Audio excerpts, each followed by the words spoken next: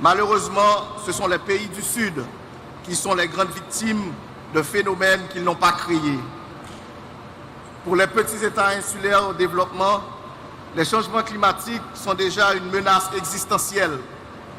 Et si l'on parvient à perdre notre territoire, nous perdons notre identité, notre histoire et notre culture. Déjà, les risques sont réels. Si rien n'est fait, des villes côtières et même des îles entières pourront disparaître dans les prochaines décennies à cause de la montée des eaux. Haïti, mon pays, est l'un des États les plus vulnérables au changement climatique. Il est classé au premier rang de l'indice mondial des risques climatiques et au troisième rang de l'indice des risques climatiques à long terme. Il fait face à la sécheresse, aux inondations côtières, à la salinisation des sols, à une érosion de sa biodiversité et à une baisse du rendement agricole. Les ouragans, de plus en plus violents, dévastent le pays. La semaine dernière encore, l'ouragan Mélissa a fait 47 morts, 17 disparus et occasionné des dégâts matériels considérables dans le sud et l'ouest du pays. Le Conseil présidentiel de transition a une pensée émue à l'intention des victimes haïtiennes et met en œuvre en ce moment un plan de réponse adapté aux pertes et aux besoins. Nous profitons aussi de l'occasion pour adresser nos sympathies aux autres peuples de la région caribéenne touchés par cette catastrophe. Excellences, distingués délégués, l'État haïtien a toujours agi pour répondre à ses engagements visant l'atténuation en luttant pour l'adaptation du pays. Depuis 2005, la législation nationale continue d'être actualisée pour répondre aux défis environnementaux et climatiques. Mon pays a présenté plusieurs communications nationales et a élaboré un plan d'action national d'adaptation et une politique nationale sur les changements climatiques. Nous avons adhéré au programme pilote sur la résilience climatique, PPRC, et soumis en 2021 une première actualisation de notre contribution déterminée au niveau national. Je veux souligner que les pays en développement, et particulièrement les petits États insulaires qui sont les moins responsables du réchauffement climatique, ne pourront pas réussir leur adaptation sans une solide solidarité internationale sincère et agissante.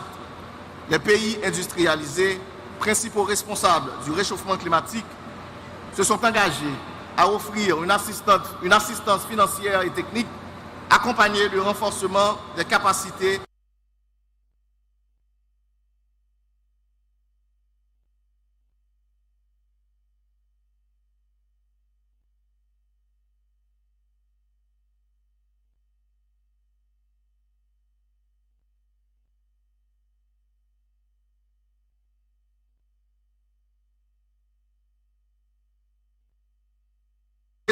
de notre planète commune. Je vous remercie. Merci en pile.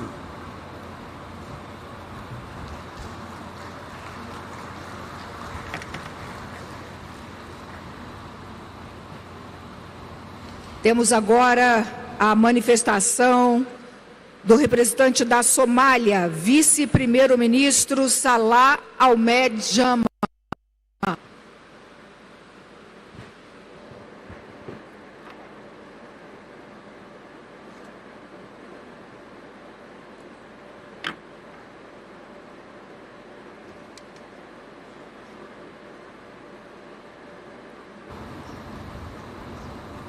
President of Brazil, President Lula, dignitaries, heads of states, greetings to you all. And let me begin by thanking the government and the people of Brazil for their generous hospitality accorded to all of us. Ladies and gentlemen, from the Amazon rainforest to the Congo Basin, from the savannas of Africa to the prairies of North America, the beautiful coast of Rio de Janeiro, all the way to the Sahel coast and the beaches of Mogadishu. Forests are vanishing, water levels are rising, and in turn, people's livelihoods are being disrupted. And we are, in a nutshell, living in a planet in crisis. Therefore, when the president of Brazil and his government chose this venue and this city adjacent to the Amazon forest as the venue for COP30, it is meant to inspire us to think as to what we have and what we need to save that Mother Nature gave us. For those that still continue to question the impact of climate change, perhaps a close look at the unfortunate disasters unfolding in the Caribbean and other small island countries should be enough to give us an alarming bells. The intensity of the Hurricane Melissa is a telling case of climate change impact and it is deadly consequence.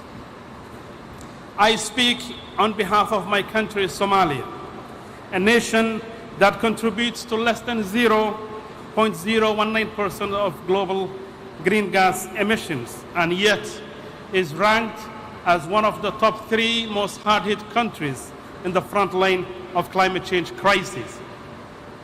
For Somalis, climate change is not a distant future. It is here and happening. It is the mother that has to walk tens of kilometers to fetch water. It is the pastoralist that is losing his herds in a matter of no time due to recurring droughts. And it's the child that ends up in a camp suffering from hunger and subject to disease. This is not a statistics, but a story of human suffering and survival. Ladies and gentlemen, Somalia comes to the COP30 with hope for action, armed with clear plans and strategies. We have submitted our 3rd generation NDC and advanced our National Adaptation Plan, both embedded in our National Transformation Plan. Our priorities are very clear. The first priority is adaptation and resilience at a large scale. Our National Adaptation Plan, estimated at $6.3 billion by 2025, we seek partnership that builds early warning systems, climate-smart agriculture, resilient health systems, and climate-proofed infrastructure. For Somalia, adaptation is not a charity, but justice. Particularly women and youth who bear the heaviest burdens must be empowered and engaged. Secondly, the issue of access to climate finance is the top priority for countries like Somalia and other similar fragile and conflict-prone countries. Globally, climate finance has reached over $1.5 trillion in 2022, yet fragile and conflict-affected countries together received less than 5% of that total. In Somalia, actual flows were under 300 million by the year 2020, which is less than 1% of what is required to adapt to climate change. We call for more grants to about $2.8 billion. So we are certainly facing the brunt of climate change in terms of damage in the form of livestock lost and agrarian communities devastated. We welcome the new fund, but urge rapid capitalization and action because every delay deepens suffering and erodes hope. Fourth, the issue of energy transition is a priority for Somalia and Africa at large, with over 600 citizens in Africa that have never seen electricity. We intend to transition to green energy, but in a just and transferable manner. Somalia has a huge potential in solar and wind, but that needs a huge investment in the form of decentralized mini-grids, solar irrigation, and clean cooking solutions. And finally, climate impact and adaptation is intrinsically linked to peace, stability, and they are both inseparable. In Somalia, droughts and floods displace families, fuel conflict, and undermine stability. That's why climate action is peaceful action. and investment in security and dignity. Excellencies, the Paris Agreement promised equity, yet the gap between promise and practice continues to widen. Those least responsible must not bear the heaviest burden. Finance must be accessible, technology must be transferable, and decision-making must be inclusive, so that vulnerable nations can shape their own climate future. We aspire to a future where resilience drives peace, prosperity drives dignity, and a future where no child goes hungry because the rains have failed. A future where renewable energy lights every Somali village. As the poet Warsan Shire reminds us, no one leaves home unless home is the mouth of a shark. So when communities that are leading their normal lives in their normal habitat are struck again and again by impact of climate change in various forms and shapes, they end up becoming IDPs on the outskirts of big cities. For millions of Somalis, climate change has turned home into a shark. Let's work together to tame it, invest in resilience, invest in peace, and invest in Somalia. Thank you very much.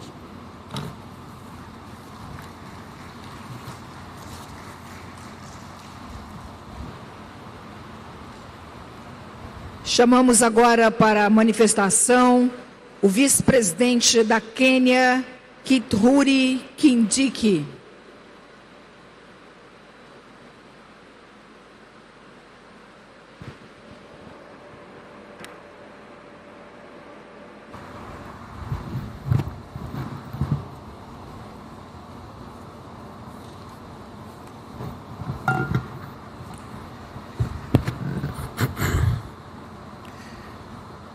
I congratulate you, Mr. President of COP30 on your election, and I want to assure you that Kenya will fully support you as you discharge your responsibilities. Excellencies, the devastating effects of climate change continue to ravage our planet. This year, various parts of the world have witnessed alternately the twin crises of severe drought and deadly floods, in addition to record heat waves and wildfires in some parts of the world. The catastrophes have caused death, degraded millions of hectares of land, and caused severe food shortages, with economic losses estimated at $131 billion in the first half of 2025. In Kenya, a once-in-a-century cycle of extreme drought and alternating with devastating floods continue to wipe out lives, livelihoods, and reversing the gains in our development agenda.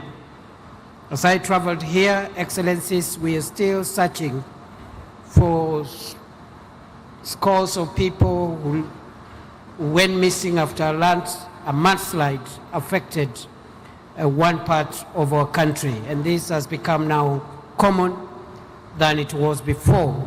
Such incidents have become common.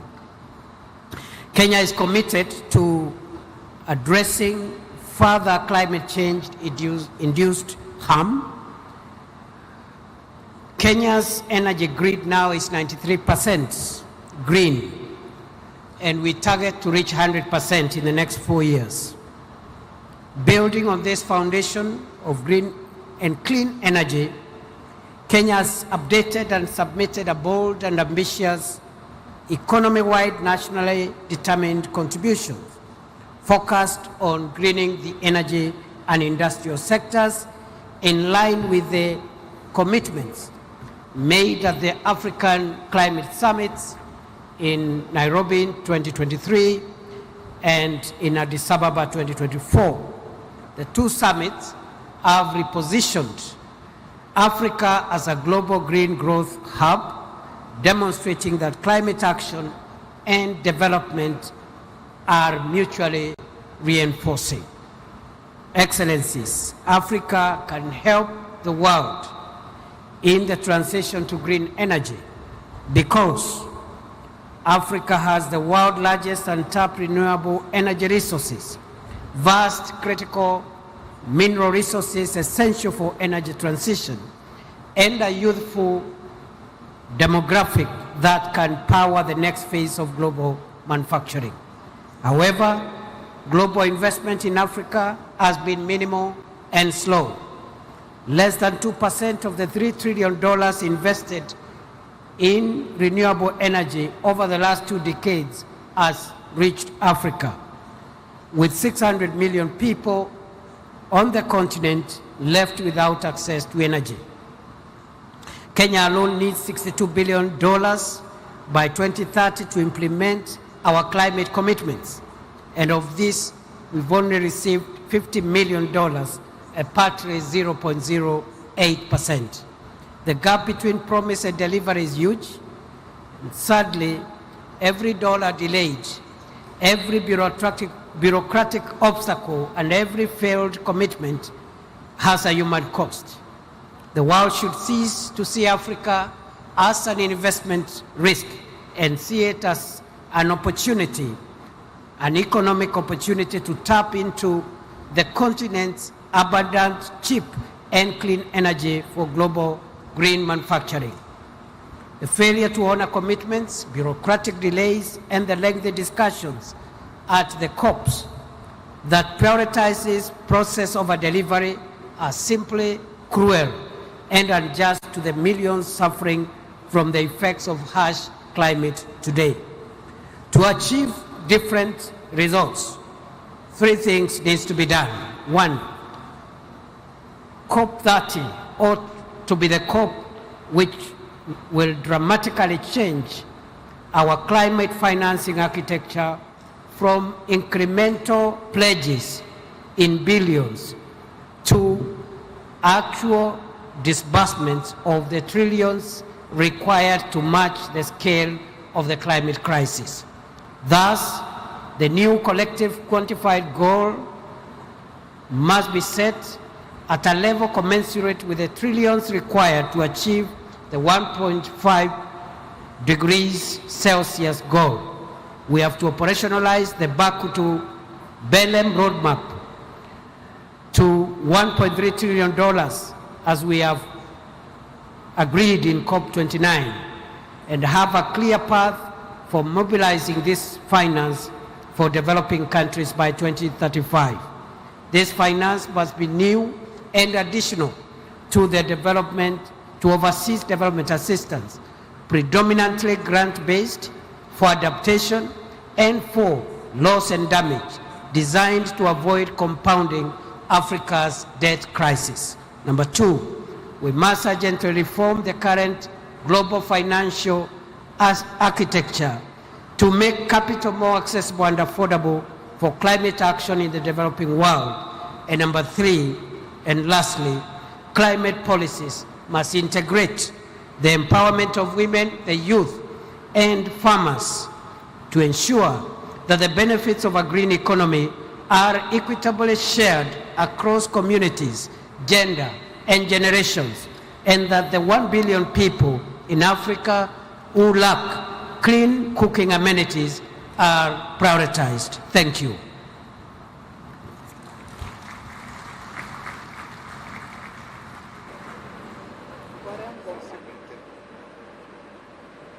Convidamos para a manifestação o presidente do Palau, Surangel Wips Júnior.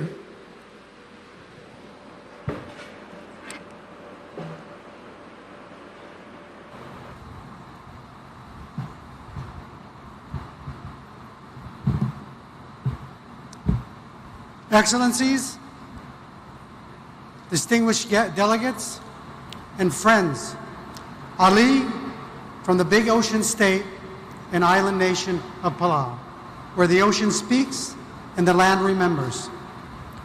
President Lula, thank you for your warm Brazilian hospitality and for your leadership in hosting COP30 here in Belem, the gateway to the Amazon.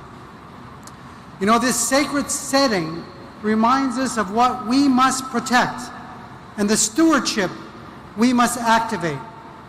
Guided by that spirit, Palau reaffirms its commitment to international cooperation, our most vital tool in confronting the climate crisis.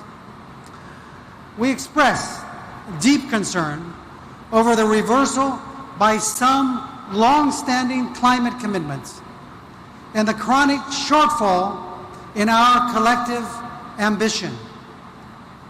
Yet this is a moment that we must not weaken our resolve. It must ignite it. We must work together with greater purpose, urgency, and unity. We commend Brazil for its leadership in nature-based solutions and urge it, as COP President, to champion frameworks that value not only restoration, but also preservation of intact ecosystems, both marine and terrestrial. Although Palau's share of global emissions is only 0.00002%, our forests and mangroves make us a negative emitter. And even as a negative emitter, Palau launched its NDC 3.0, reaffirming our leadership from the front line.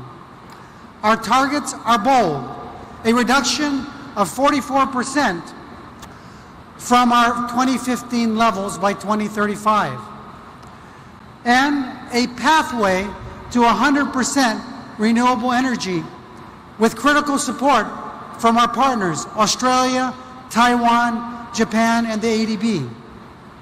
We applaud Brazil's clean energy mix and call for a truly just transition, one that is inclusive, equitable, and responsive to the needs of vulnerable nations. It demands enduring partnerships, catalytic investment, and shared innovation. Transitioning away from fossil fuels is central to this. Looking ahead, Palau and our Pacific family support Australia's bid to host COP31 in the Pacific. Australia is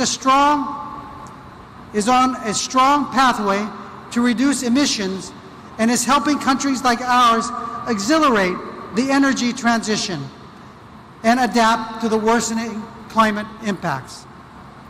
Like our presence here in the Amazon, our COPs must reflect the geographic diversity of our shared challenges, both green and blue. The Pacific has long served as the world's moral compass on climate justice, fighting for the 1.5-degree goal, and advancing loss and the damage mechanism, and leading the landmark ICJ advisory opinion. It is now the Pacific's turn, and we look to our host and all of you here to help find a pathway to a successful Pacific COP31 with Australia. It's time. As next year's chair of the Pacific Islands Forum, Palau looks forward to advancing the Blue Pacific's Unlocking Blue Pacific Prosperity Initiative and the Pacific Resilience Facility. These two funds invest in the ocean's role of tackling warming and our vision of becoming the first 100% renewables-powered region in the world. This will help us in reallocating the $6 billion the Pacific spends annually on fossil fuels, and will transform livelihoods and prosperity for our people. As we advance this agenda, let us reaffirm our defining principle: leaving no one behind. Despite strong climate ambitions, Taiwan continues to be excluded from this process. With higher emission reduction targets and science-based actions, Taiwan can help accelerate the global transition.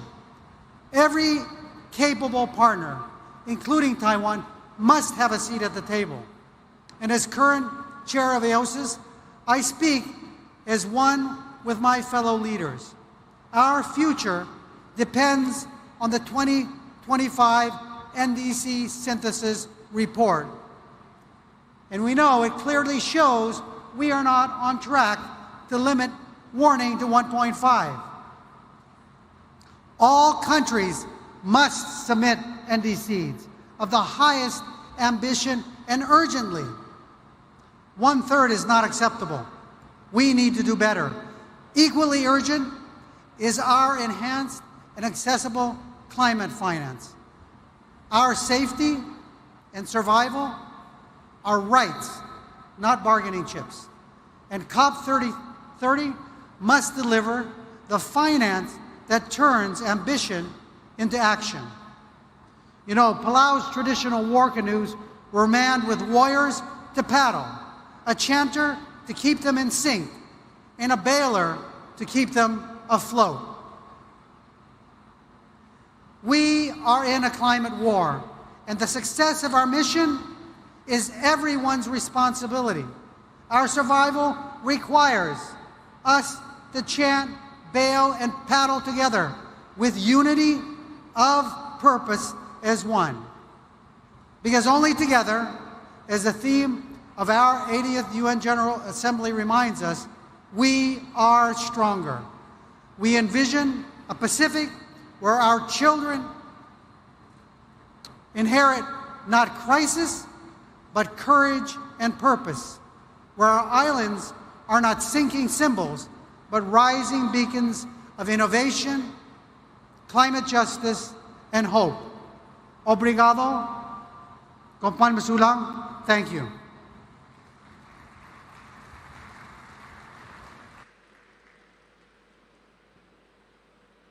Nesse momento, convido para a manifestação a ministra do Meio Ambiente de Angola, Ana Paula de Carvalho. Good morning. I speak in Portuguese.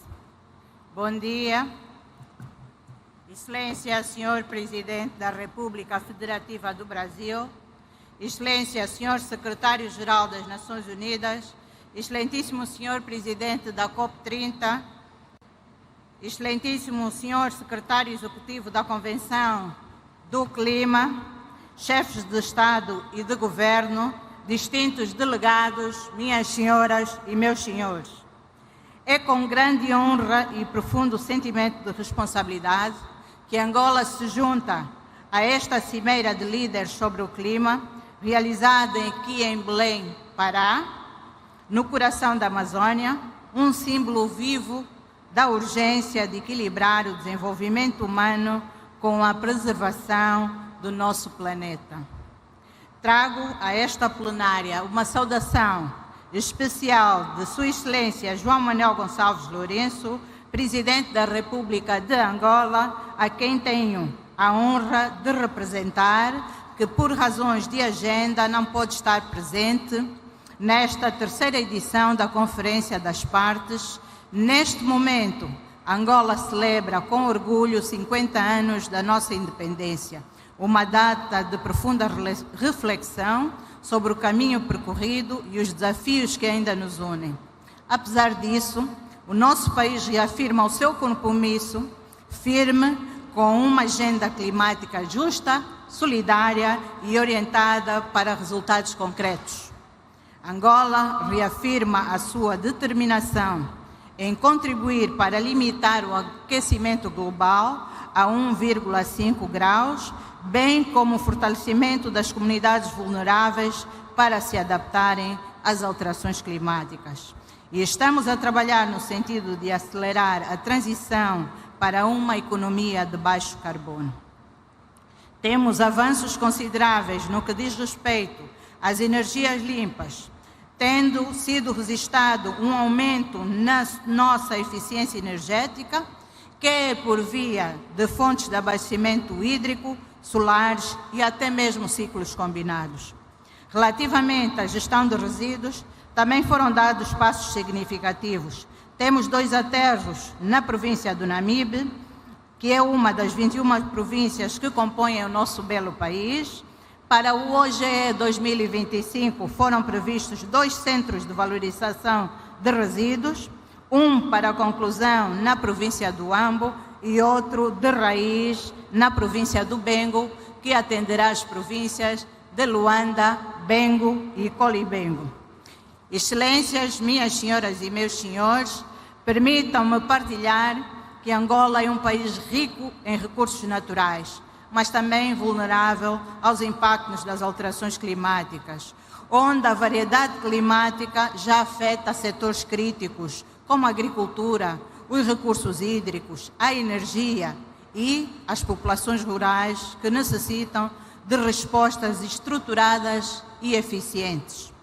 Por isso, reconhecemos que a COP30 não deverá ser apenas uma conferência, mas um marco moral e político para definir o rumo da humanidade perante o maior desafio do nosso tempo, isto é, a tripla crise planetária, onde vivemos diariamente efeitos das alterações climáticas, a perda da biodiversidade e a crescente problemática dos resíduos. Excelências, minhas senhoras e meus senhores, Angola participa nesta COP com um compromisso renovado e concreto. Foi já submetida a nossa NDC3, que traduz a nossa visão nacional de desenvolvimento de baixo carbono, resiliente e inclusivo. Estamos a reforçar metas de mitigação, mas também a colocar a adaptação e a resiliência climática no centro daquilo que são as nossas prioridades, porque para nós adotar é sobreviver, e sobreviver é um ato de dignidade. Acreditamos que a transição energética justa representa uma oportunidade histórica para o continente africano e, em particular, para Angola. A transição que respeita as circunstâncias nacionais valoriza o nosso potencial em energias limpas e garante que ninguém fique para trás. Uma transição justa deve ser também uma transição de justiça ambiental, social e econômica. Trata-se de gerar emprego digno, ampliar o acesso à energia e assegurar a inclusão das mulheres e jovens nas soluções climáticas. Estamos igualmente a finalizar o nosso primeiro Plano Nacional de Adaptação, que será submetido a esta COP30. Este plano integra o clima nas políticas de desenvolvimento, visando proteger os recursos hídricos, agrícolas, reforçar infraestruturas e construir comunidades mais resilientes face à seca, cheias, incêndios florestais que se intensificam a cada ano. A conservação da biodiversidade e a gestão sustentável dos recursos naturais são fundamentais para a nossa soberania ambiental, econômica e social. Mas sabemos que não é possível haver adaptação sem financiamento previsível, acessível e justo. É por isso que nos juntamos à voz dos outros países menos avançados que continuam a enfrentar barreiras desproporcionais para aceder aos fundos que lhes permitem agir. Assim sendo, esperamos que a COP30 seja o início da transformação das promessas em ações reais de financiamento e compromissos em soluções concretas. Excelências, minhas senhoras, meus senhores, nenhum país vencerá esse trabalho sozinho. É por isso que Angola defende firmemente a cooperação Sul-Sul como um dos pilares mais importantes para uma resposta global mais equitativa e, por isso, acreditamos no poder da partilha de conhecimento e na solidariedade entre as nações. O mundo aguarda por decisões corajosas desta cimeira, pois a COP30 deve marcar o ponto de virada em que a ambição se traduz em ação, em que os compromissos se tornam implementações e que a esperança volta a ser credível. Angola reafirma o seu compromisso em ser parte ativa da solução, transferindo resiliência, promovendo uma economia verde e inclusiva e defendendo uma agenda climática africana forte e solidária. Termino a minha intervenção com uma frase que alguém escreveu, mas que nós apoiamos. O desafio climático é, antes de tudo, um teste à nossa capacidade de cooperar e de acreditar que o destino da humanidade é comum. Thank you, merci beaucoup, muito obrigada.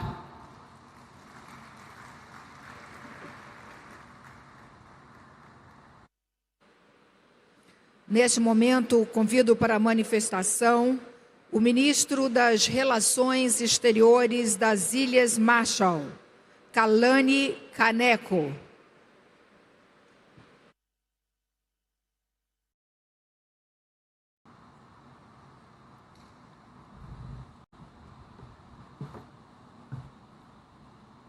Madam President, Excellencies, I want to start by stating my sorrow at the devastation wrought by Hurricane Melissa in the Caribbean. As islanders, we cannot help but see ourselves in the images coming out of Jamaica, Cuba, and Haiti. All we have to do is look outside our front doors to witness the impacts of climate change. For centuries, we were protected by the vast blanket of ocean that served as a thoroughfare between islands and provided the abundance food that nourished us. And when the swells rose high, the coral reefs that surrounded us provided protective rings to calm the waves. But now the sea rises, the coral dies, and the fish stock leaves our shores for cooler waters. What will happen when the next storm comes to us? If this is a COP of truth, then to answer this question, as the President of Chile said, we must begin with the science. And the International Court of Justice advisory opinion reaffirmed that our response must be a collective one, guided by the best available science in the 1.5 degree temperature limit, grounded in human rights principles of equity, justice, and directed toward ensuring that those most responsible provide support for those most vulnerable. We put our faith in the Paris Agreement 10 years ago, and we have worked tirelessly to live up to its commitment. The Marshall Islands delivered the NDC in February, and we submitted our National Adaptation Plan 2 years ago. And we are doing our utmost to implement these plans with limited resources. We know that the Paris Agreement has moved the needle on climate action. We have expanded clean energy and slowed warming. But the future of my country depends on each and every party coming together to do more faster. Whether leaders are here or not, the largest emitters must show up on paper with higher ambition, NDCs, and more finance. This COP needs to agree on an adaptation package with a new finance goal at its heart, with concessional terms and direct access to small island states. Because I tell you, in the Marshalls, our adaptation needs are overwhelming. For us and islanders alike, adaptation finance means investing in our survival in the face of hurricanes, wildfires, droughts, famine, and sea level rise. My people have already shown tremendous resilience. When the United States exploded 67 nuclear bombs over the Marshall Islands, we were bequeathed poisoned homes, cancerous growth, communities living in exile. Yet we endure. The fight for climate change is a fight to ensure that the history doesn't repeat itself. It is clear that the fossil fuel industry is not preparing for a just, orderly, and equitable transition. Instead, we see a future of supply shocks, conflict of resources, stranded assets, and the legacy of dangerous climate change being visited upon us to serve the interests of others. A legacy now visited on Caribbean shores. So I stand with President Lula and support his call for international community to come together to define a roadmap for the transition away from fossil fuel. I am equally inspired by the COP President's call for a spirit of Muri Trao, in which we work together to achieve more than we could ever possibly imagine doing alone. Every voice should be heard at this COP. Every nation needs to be part of the solution. The Marshall Islands has long called for Taiwan to be part of the UNFCCC process, and I repeat that call again today. When nations' voices are silenced, democracy dies. The behavior last month around the International Maritime Organization was shocking. It cannot happen again. It is time for those of us who believe in cooperation to stand together in this fight to tackle climate change. It is the spirit of Mutirao that we must employ to find the emitters or to find the emissions reductions that we have to make to get 1.5 back within reach. No government wants to be told that they didn't do enough, that they must go home and try harder. But that's what I'm asking us all to do.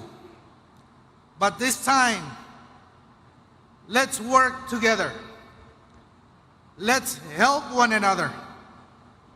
Learn from each other. Support one another and be ready for the next storm.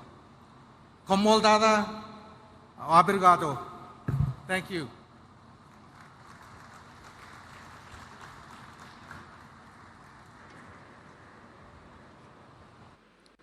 Neste momento, convidamos para a manifestação a chefe do Departamento de Meio Ambiente do Irã e vice-presidente para o Meio Ambiente, Shina Ansari.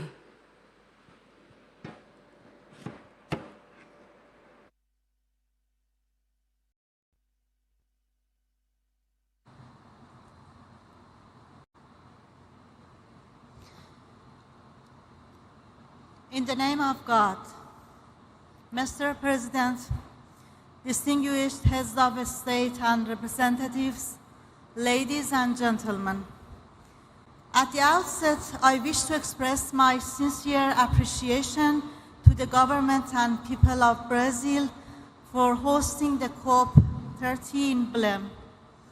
This gathering could provide nations with an invaluable opportunity to take realistic, equitable, and inclusive actions to address the environmental crisis and challenges facing our planet.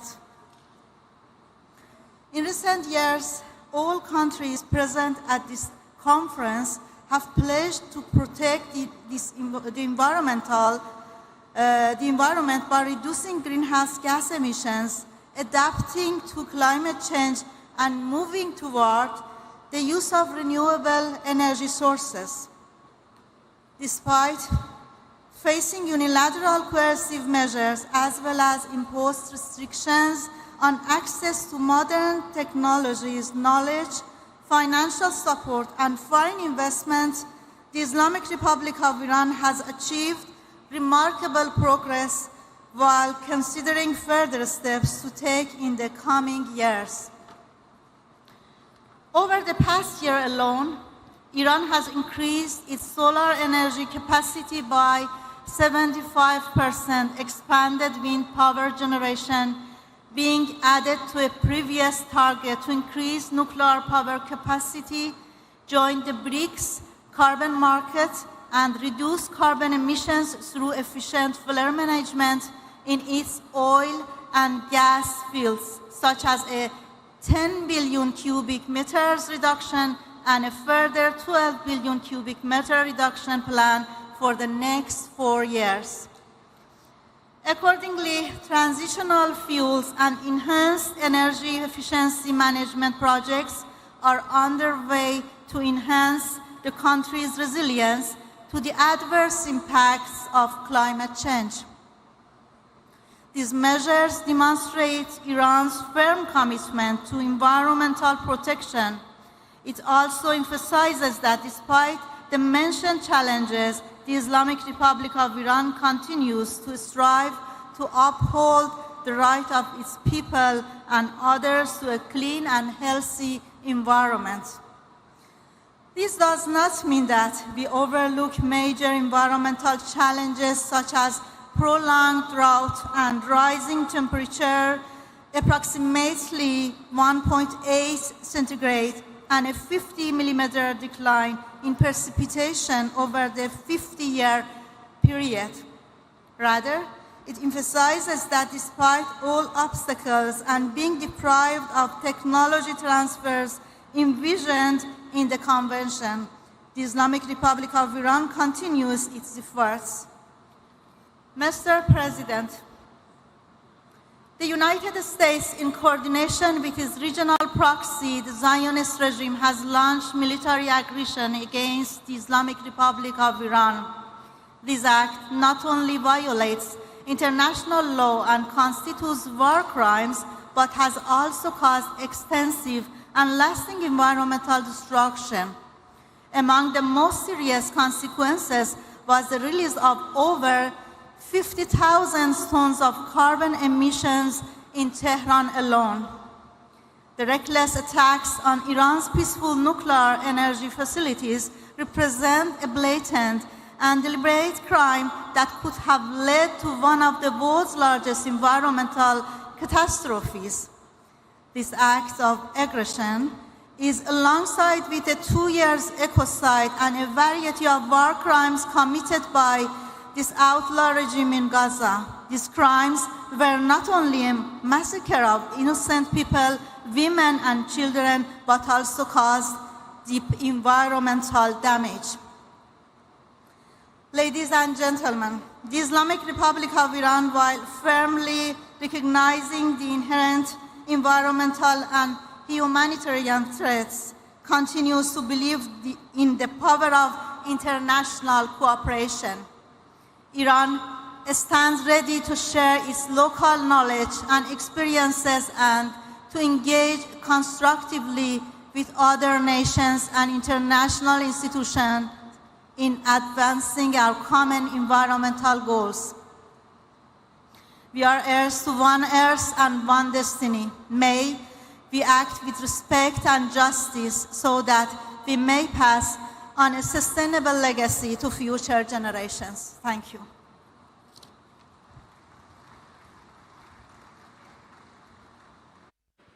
Neste momento, convidamos para a manifestação o ministro do Meio Ambiente do Iraque, Halo Mustafa Al-Askari.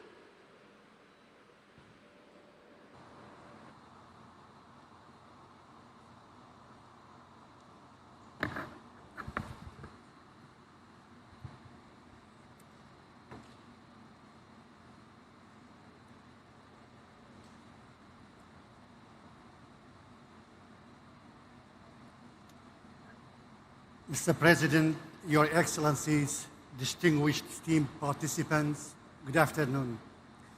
From Mesopotamia, the land of Iraq, we extend our greetings to you, to Brazil, the home of the Amazon, the lung of the earth, and an active contributor to climate equilibrium throughout the Holocene epoch.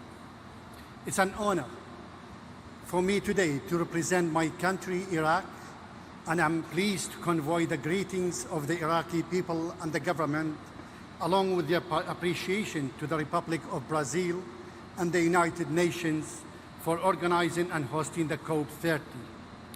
This conference is being held in amid of growing global environmental challenges and the increasing impacts of climate change, reminding us that the destinies of our water and air are one, and that the environment knows no borders. And between the Tigris and Euphrates, Iraqi marshes, mountains and desert, and the Amazon, there is a historical and continuous solidarity.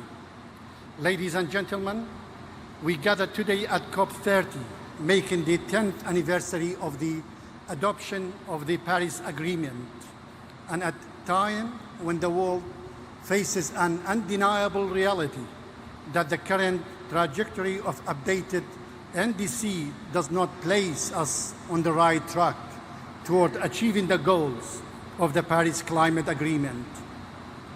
In the context, we call at the conference for a clear and measurable commitment to climate finance and for the equitable support to be directed toward vulnerable countries and communities with limited adaptive capacity as a fundamental human right.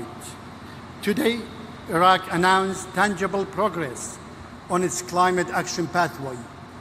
We have submitted our second nationally determined contribution 2025 to 2030, which serves as the overarching framework and roadmap for climate action in the country.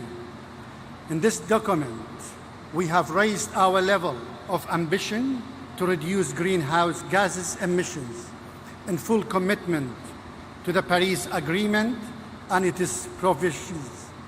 In addition, we have launched 6 other key documents related to climate action.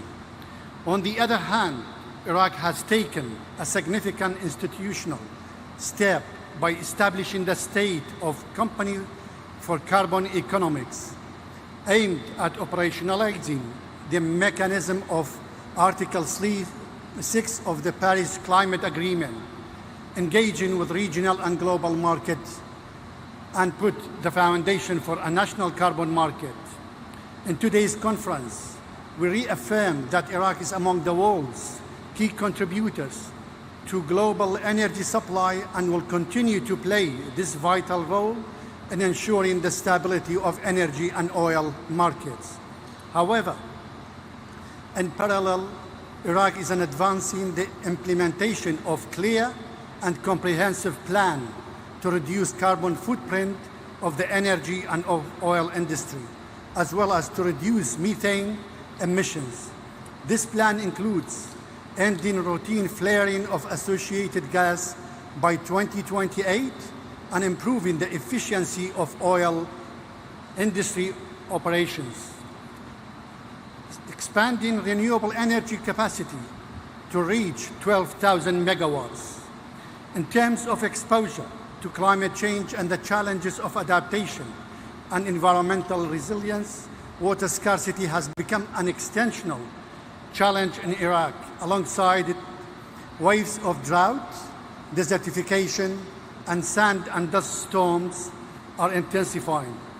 The marshes of the southern of Iraq are experiencing frequent droughts that have affected more than 90% of their historical area.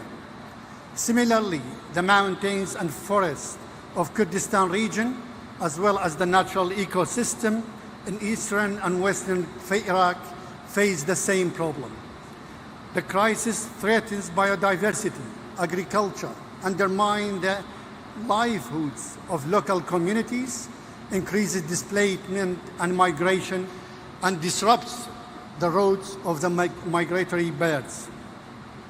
In recognizing the needs of our people, after decades of suffering and to increase greater resilience, the government of Iraq placed climate action at the core of its national development plans. It's also placed youth, women, academic researchers, civil society, and the private sector at the heart of decision-making and implementation. Because climate action requires the participation of all, and because local knowledge and innovation are the driving forces of sustainable solutions. Iraq is also working to open doors and opportunities for cooperation with the neighboring countries to adopt joint regional adaptation plans and cross-border mega projects in the fields of water, agriculture, nature-based solutions, energy, and sustainable transport within the framework of the Paris Agreement. Regional cooperation remains the most effective path to maximize impact, reduce cost, and strengthen stability and integration among the people of the region in the face of climate change. In conclusion, we confirm that our message today present a roadmap framed by clear timelines, measurable actions, and partnerships built on trust and transparency. What we have outlined in second nationally determined contribution, along with the institutional reforms and implementation projects we have launched, from ending routine gas flaring to expanding solar energy, representing a genuine commitment by Iraq that deserves recognition and support through financing, technology, and expertise. The success of this conference and the acceleration of the Paris Climate Agreement's implementation depends on strengthening climate funds and facilitating access to affordable and sustainable finance, supporting carbon markets with fair pricing mechanisms that stimulate and sustain green investment, and upholding commitments with the framework of common but differentiated responsibility. I thank you.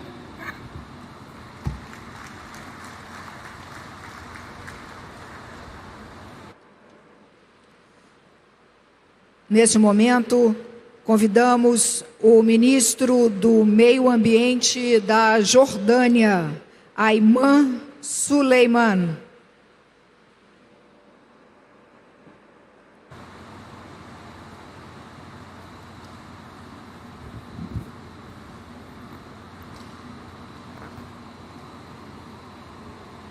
Bismillah ar-Rahman ar-Rahim. Mr. President Lola, Mr. Secretary General, Mr. President of COP30, Excellencies, distinguished guests, good afternoon. On behalf of His Majesty King Abdullah II and the Hashemite Kingdom of Jordan, I extend our sincere appreciation to the Republic of Brazil and to the people of Belem for hosting this important gathering in the heart of the Amazon, an emblem of nature's richness and fragile alike. We convene once again as soon as the global family, united by the shared duty of safeguarding the planet and to protect the generations that will inherit it. In our region, the Middle East, climate change is not a distant threat. Rising temperatures, shrinking water resources, and degraded systems threaten lives and livelihoods across the borders. Conflict only magnifies these risks, destroying land, marine life, and vital water resources, and displacing millions of people. Jordan has long carried the human consequences of regional crisis. This reality places the pressure on our scarce resources, particularly water, and intensifies our vulnerability to climate shocks. Yet, despite these challenges, Jordan has chosen a path of a proactive action and unwavering commitment. At COP27, His Majesty launched the Climate Refugees Nexus initiative, a call to link climate action with the realities of forced displacement of people. Today, that initiative continues to gain commitment, with dozens of nations joining to ensure that refugee hosting countries receives the recognition and the support they deserve. Jordan continues to advance ambitious climate policies anchored in justice and resilience. We are expanding renewable energies, supplying more than a quarter of our electricity from solar and wind. We are expanding water reuse and sustainable agriculture, and restoring ecosystems degraded by the drought and overuse. We are developing green hydrogen projects and regional partnerships to drive a just transition for our people. These efforts form the backbone of our updated nationally determined contributions, reflecting our vision for a climate resilience and low carbon future. But ambition without solidarity will not suffice. We urge this COP to ensure that the new collective quantified goals on the climate finance reflects the principles of fairness, transparency, and accountability, and addresses the priority of the vulnerable, including host nations like Jordan, to carry a disproportionate share of global responsibility. The displacement and environmental degradation demand a holistic, inclusive approach, one that unites our efforts for climate peace and humanity dignity. Excellencies, Jordan stands ready to work with all partners on both regional and global levels to advocate practical, evidence-based solutions that empower communities, protect ecosystems, and secure a livable future for all. We call for renewed trust in a multilateral trust built on tangible results, equitable financing, and shared responsibilities.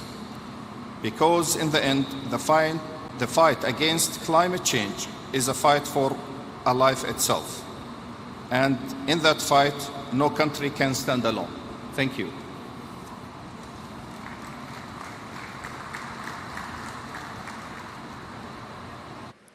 Convidamos agora o ministro do Meio Ambiente e diretor da Agência de Proteção Ambiental da Libéria, Emmanuel Kingurei Yarki Paolo.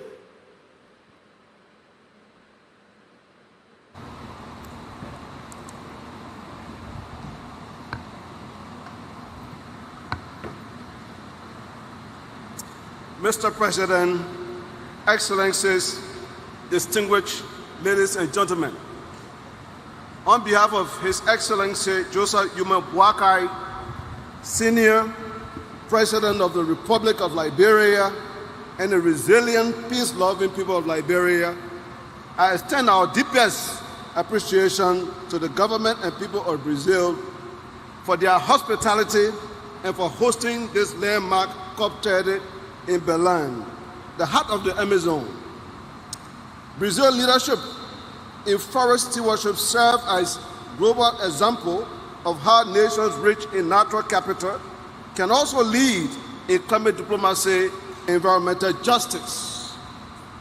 The setting of Belem, where the Amazon breathes the planet, is a fitting reminder that tropical forests everywhere must be preserved if humanity is to sustain its future. Liberia, for its part, holds over 40% of the remaining forests in West Africa, one of the most critical biodiversity hotspots on Earth. The forests are not merely national treasures, they are global lungs, capturing carbon, regulating rainfall, and supporting food and water security across the sub-region. Within their canopy lies a network of life that binds rural communities, sustains endangered species, and provides ecological services vital to regional and global stability. The protection of these forests is therefore not merely the Liberian responsibility, it is a global imperative.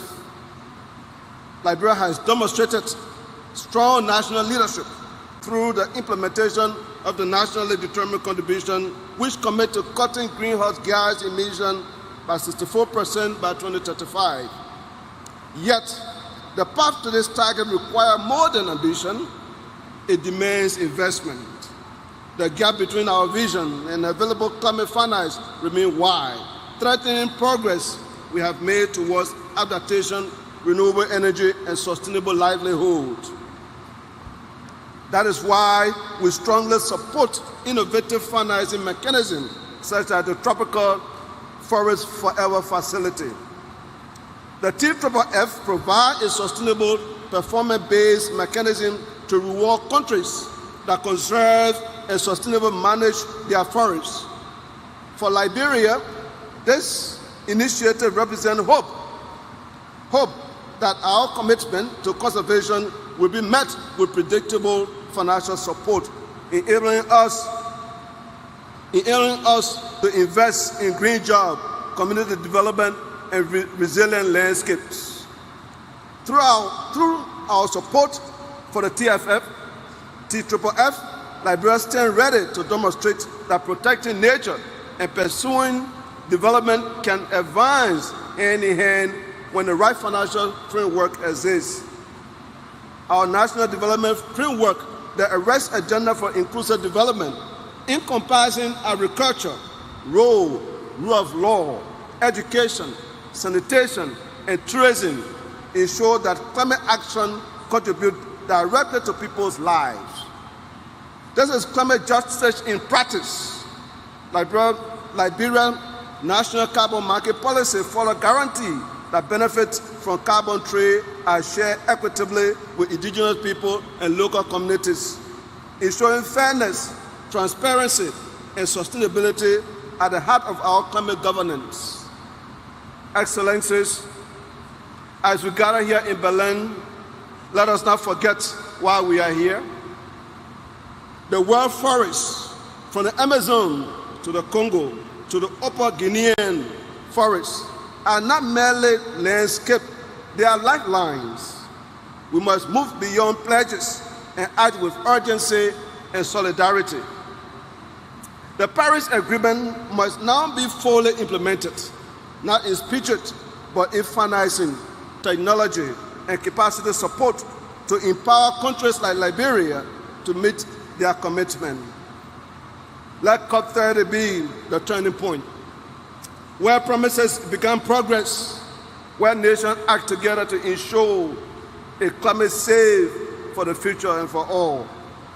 Liberia stands ready to lead with integrity, to protect our forests, to partner with the world in building a more just and resilient and sustainable future. Ladies and gentlemen, thank you.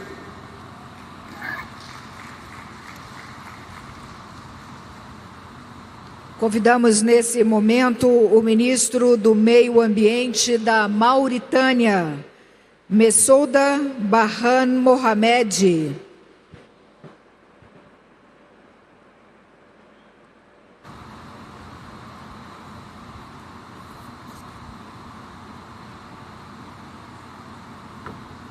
بسم الله والصلاة والسلام على رسول الله.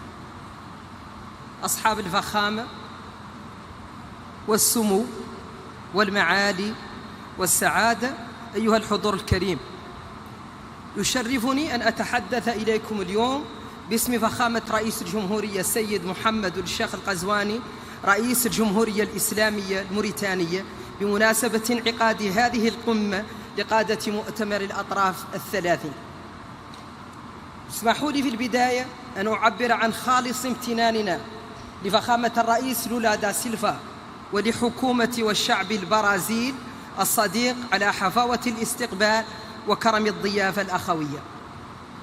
وأغتنم هذه الفرصة لأبلغ باسم فخامة رئيس الجمهورية السيد محمد الشيخ القزواني تحياته الودية والأخوية إلى نظيره الرئيس لولا، متمنيا له وللشعب البرازيلي دوام التقدم والنجاح لأعمال هذا المؤتمر التاريخي والتوفيق الكامل.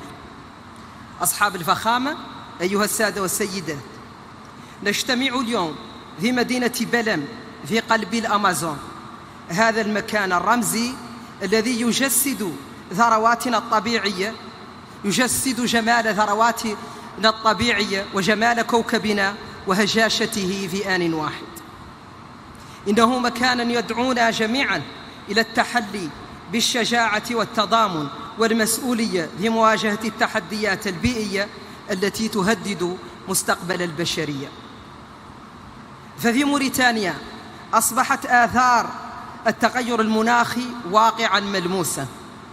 نرى زحف الرمال الصحراوية، ندرة المياه، تدهور الأراضي، وتزايد هشاشة مجتمعاتنا الريفية والشاطئية. هذه التهديدات تلقي بظلالها على نظمنا البيئية ومواردنا الطبيعية وسكاننا. غير أن بلدي اختار طريق العمل بدلاً من الانتظار. تحت قيادة فخامة رئيس الجمهورية السيد محمد الشيخ القزواني نسعى إلى تحقيق انتقال نحو تنمية مستدامة عبر رؤية واضحة والتزامات ملموسة من أجل حفظ الانبعاثات وفقاً لمساهمتنا المحدودة سداء 3.0 التي تم إعدادها حديثاً. تطوير الطاقات المتجددة من الطاقة الشمسية والريحية والهيدروجين الأخضر التي تمتلك موريتانيا فيها إمكانيات هائلة. كذلك حماية الأنظمة البيئية الطبيعية واستعادة المناطق الرطبة والساحلية، وتعزيز صمود المجتمعات الأكثر هشاشة في وجه التغيرات المناخية.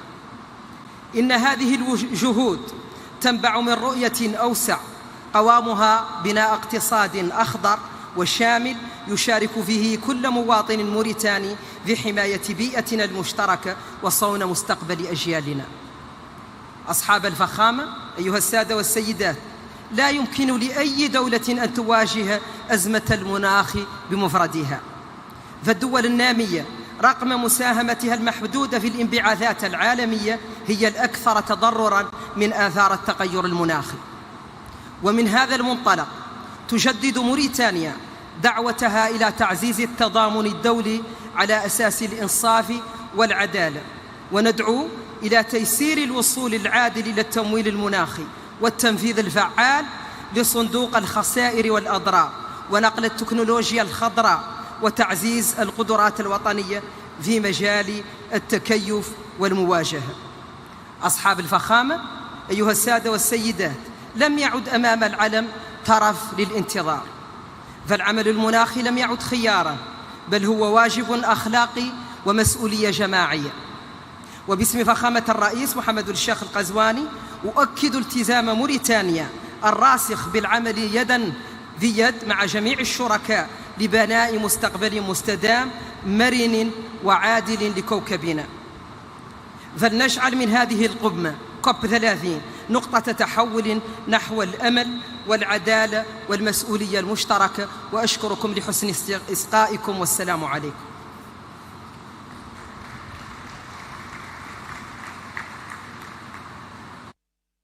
Nesse momento, convidamos a ministra do Meio Ambiente, do México, Alicia Isabel Adriana Bárcena Ibarra.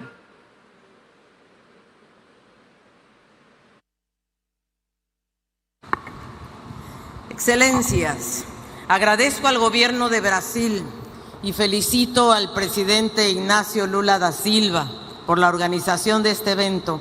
Gracias al ministro Mauro Vieira, gracias Andrea Correa del Lago, gracias Marina Silva. Devastadoras lluvias azotaron recientemente a México. 5 estados fueron gravemente afectados, cerca de 90 municipios incomunicados, más de 100,000 viviendas dañadas y 80 vidas perdidas. Una tragedia que trasciende fronteras y que nos recuerda con dolor, pero con claridad, que el cambio climático ya no es una advertencia, es una realidad que nos iguala como humanidad porque nos ha alcanzado a todos. La furia del clima no distingue territorio, ni ideología, ni estatus. Es una fuerza que golpea sin compasión y su verdad es simplemente incontestable. Lo inaceptable es la parálisis del mundo ante ella, la dilución de la voluntad política en discursos políticamente correctos y vacíos, la cobardía disfrazada de diplomacia, la negación ante la ciencia que anestesia la acción. Pero sin embargo, en medio de esta tormenta, todavía encontramos un atisbo de esperanza. La esperanza no nace del optimismo ingenuo, nace de la conciencia del deber, porque esta acción climática no es independiente de nuestra condición humana. Es una responsabilidad que nos une como naciones y una convicción que nos define como generación. Su fuerza, su efectividad y su ambición está en nuestras manos, entre estas paredes, aquí y ahora. Aquí y ahora, en Belem, en esta 30ª Conferencia de las Naciones Unidas sobre Cambio Climático, convocada por la hermana República de Brasil, en esta COP de la verdad, la COP de América Latina y el Caribe, y me atrevo a decir la COP de la esperanza. Me honra representar a la presidenta Claudia Sheinbaum Pardo, primera presidenta mujer, y transmitirles su saludo fraterno. De su mano como científica y a 10 años del Acuerdo de París, México reafirma su compromiso inquebrantable con la Convención Marco de las Naciones Unidas sobre Cambio Climático. Nuestro liderazgo en este proceso tiene nombre, se llama la tercera contribución determinada a nivel nacional 3.0, la NDC 3.0, una hoja de ruta integral para acelerar nuestra descarbonización y avanzar hacia un modelo de desarrollo más justo, más incluyente, más sostenible y más innovador. En materia regional, con espíritu de cooperación y solidaridad, México y Brasil convocamos a una reunión en agosto de este año, por primera vez a 22 países de América Latina y el Caribe, para construir una posición común hacia la COP30. La prioridad de esta región fue clara: adaptación y soluciones basadas en la naturaleza. Una de las estrategias ya efectivas en nuestra región, porque nuestra región es responsable tan solo de 11% de las emisiones globales de gases de efecto invernadero, y sin embargo es una de las más vulnerables y además es una de las que tiene la mayor biodiversidad, tanto marina como terrestre. Estimamos, por ejemplo, que tan solo con recuperar 10% de los 1.450 kilómetros cuadrados de manglares mexicanos, podríamos reducir cerca de 19 millones de toneladas de carbono equivalente, que representan el 3% de nuestras emisiones nacionales del año 2024. El 15% de nuestro territorio está ocupado por selvas tropicales y manglares.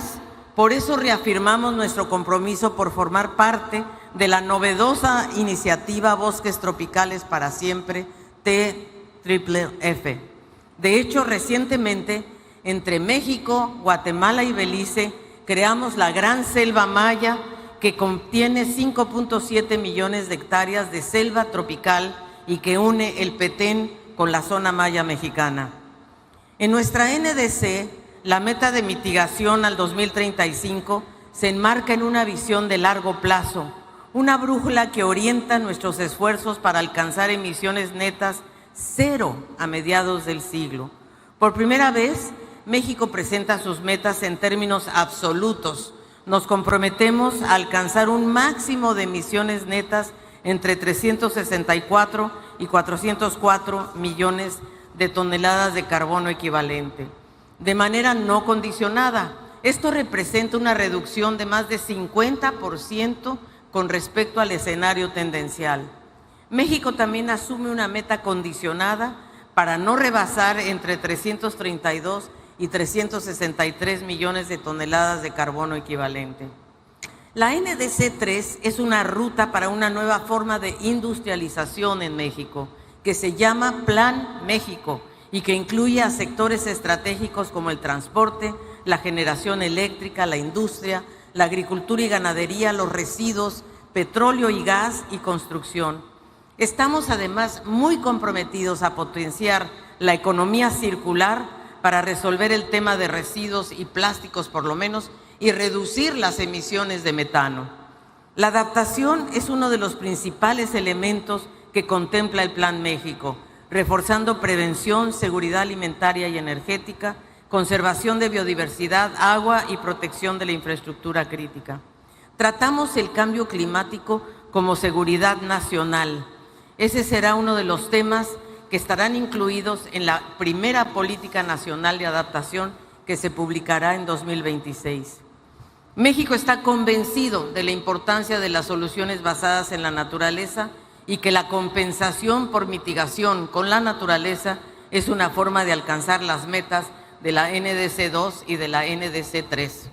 México está convencido además con gran conciencia que los impactos que sufrimos por las lluvias, sequías y los huracanes debemos entonces incorporar un componente de pérdidas y daños y otro dedicado a medios de implementación para garantizar recursos, la tecnología y las capacidades. Incluimos además un componente transversal que integra la perspectiva de género, derechos humanos, transición justa y la equidad intergeneracional. Reconoce a los pueblos indígenas, a los afromexicanos y mexicanas, a mujeres, infancias y jóvenes como víctimas por su alta vulnerabilidad al cambio climático, pero también como protagonistas para esta transformación. En resumen, la NDC 3.0 se estructura en 5 pilares: mitigación, adaptación, pérdidas y daños, medios de implementación, condiciones habilitadoras y temas transversales. Así, México contribuye al combate global al cambio climático con profundo sentido de responsabilidad, con ambición y con visión de Estado. Esta NDC 3.0 no es un documento solamente, es una hoja de ruta de toda una nación hacia el futuro que merecemos. Se construyó mediante un proceso muy participativo y deliberativo conforme al Acuerdo de Escazú y se basa en la mejor ciencia disponible. Enfatizamos también la importancia de fortalecer las sinergias entre la COP de biodiversidad y la de cambio climático y desertificación. El río Trío, ese río Trío que se construyó en Brasil en 1992, y de medir sobre todo y reportar de manera conjunta para diseñar taxonomías que permitan reconocer las metodologías para valorar la biodiversidad y los ecosistemas marinos y terrestres como grandes sumideros de carbono y fuentes de inversión económica. Pero no medir por separado en cada convención o en cada tratado. Se trata de medir juntos y tener metodologías compatibles. Debemos avanzar en esta armonización de métodos para internacionalizar, por ejemplo, el comercio de carbono que hoy ocurre en territorios limitados o solo a nivel nacional. No hay tiempo que perder. Cada décima de grado importa porque cada decisión cuenta. Cada retraso se traduce en pérdidas y daños irreparables, en vidas humanas, en ecosistemas devastados, en comunidades en riesgo. Por eso nuestra nueva NDC es una prueba de nuestro compromiso hacia una acción climática ambiciosa, transformadora e integral. Ninguna nación, ninguna, puede recorrer esta crisis sola. Aquí y ahora reafirmamos el valor del multilateralismo. Es imperativo actuar juntos y actuar simultáneamente y además hacerlo no solo con la sumatoria de las NDCs, sino también con una acción de financiamiento que cumpla con el artículo 9.1 del Acuerdo de París. Hoy en la COP30 no venimos a hablar del futuro que tememos, sino del futuro que aún podemos construir, porque hoy la esperanza no es una palabra vacía, es una acción colectiva que exige nuestra valentía, valentía de invertir en la vida y no en el carbono, valentía de mirar a nuestras hijas e hijos y decirles, hicimos todo lo que estaba en nuestras manos. Señoras y señores, aún tenemos tiempo para llegar y salvaguardar la meta de 1.5 grados, pero la ventana de oportunidad se está cerrando. Hoy más importante que nunca es imperativo que la COP concluya con una señal política clara de nuestra determinación por corregir el modelo de desarrollo y el rumbo. En términos gramscianos, es momento de dejar morir el viejo mundo para dejar uno nuevo, un mundo en el que podamos vivir en armonía con la naturaleza sin dejar a nadie atrás. Por eso quiero recordar para finalizar las palabras que el entonces presidente de Estados Unidos, Barack Obama, pronunció hace 10 años cuando se firmó el Acuerdo de París. Y Obama dijo, somos la primera generación en experimentar los efectos del cambio climático y la última que tendrá la oportunidad de revertirlos. Muchas gracias.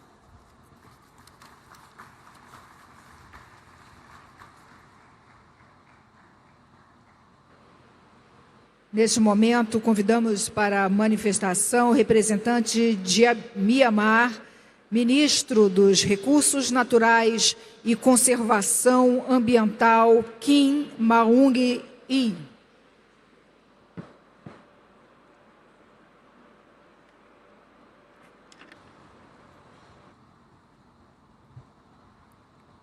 Mr. President, Excellency, distinguished delegates, it is my distinct honor to deliver these statements on behalf of the government of the Republic of the Union of Myanmar. We begin by expressing our sincere appreciation to the government of Brazil for its leadership in convening this pivotal summit and for the excellent arrangements. Myanmar is a Southeast Asian nation bordered by India, Bangladesh, China, Laos, and Thailand, with a coastline along the Andaman Sea and the Bay of Bengal. Our country is a globally recognized biodiversity hotspot, endowed with a rich variety of forest ecosystems, from tropical rainforests and mangrove to high-altitude alpine forests. These invaluable natural resources are a national priority, with forests covering approximately 42.19% of our land area. Excellency, ladies and gentlemen, the gravity of the climate crisis is felt acutely in Myanmar. As a nation endowed with significant forest cover and biodiversity, yet ranked among the most vulnerable to climate impacts, we recognize this summit not merely as a meeting, but as an indispensable forum for dialogue, partnership, and collective ambition. Guided by our Myanmar climate change strategy and our NDCs, we've placed the forestry sector at the core of our climate action. We are actively implementing measures to promote renewable energy, enhance energy efficiency, and advance climate-smart agriculture. Furthermore, we are scaling up adaptation activities across sectors, accelerating and scaling up climate finance, assessing pathway for technology transfer, and supporting robust capacity building are the crucial importance for the success of these endeavors, national ambitions, and implementations. It is this context of shared responsibility and opportunity that we warmly commend the President and government of Brazil for the visionary initiative launched at this summit. I am pleased to formally announce the government of Myanmar's support for endorsement of the declaration, call to action and pledge, including the launch of the Tropical Forest Forever Fund, the Belem Declaration on Hunger, Poverty and People-Centered Climate Action, and the call to action on integrated fire management. To conclude, climate change mitigation is a global issue that concerns all people on Earth, and it requires everyone to be involved, leaving no one behind. All human beings are on Earth must participate in the efforts. We once again extend our heartfelt thanks to the government of Brazil for its invitation to join these meaningful efforts. Myanmar reaffirms its unwavering commitment to strengthening national, subnational, and local coordination.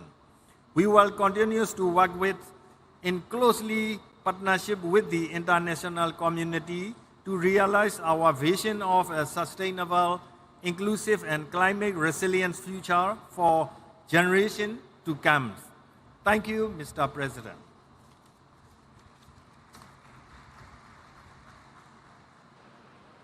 Convidamos agora o ministro do Meio Ambiente de Omã, Abdullah Ali Al-Anhi.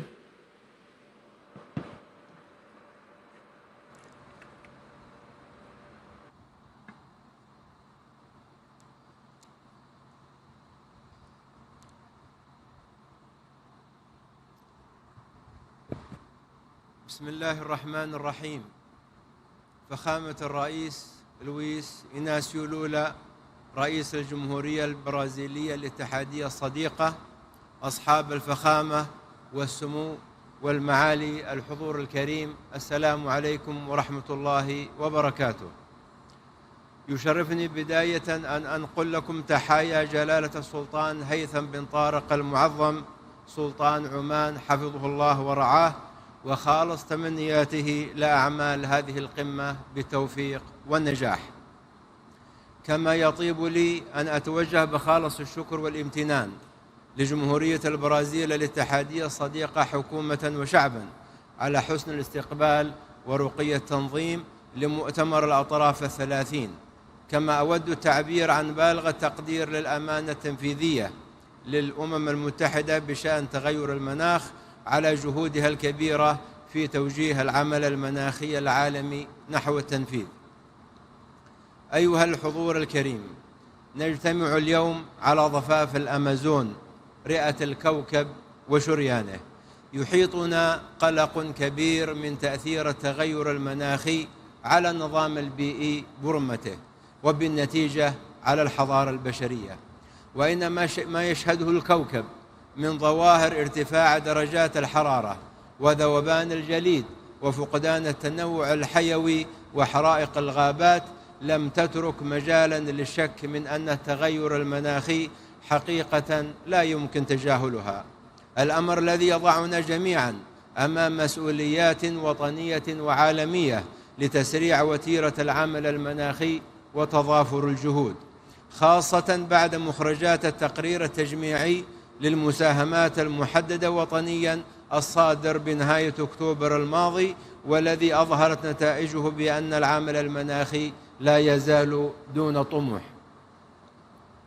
أيها الحضور الكريم، إن وراء هذا الأداء المتواضع عدة تحديات رئيسية، أهمها الحوكمة العتيقة لمؤسسات النظام البيئي العالمية والإجراءات البطيئة والمعقدة لمنظومات التمويل، إذ أن العالم قد أصبح مشتتا بين القمم والمؤتمرات البيئية والمناخية، وأصبح منغمسا في إعداد التقارير الفنية العديدة، وكل ذلك على حساب الوقت والجهد والموارد، وبالنتيجة على حساب التنفيذ.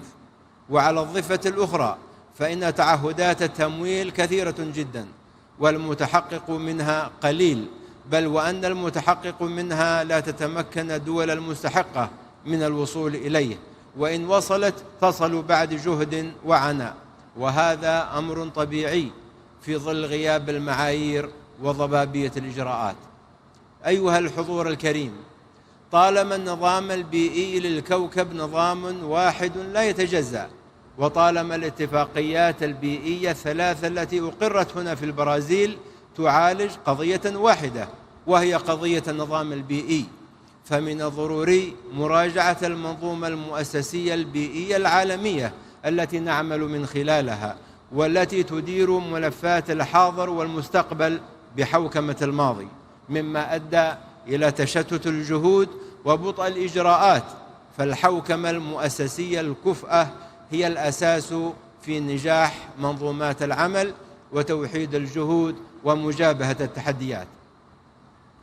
أيها الحضور الكريم، إن بلدي سلطنة عمان يمضي بثبات وإصرار نحو تحقيق أهدافه البيئية والمناخية، إيمانا منه بأن التحول المناخي ليس عبئا بل فرصة اقتصادية وتنموية كبرى، إذ أن الاستثمارات في الطاقة النظيفة والبنية التحتية المستدامة والذكاء المناخي قد أصبحت محركات النمو في القرن ال21.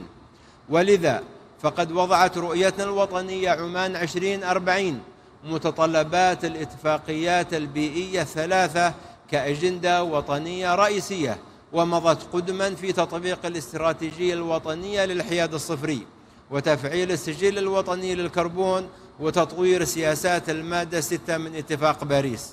كما تعمل سلطنة عمان على تنفيذ العديد من مشاريع التكيف مع التغيرات المناخية، ومنها نظام الإنذار المبكر ومنظومات الحماية من الفيضانات وتشييد المدن المرنة والمستدامة، إضافة إلى التوسع في تبني الحلول القائمة على الطبيعة.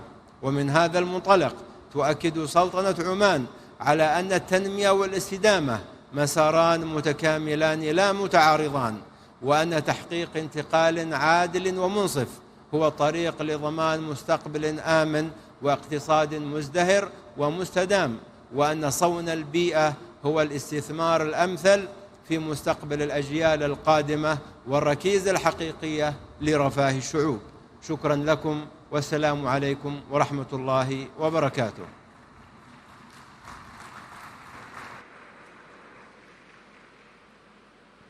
Convidamos nesse momento o ministro do Meio Ambiente do Peru, Miguel Ángel Espichan Marinas.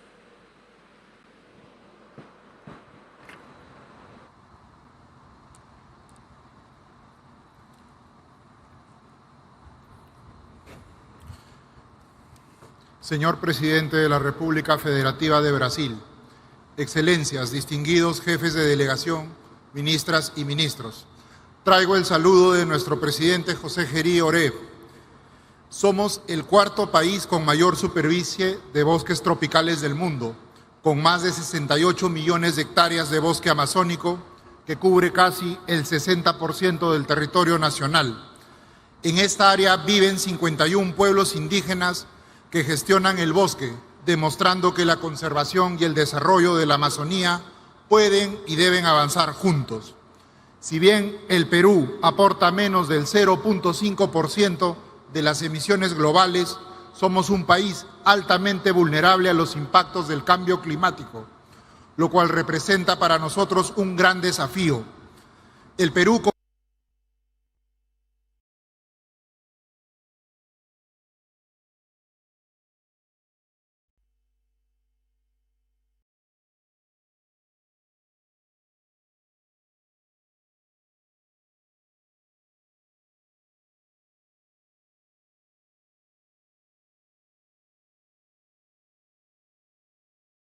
un monto total de más de 30 millones de dólares.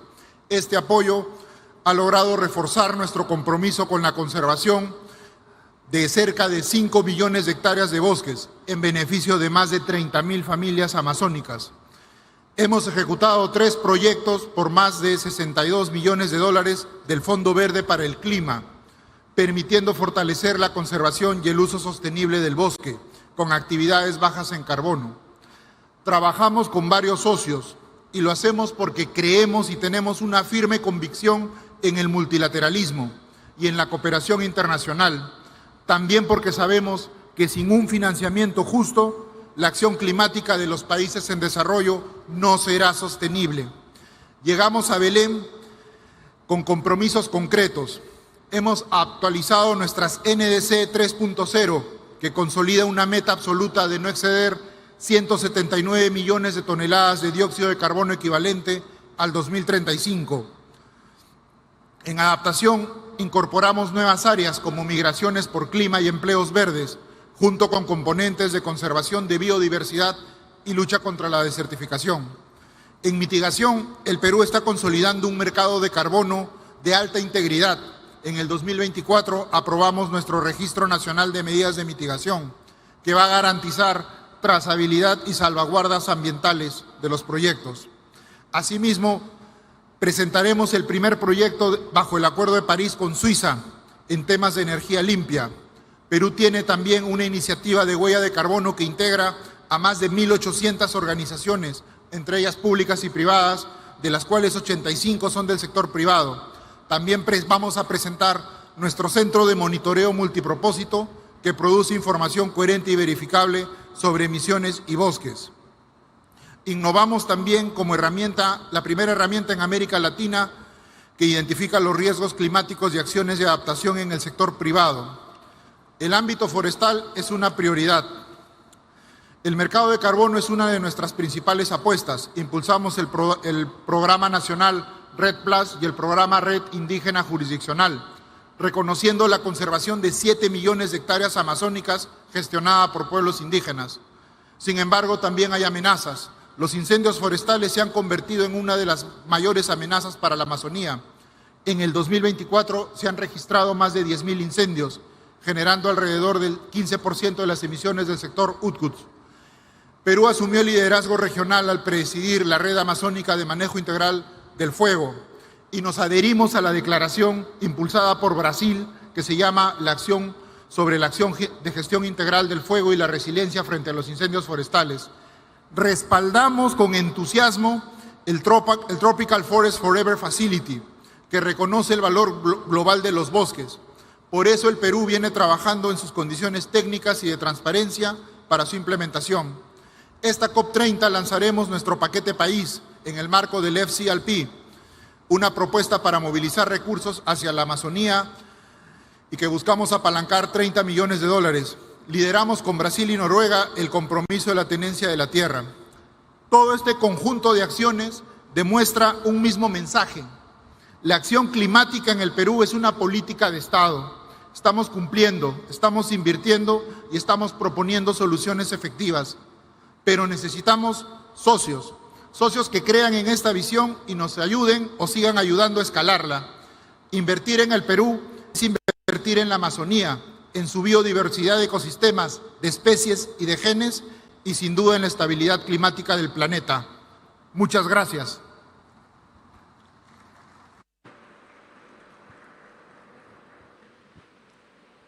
Convidamos agora a ministra do Meio Ambiente de Ruanda, Bernadette Arakiwi.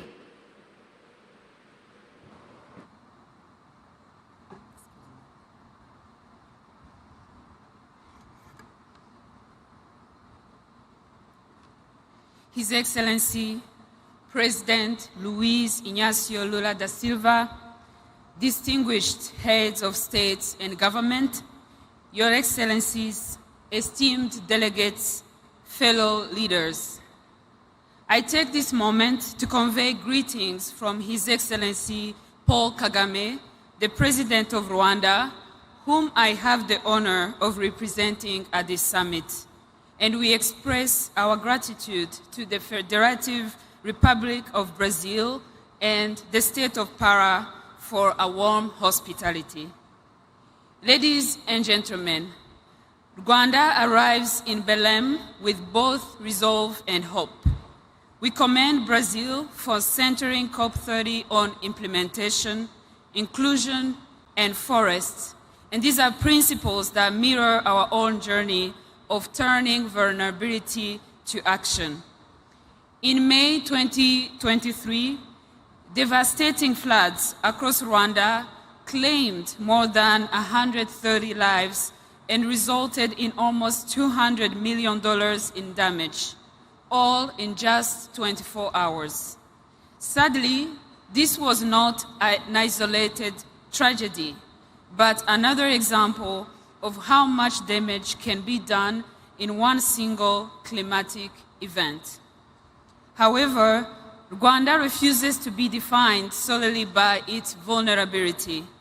Our climate action is coupled with economic empowerment while also placing women, youth, and children at the forefront.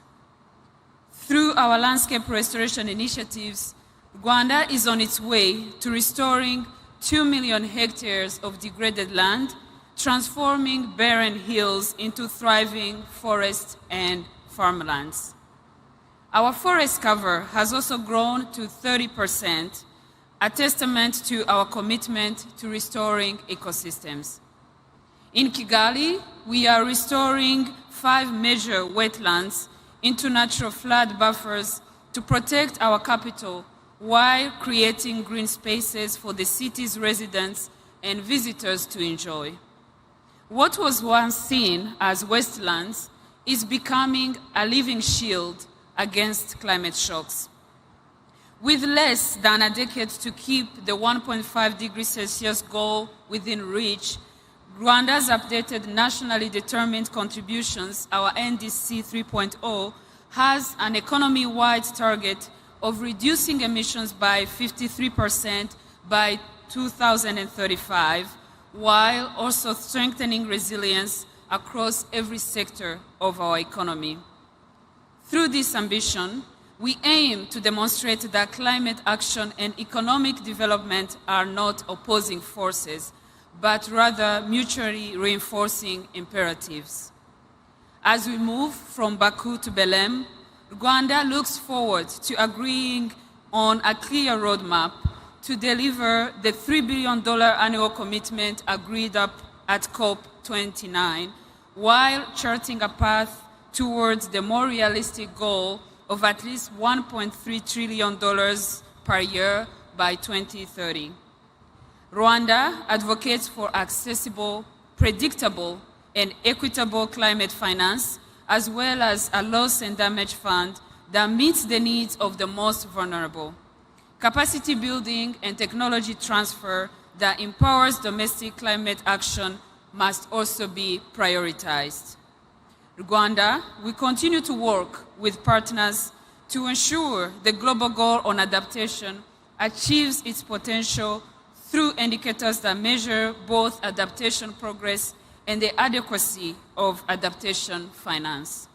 We commend Brazil for placing forests at the core of COP30, not merely as carbon sinks, but as living ecosystems that sustain biodiversity, livelihoods, and climate resilience. And yesterday's launch of the Tropical Forest Forever facility offers a transformative model for rewarding conservation at scale. Rwanda also supports Brazil's call for COP30 to be a moment to deliver real action and for all parties to submit enhanced NDCs that are aligned with the 1.5 degrees Celsius target. Your Excellencies, the choice before us is clear. We can continue with incremental progress while the planet burns, or we can rise to meet the scale of this crisis. The fossil fuel era is drawing to a close. We must now ensure the transition is just, inclusive, and equitable. Rwanda's message is clear. Climate vulnerability must not dictate our future. Ambitious climate actions grounded in restoration, inclusion, and green growth is not only possible, but essential for all nations.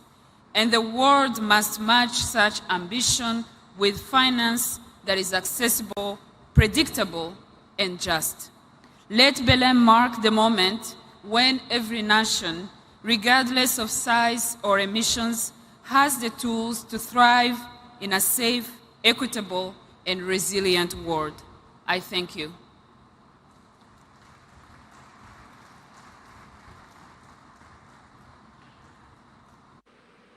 Nesse momento, convidamos para a manifestação o representante de São Tomé e Príncipe, ministra dos Negócios Estrangeiros, Cooperação e Comunidade, Ilza Maria dos Santos Amado Vaz.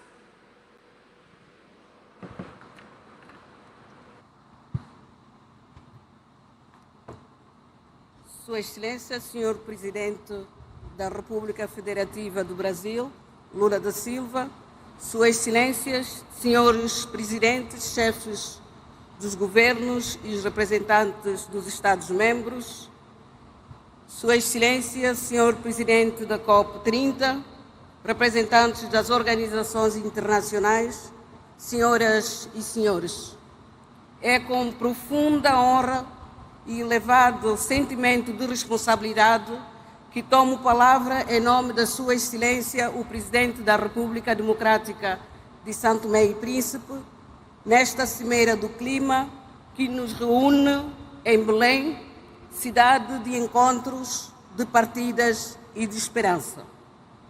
Permitam-me, antes de mais, transmitir as fraternas saudações da Sua Excelência, Sr. Presidente da República Carlos Villanova, e expressar o nosso reconhecimento pela organização deste importante evento, no momento em que o mundo enfrenta, de forma cada vez mais evidente, os efeitos reais das mudanças climáticas. Hoje, Belém volta a ser o ponto de partida não para novas descobertas geográficas, mas para um novo pacto com o planeta. A humanidade chegou a um momento em que já não basta compreender a crise climática. É preciso agir com urgência, convicção, justiça e solidariedade. As alterações climáticas não conhecem fronteiras, mas atingem-nos de forma desigual. Os pequenos estados insulares, como São Tomé e Príncipe, enfrentam vulnerabilidades multidimensionais, agravadas pelas mudanças climáticas. A subida do nível do mar, a erosão costeira, os fenômenos meteorológicos extremos, as inundações, a destruição de infraestruturas básicas e a insegurança alimentar são realidades que afetam gravemente as nossas populações, comprometendo o desenvolvimento sustentável e o futuro das próximas gerações. O que para alguns é projeção científica, para nós é vida cotidiana. Mas São Tomé e Príncipe recusa o papel de vítima. Somos uma nação resiliente que acredita que a vulnerabilidade pode transformar-se em força, com cooperação, parcerias, inovação, vontade política global e investimentos. Excelências, perante os desafios, São Tomé e Príncipe assumiu, desde 2015, um compromisso firme no quadro do Acordo de Paris e, em 2021, reforçou as suas ambições com a submissão da NDC 2. Tornamo-nos o primeiro país do mundo reconhecido integralmente pela Unesco como Reserva Mundial da Biosfera, um marco que honra o nosso património natural e reforça a nossa responsabilidade de proteger o equilíbrio entre o ser humano e a natureza. Estamos a implementar o Plano Nacional de Adaptação às Alterações Climáticas, centrado na gestão sustentável das zonas costeiras, nas energias renováveis, na proteção das florestas e na educação ambiental. A nossa visão é clara: crescer sem destruir e prosperar sem comprometer o futuro. Excelências, nenhum país pode enfrentar sozinho uma crise global. A justiça climática exige reconhecer que quem menos contribui é quem mais sofre. São Tomé e Príncipe junta a sua voz à dos pequenos estados insulares para pedir compromissos efetivos de financiamento para adaptação e mitigação. É essencial que os mecanismos como o Fundo Verde para o Clima e o Fundo de Perdas e Danos sejam plenamente operacionalizados e acessíveis aos países mais vulneráveis. Não pedimos caridade, pedimos parceria justa e solidária. Senhoras e senhores, o mar molda a nossa identidade e o nosso destino. Com uma vasta zona econômica exclusiva, o oceano é a nossa principal fonte de vida. Defendemos uma governação sustentável dos mares, baseada na ciência, conservação e uso racional dos recursos. Reforçamos também a cooperação com os países irmãos da comunidade dos países da língua portuguesa em programas sobre a biodiversidade marinha, transição energética, pesca sustentável e resistência costeira. A língua portuguesa é, assim, um elo de ação climática e compromisso partilhado. Excelências, a nossa responsabilidade climática também é geracional. A juventude de São Tomé está envolvida em projetos de reciclagem, agricultura sustentável e educação ambiental. Investir nos jovens é investir na soberania do futuro, porque eles não pedem discurso, pedem ações concretas. E têm razão. São Tomé e Príncipe acredita no multilateralismo e na cooperação Sul-Sul. Destacamos as parcerias, iniciativas e mecanismos promovidos pelo Brasil, país anfitrião desta cimeira, com resultados concretos em agricultura sustentável, inovação ambiental, proteção florestal. Um exemplo de solidariedade e de laços transformadores em soluções reais. Belém foi ponto de partida de grandes viagens. Hoje deve ser o ponto de partida de uma nova jornada da humanidade de reconciliação com a natureza e de justiça climática. O que está em causa não é apenas o ambiente, é a dignidade humana, o direito a existir com segurança e esperança. Senhoras e senhores, que façamos do combate às alterações climáticas um território de união. Que façamos da palavra compromisso um verbo de ação. No presente, implementamos. São Tomé e Príncipe reafirma com convicção o compromisso com o Acordo de Paris e com os Objetivos de Desenvolvimento Sustentável. Muito obrigada.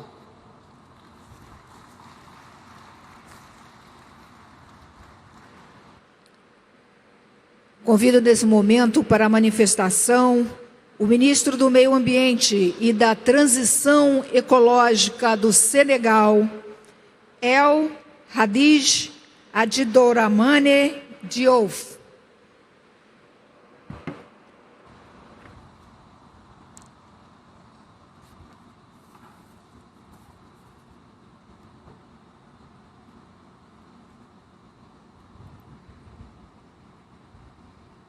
Monsieur le Président de la République fédérative du Brésil, Mesdames et Messieurs les chefs d'État et de gouvernement, Mesdames et Messieurs les ministres, Monsieur le Secrétaire général des Nations Unies, Monsieur le Président de la Conférence des partis, Monsieur le Secrétaire exécutif de la Convention cadre des Nations Unies sur les changements climatiques, Mesdames et Messieurs, Excellences, Monsieur le Président de la République fédérative du Brésil, Monsieur Luiz Ignacio Lula da Silva, je voudrais tout d'abord vous transmettre les salutations amicales de son Excellence Monsieur Bassirou Diomaye Diakhar Faye, Président de la République du Sénégal.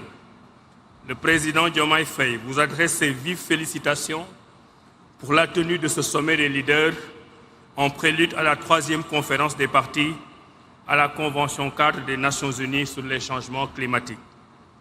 Cette rencontre démontre, une fois de plus, l'urgence d'une action collective face à la crise écologique.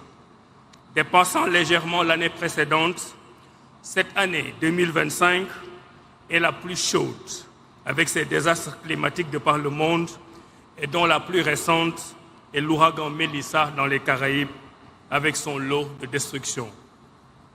Mesdames et messieurs, l'urgence climatique met en péril non seulement la vie humaine, mais elle impacte aussi négativement les infrastructures et les biens de survie.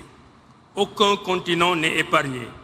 Les pays les plus vulnérables, nos pays, sont en souffrance croissante. Notre responsabilité à tous est donc fortement engagée et la COP30 doit être l'occasion d'inverser la tendance et de renforcer les efforts mondiaux de réduction significative d'émissions de gaz à effet de serre. Nous devons, par notre solidarité commune, construire cette trajectoire globale de neutralité carbone d'ici 2050, car chaque dixième de degré compte afin de limiter la hausse de température à 1,5 degré Celsius. Mesdames et messieurs, à l'instar des autres pays, le Sénégal est également touché par les changements climatiques, exposant ainsi la vulnérabilité de nos populations. En plus d'être un enjeu environnemental, le changement climatique constitue également un risque économique pour nos pays, bien souvent contraints de s'endetter pour y faire face, alors qu'ils sont très peu émetteurs de gaz à effet de serre. C'est pourquoi la question du financement de la crise climatique et d'une transition écologique juste et équitable mérite d'être au cœur des échanges ici à Belem. Le Sénégal, à l'image d'autres pays africains, entend pleinement jouer sa partition en élaborant et en mettant en œuvre sa contribution déterminée au niveau national. En effet, malgré un financement insuffisant de la CDN 2.0, le Sénégal a respecté son engagement inconditionnel de réduction de 7% de ses émissions depuis 2010. Plus de 4,5 milliards de dollars américains ont été investis dans 300 projets, à la fois d'atténuation et d'adaptation, et cela avec 40% du budget national. Par ailleurs, notre pays a entamé le développement de réseaux de transport durables et a atteint une utilisation de 30% des énergies renouvelables, car effectivement, dans le cadre de sa vision 2050, le gouvernement du Sénégal ambitionne d'atteindre d'ici 2035 plus de 40% de pénétration du renouvelable dans le réseau électrique. La transition énergétique requiert un réel accompagnement et c'est dans ce contexte que notre pays, qui a élaboré le plan d'investissement de son partenariat pour une transition énergétique juste, réitère son plaidoyer en faveur d'un financement plus soutenu et prévisible. Mesdames et messieurs, le Sénégal s'est résolument engagé dans la lutte contre la déforestation et la dégradation des terres, notamment dans le cadre du programme de la Grande Muraille Verte, sans omettre la lutte contre le trafic illicite de bois.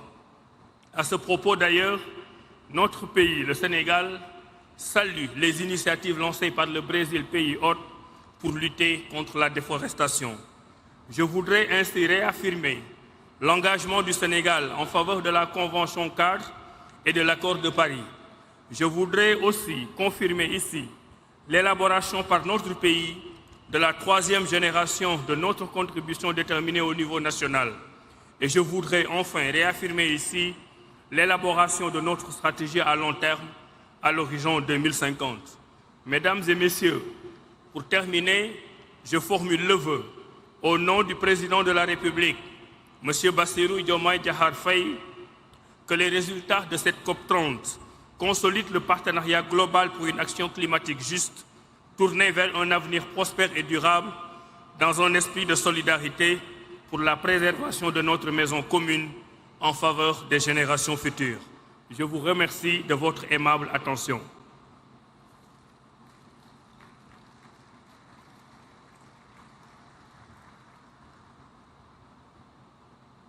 Agora chamamos para a manifestação o representante de Serra Leoa, ministro do Meio Ambiente e Mudança do Clima, João Emanuel Abdullahi.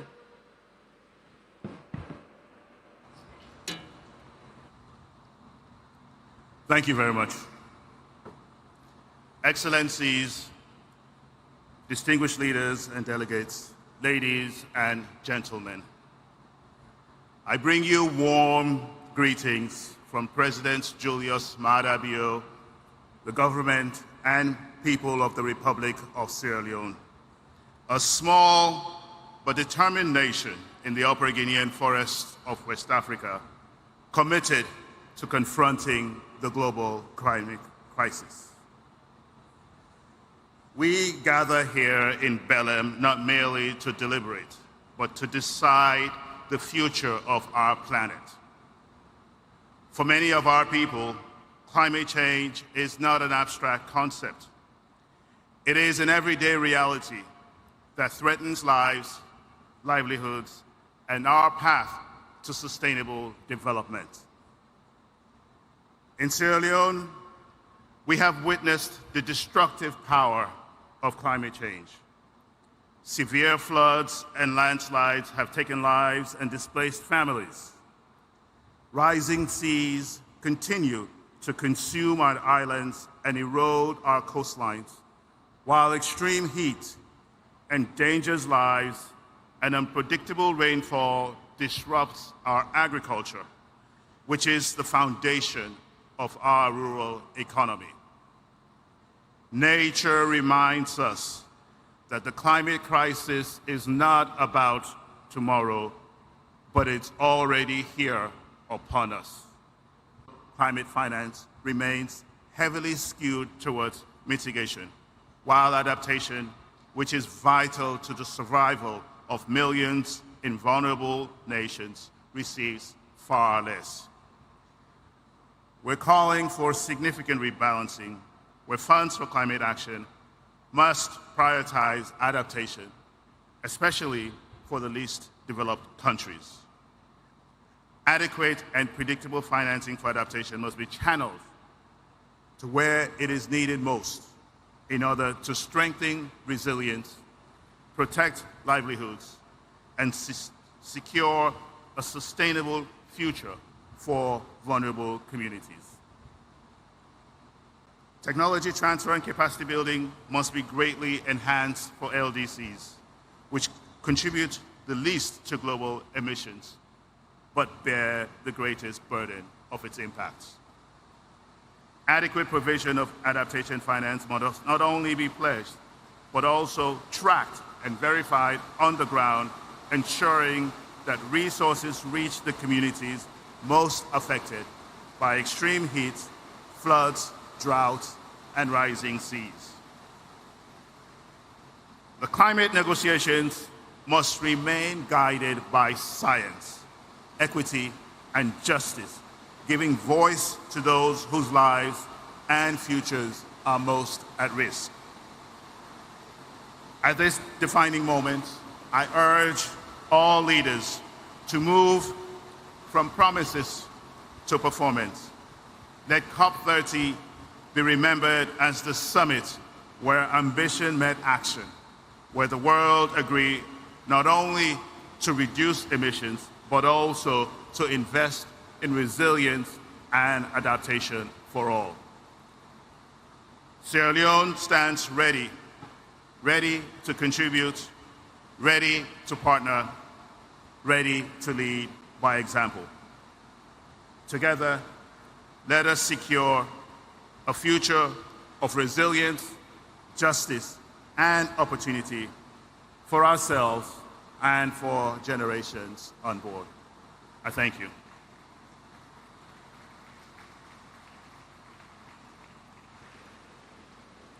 Convidamos nesse momento o ministro de Meio Ambiente e Florestas do Sudão do Sul, Josephine Napuon Cosmos.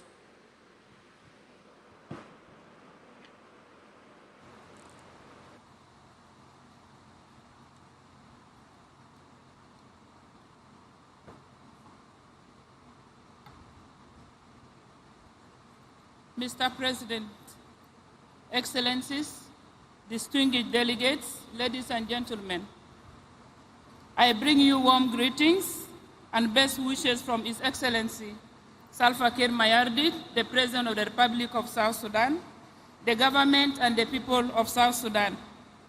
and a message of peace, unity, development, and unwavering commitment to the global climate partnership. Once again, I convey our gratitude to the government and the people of Brazil for hosting COP30 in this beautiful city of Belem, and for the warm hospitality accorded to my delegation. I extend our solidarity to all nations gathered here in the shared endeavor of protecting our common home. The climate crisis in South Sudan is worsening. Over recent years, our people have endured recurring floods, heat waves, droughts, and irregular rainfall patterns. These climate extremes are compounding the effects of conflict and fragility. Excellencies, we gather at this difficult time for the planet. As the United Nations Secretary General has warned in the lead up to this summit, humanity is on the brink of overshooting the 1.5 degrees Celsius threshold, and in Secretary General's recent intervention, he has said plainly that we are failing to avoid an overshoot, with devastating consequences for the most vulnerable. This is not an abstract projection for South Sudan. It is already our lived reality. We therefore urge all parties to treat the clarion call and the Secretary General's warning as a moral and political summons to act with agency and equity. COP29 produced a historic political outcome on finance by setting a new collective quantified goal, which explicitly calls for mobilizing at least USD 300 billion per year for developing countries by 2035. Further urges the international community to work towards mobilizing up to USD 1.3 billion per year by 2035. For countries such as South Sudan, reaching the new collective quantified goal, full ambition will determine whether we can protect lives, rebuild climate resilient livelihoods, and embark on low emissions development pathways. We therefore call all developed countries to deliver on the new collective quantified goal. South Sudan welcomes progress towards a dedicated global loss and damage mechanism. However, the fund remains critically undercapitalized relative to needs. We call for rapid, predictable, and adequate capitalization of the loss and damage fund. The fund must be able to issue calls and disperse at scale so that countries like South Sudan can rebuild lives, restore livelihoods, and safeguard essential services after disasters.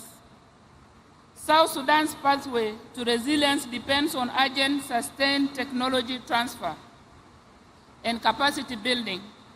We ask developed countries, multilateral development banks, and private actors to scale up capacity building and technology transfer and remove barriers to access finance. Excellencies, the operationalization of Article 6 offers new opportunities to mobilize finance while delivering real emissions reductions. But Article 6 mechanisms must be governed by integrity, transparency, and fairness. We urge parties to support inclusive rules and capacity support so that least developed and fragile states can participate meaningfully in Article 6 markets on fair terms. South Sudan stands ready to engage constructively at COP30. We reiterate our commitment to implementing our NDC, NAPA, NAPS priorities and to cooperate through Article 6 in ways that deliver finance, technology, and capacity for sustainable development.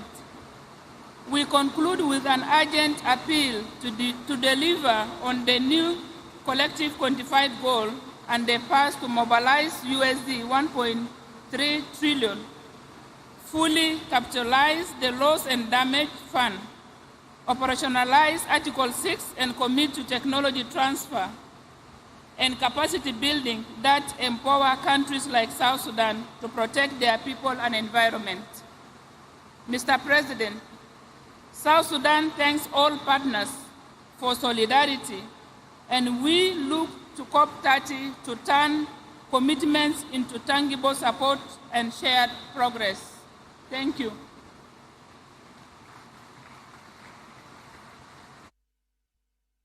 Convidamos agora representante do Tajiquistão, o senhor ministro do Meio Ambiente, Bahadur Sheralizada.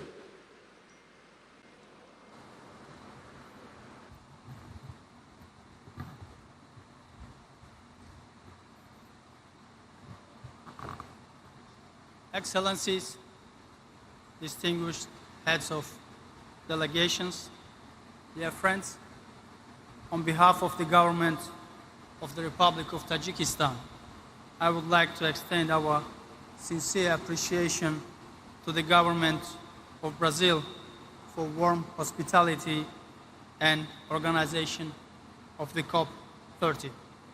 We commend Brazil's leadership in hosting this important global gathering here in Belem, a city that symbolizes both the richness and the fragility of our planet's ecosystem.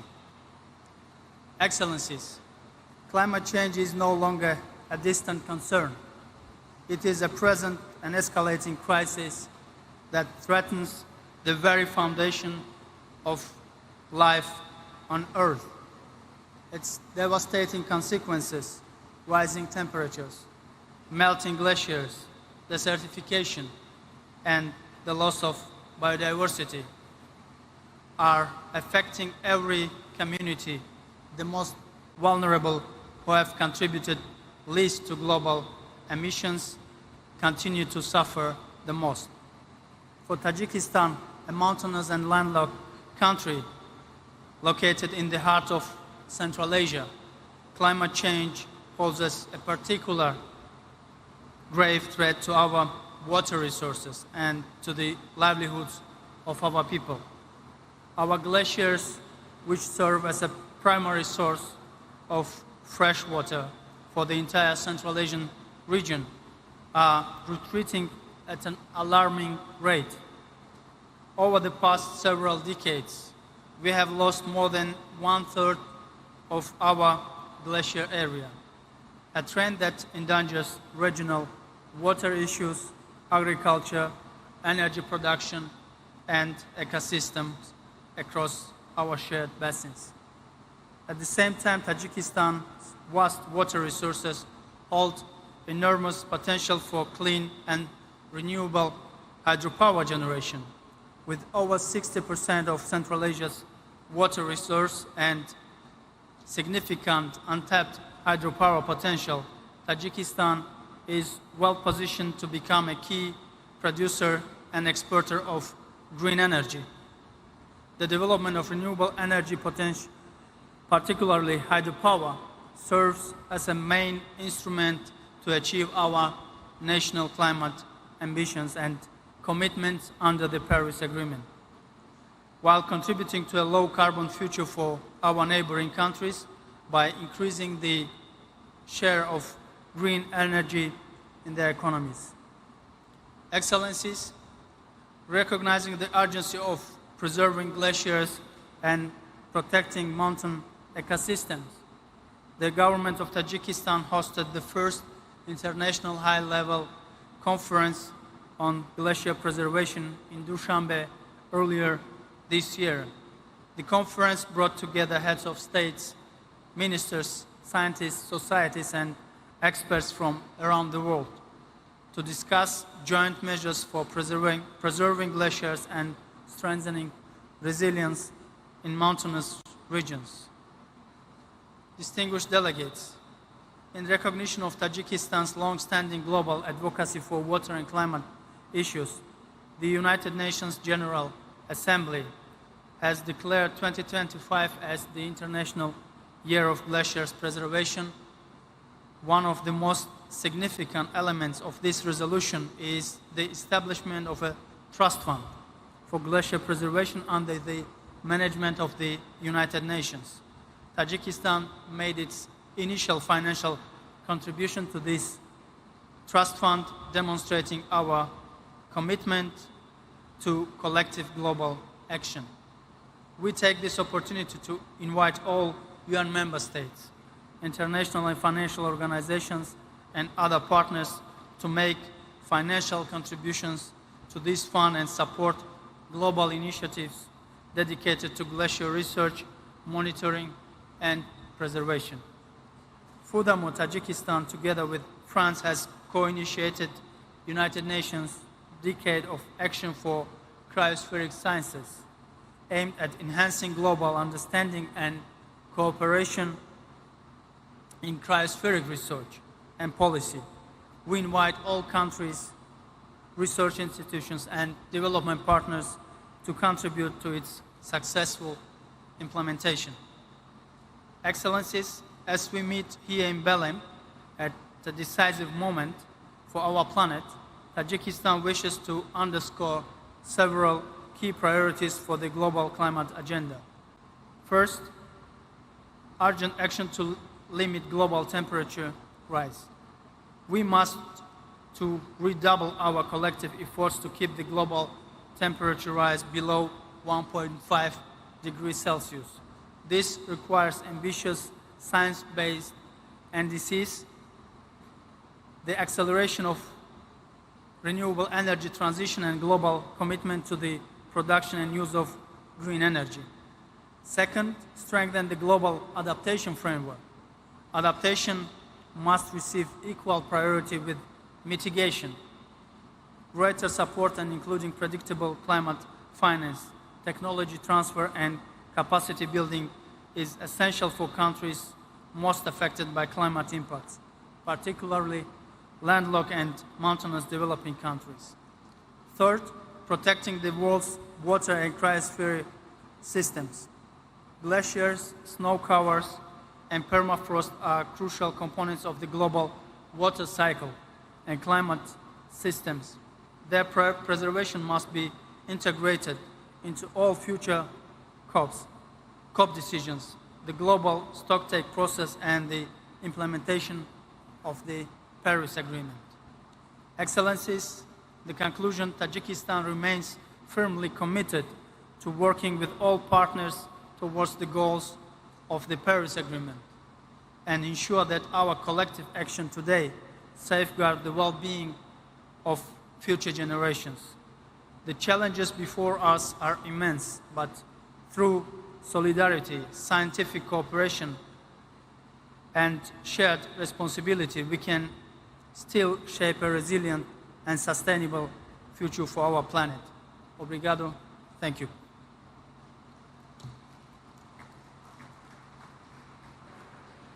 Convidamos agora representante de Tuvalu, o senhor ministro do Interior, Mudanças Climáticas e Meio Ambiente, Maina Vakafua Talha.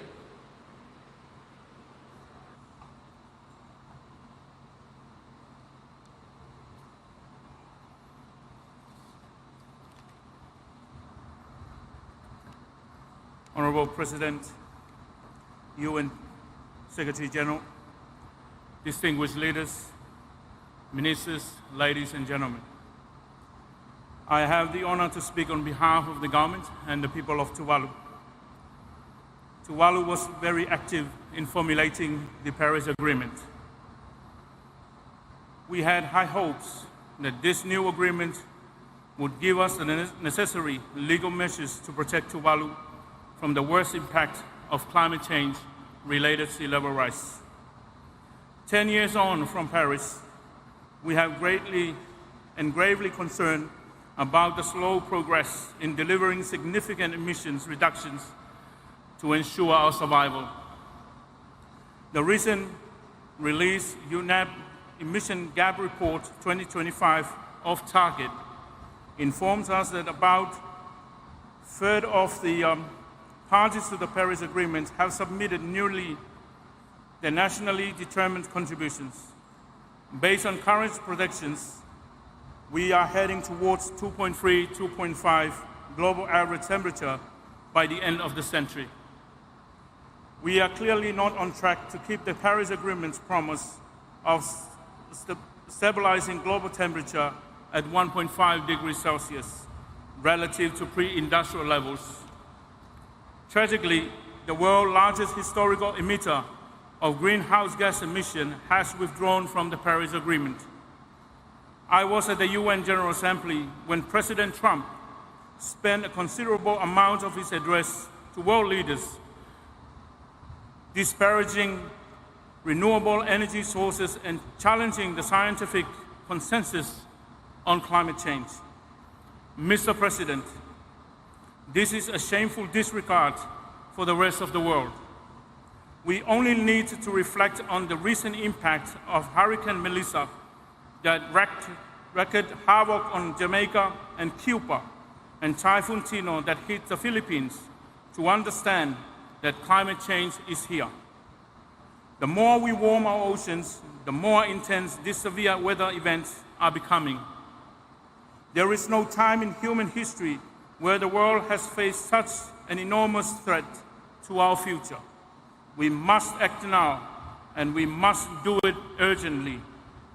Mr. President, there are clear messages that can be found in the International Court of Justice advisory opinion on climate change. It says, every state has an obligation to act with stringent due diligence and to use all the means at disposal to prevent harm to the climate system.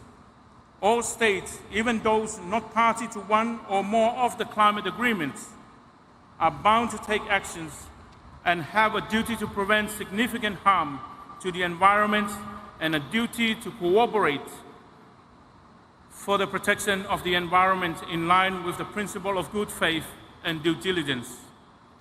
When states breach one or more of their international obligations, they have a duty to cease the wrongful conduct, provide guarantees of non-repetition, and provide full reparations for any resulting harm in the form of restitution, compensation, and/or satisfaction.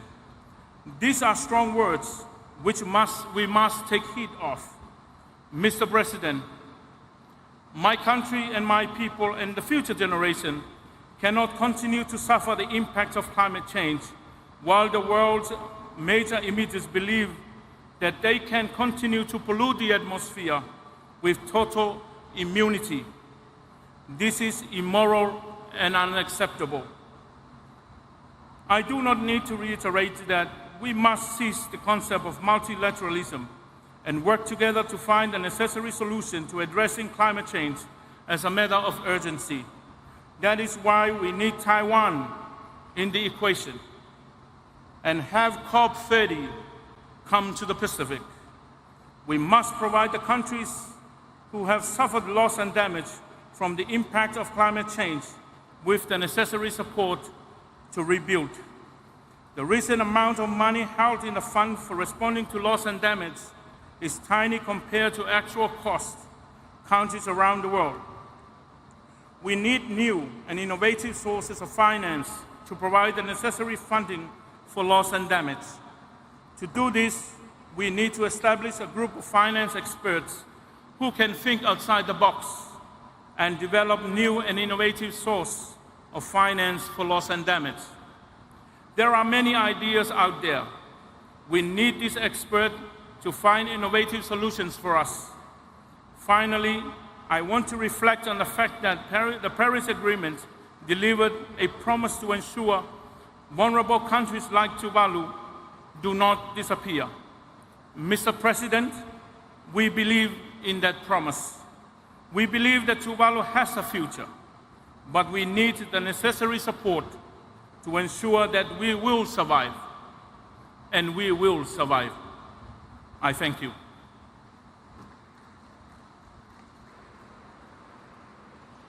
Convidamos agora representante da Venezuela, o senhor ministro de Relações Exteriores, Ivan Gil.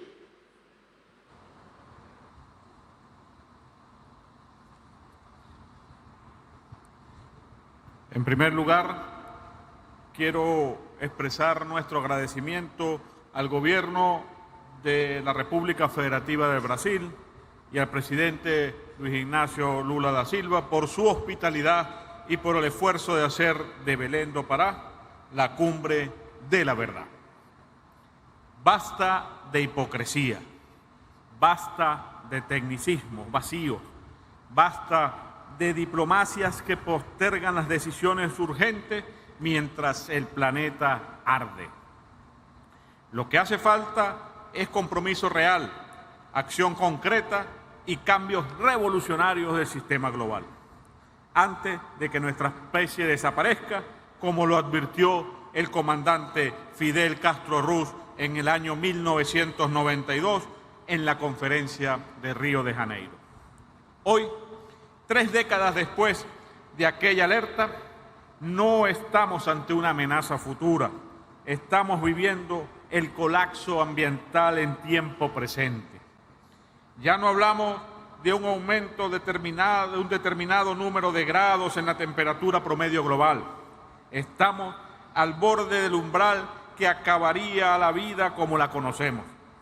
Y eso es, en sí mismo, un fracaso colectivo del sistema internacional.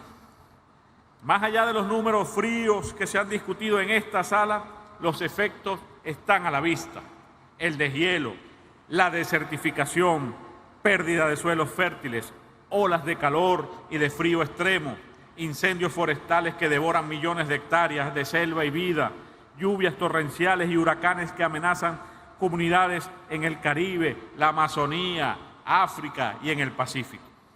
Todo esto tiene una causa: el modelo capitalista salvaje, un imperialismo voraz y hambriento de petróleo y recursos que, en lugar de corregirse para frenar el cambio climático, se ha vuelto más feroz e inhumano. Ese imperialismo no envía barcos al Caribe para ayudar a reparar los daños del cambio climático, sino para amenazar, asediar y saquear los recursos naturales de nuestras naciones soberanas, como el caso de Venezuela, que es asediada a diario con el único objetivo de robarles sus recursos. La potencia más mortífera del planeta ha amenazado la zona de paz de nuestra América Latina con el único objetivo de saquear nuestro petróleo. Las grandes corporaciones transnacionales actúan hoy como potencias paralelas que violan el derecho internacional y ocupan territorios soberanos con total impunidad. Ahí está el caso de la ExxonMobil, que opera de manera ilegal en un mar que no ha sido delimitado, explotando recursos que no le pertenecen, sin respeto alguno por la soberanía ni por la justicia internacional. Eso no es inversión ni desarrollo, eso es saqueo y violación del derecho internacional, amenazando con incrementar el caos político, social y climático en la región, con la complicidad de un Estado miembro de esta conferencia. Señor presidente, el discurso de la transición energética promovido por las potencias occidentales es una farsa. No se trata de una transición hacia la sostenibilidad, sino hacia una nueva forma de dominación. Una transición que concentra el control de la tecnología y excluye a los países del sur global, que les arrebata su conocimiento, su soberanía energética y su derecho al desarrollo. Porque en realidad esta transición no consume menos energía, sino más. El balance energético global es hoy más negativo que hace una década. Cada unidad de energía que se produce bajo este nuevo modelo demanda más energía fósil que antes y al mismo tiempo se imponen sanciones y restricciones tecnológicas a los países que no se someten a ese esquema de dependencia. Eso no es justicia climática, eso es neocolonialismo energético. Y si a esto le sumamos la manipulación del sistema financiero internacional, donde los fondos para la mitigación del cambio climático nunca llegan a los pueblos que más los necesitan, entonces debemos decirlo con claridad, la política ambiental multilateral ha fracasado.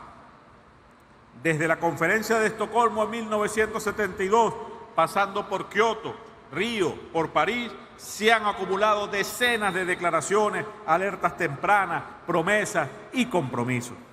Pero mientras los documentos se multiplican, los compromisos se incumplen.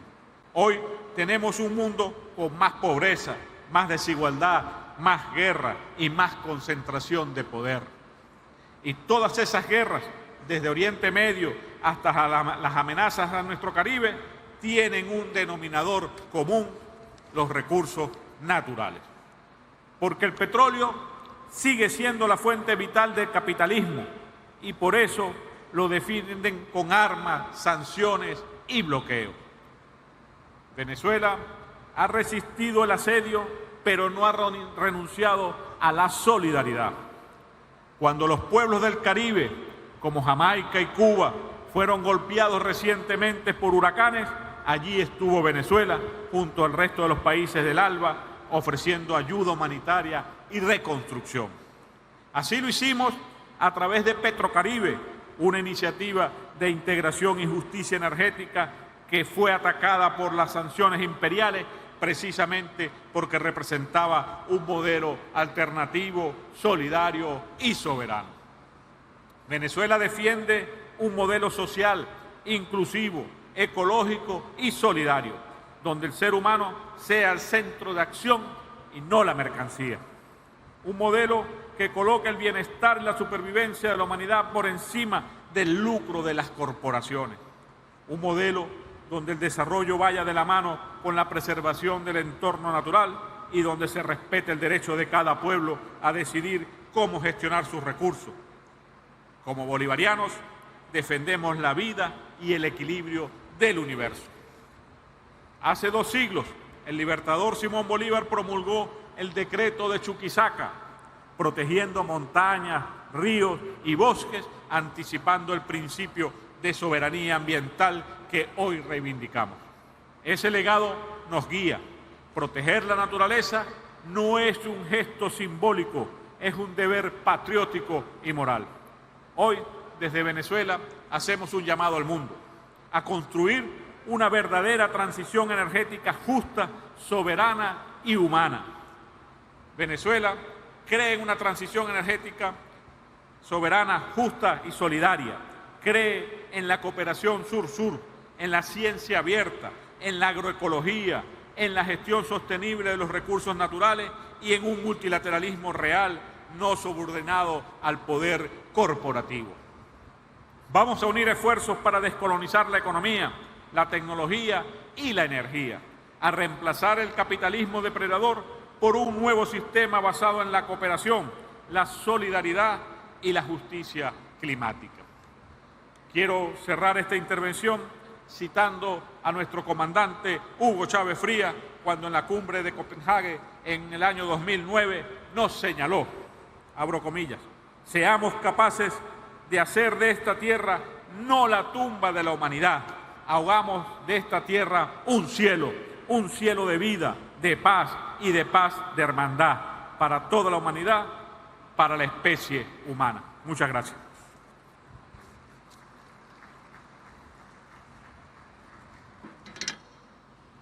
Convidamos agora representante da Zâmbia, o senhor ministro da Economia Verde e do Meio Ambiente, Mike Bosch.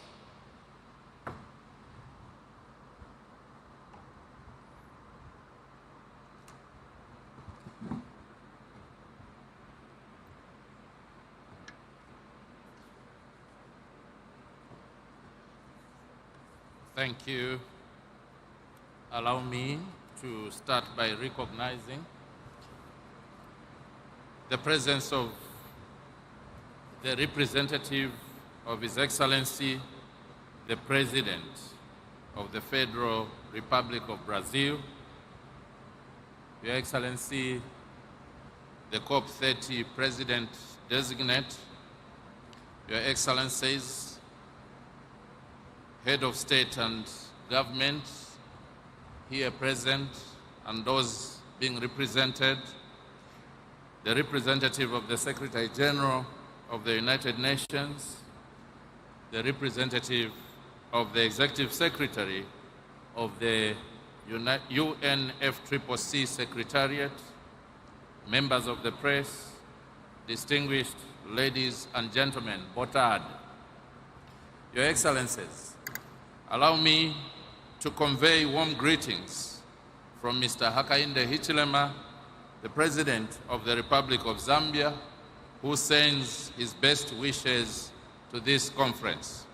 Further, I wish to convey my deep gratitude and appreciation to the government and the people of Brazil for the warm hospitality accorded to me and my delegation since our arrival in this beautiful city of Belem. Allow me to also congratulate you, Your Excellency Ambassador André Correa do Lago, on your appointment as President and Chair of COP30.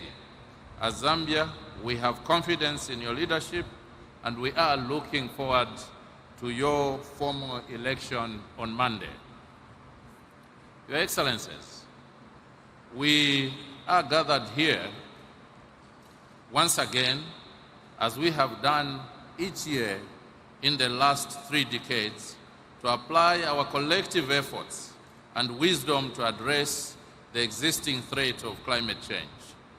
But let me remind all of you that for the least developed countries, most of which are in Africa, including Zambia, climate change is no longer a threat, but our daily lived reality as we grapple with its multiple impacts. Therefore, for us, these gatherings are not to be seen or taken as routine annual rituals, but we regard them as essential platforms to forge common solutions to this global challenge. Therefore, failure should not be an option.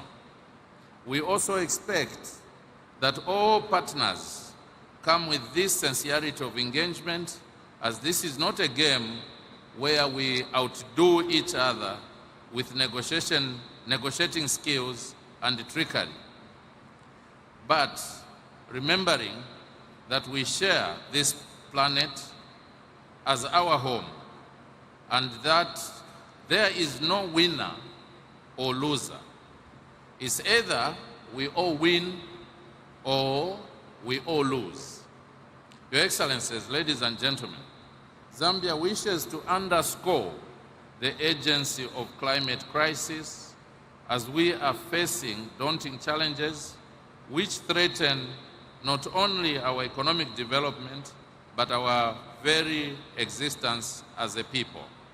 Despite our paltry contribution to global greenhouse gas emissions, notwithstanding these daunting challenges, Zambia has proactively taken significant actions to adapt and continue to mitigate against climate change. In this regard, this year we have prepared and submitted our 3rd nationally determined contribution, NDC 3.0, in which we have kept our high ambitions of reducing our emissions by 25% based on our 2010 levels. We have indicated our commitment and willingness to raise this ambition to 47% if we received substantial external support in our climate action. As a country, we have progressively demonstrated our commitment by adding more sectors in our NDCs, moving from 3 sectors in our first NDC in the year 2016 to 6 sectors in our second NDC in the year 2021, and now 10 sectors in our NDC 3.0. This steady progress is intended to bring Zambia's climate action to an economy-wide approach, and we are getting close to that goal. We have also submitted our first biannual technical report, as well as the fourth national communication, to ensure we strengthen our transparency. We thus expect nothing less from our partners, especially those who are more privileged economically than we are. Your Excellency, on the negotiations front, adaptation remains a top priority for Zambia, like other vulnerable countries. The country places significant importance and priority on adaptation, actions to address the effects of climate change in order to enhance the resilience of its population, ecosystems, infrastructure, productive and health systems. Regrettably, there has been very little progress made on adaptation-related agenda items in the last few years, and it is important that these matters are taken seriously, as adaptation provides the only lifeline to the most vulnerable countries and peoples. In this regard, Zambia calls for progress on the global goal on adaptation by adopting robust, comprehensive but manageable set of indicators for tracking progress in building resilience. I am delighted to share with you, Your Excellencies, that Zambia was privileged to host the 2025 Global NAP Expo in Lusaka in August this year, and it was very clear to us from the experiences shared by multiple countries that there is a gap for resources for the implementation of NAPs, and this gap needs to be addressed as a matter of urgency. Your Excellencies, on finance, it was and still remains Zambia's view that the new collective quantified goal we adopted in Baku was modest, and therefore the delivery of these funds must be expedited and not beleaguered by bottlenecks. The just transition must recognize the importance of differentiated pathways and different national circumstances and starting points for countries to transition towards net zero. In this view, the pace of transformation must consider the economic context of individual countries, allowing those countries with development deficits to meet their developmental needs, such as growing their economies, creating decent green jobs, and reducing poverty. As a tropical forest country, Zambia commends the launch of the Tropical Forest Forever facility by the host country, Brazil, and wishes to express its full support for this important initiative, which we had already conveyed in writing prior to our arrival here. As I conclude, I wish to call for collective sincerity in addressing global challenges like climate change. We need a common resolve, commitment, and shared responsibility to save our common home, planet Earth. This country, Brazil, where we are gathered today, gave us the Rio Conventions in 1992, which includes the Climate Change Convention itself. It is therefore a perfect platform to reset our resolve to work jointly as a global community and reverse climate change. Finally, I wish to thank the government and the good people of Brazil for a well-organized COP30 and wish you all the best deliberations and best outcomes. Muito obrigado. Thank you very much.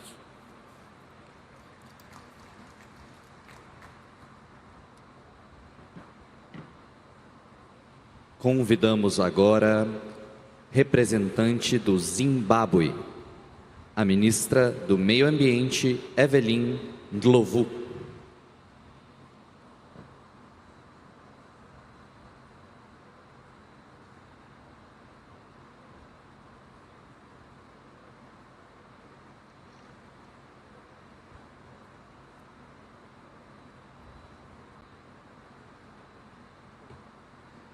Your Excellencies,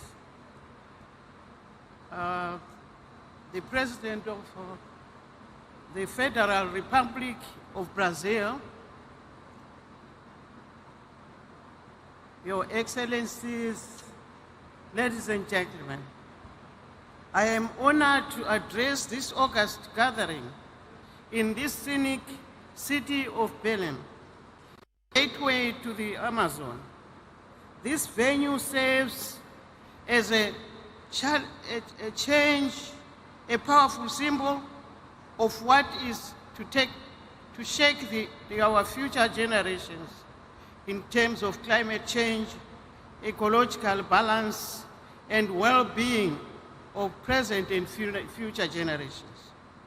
At the onset, I wish to express my profound gratitude to the government and people of the Federal Republic of Brazil for their warm hospitality and the excellent facilities of this landmark COP30. Due to other pressing national commitments, my President, His Excellency Dr. E.D. Mnangagwa, regretfully could not be here and appointed me to represent him. Therefore, in this regard, I will read his statement to the summit as follows. Your Excellencies and distinguished delegates, Zimbabwe commends the government of Brazil for its exemplary leadership on the global climate agenda. As a country endowed with vast initiatives such as the Tropical Forest Forever facility, Zimbabwe welcomes this effort and looks forward to its operationalization as a significant contribution to the global forest conservation. The climate crisis has already reached alarming levels, with 2024 recording as the hottest year in history, and projections indicating that 2025 may follow this same dangerous pattern. Developing countries continue to endure the heaviest impacts despite bearing the least responsibility. Droughts, floods, cyclones, and other extreme weather events continue to erode development gains, threatening food security, damaging infrastructure, and destroying livelihoods. For small islands developing states, this crisis poses an existential threat.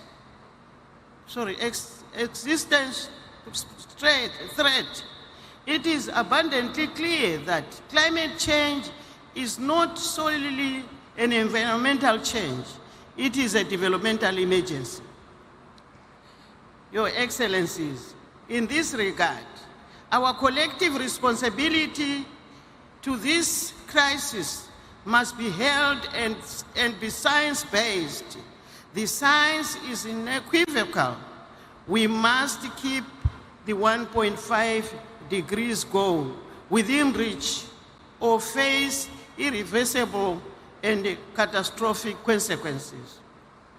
On its part, Zimbabwe has demonstrated its unwavering commitment to the Paris Agreement.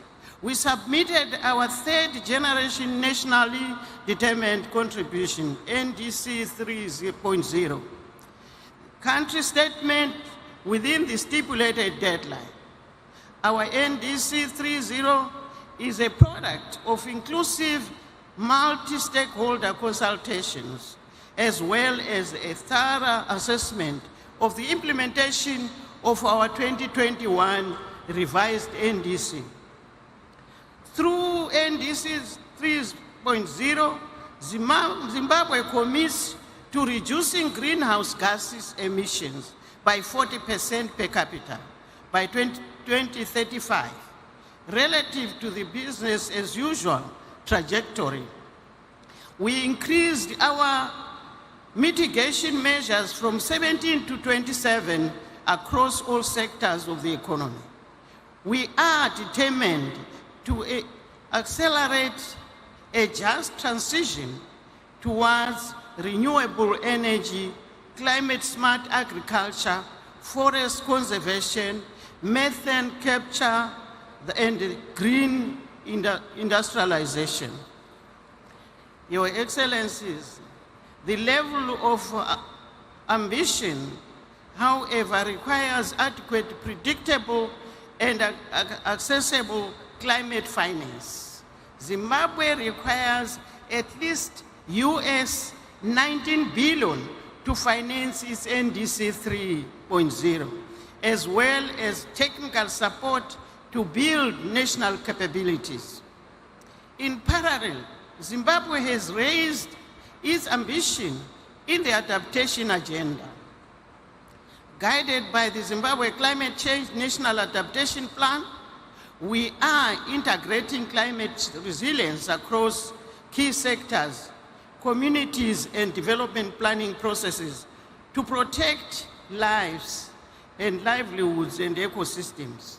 Your Excellencies, landlocked developing countries face unique climate change. Our geographic remoteness, high transport costs, dependency on transition routes, and energy constraints increase our vulnerability and hinder our capacity to transition to sustainable economies. Recognizing this, we completed the national registration of least developing countries as a negotiating group under the UNFCCC. This will enable us to advocate for climate justice tailored to our specific circumstances. However, ladies and gentlemen, ambition without the means of implementation is insufficient. Real impact will depend on access to predictable and accessible finance at scale. At COP29 in Baku, we agreed on the new collective quantified goal of 300 billion per year in climate financing by 2035. While this is welcome, we must now focus on the full and immediate implementation of the Baku to Belem roadmap, which aims at mobilizing at least 1.3 trillion annually by 2035. Delays will only deepen inequalities and amplify the human cost of inaction. Your Excellencies, we also underscore the urgent need to increase adaptation finance and the full operationalization of the fund for responding to loss and damage. Vulnerable communities are already paying a high price for the crisis they did not create. For developing countries, climate change is neither charity nor benevolence. It is a matter of equality, historical responsibility, and climate justice. Your Excellencies, as we enter the negotiations, Zimbabwe wishes to highlight the following priorities.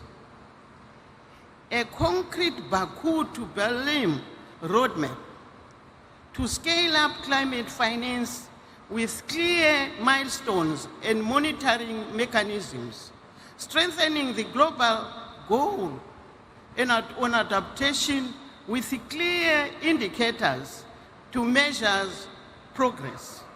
The full and effective operationalization of the fund for responding to loss and damage to address irreversible climate change impacts. Enhance the financial and technical support for NDC 3.0 implementation in developing countries and fulfillment of unmet climate finance commitments consistent with national priorities and development strategies. Your Excellencies, in conclusion, Zimbabwe approaches COP30 with renewed ambition and determination to contribute to global climate action. The decision we make in Belem today will echo across generations and make us work together. Let us work together to turn commitments that we are committing ourselves today into real action and safeguard this planet we call our home. I thank you, Your Excellencies.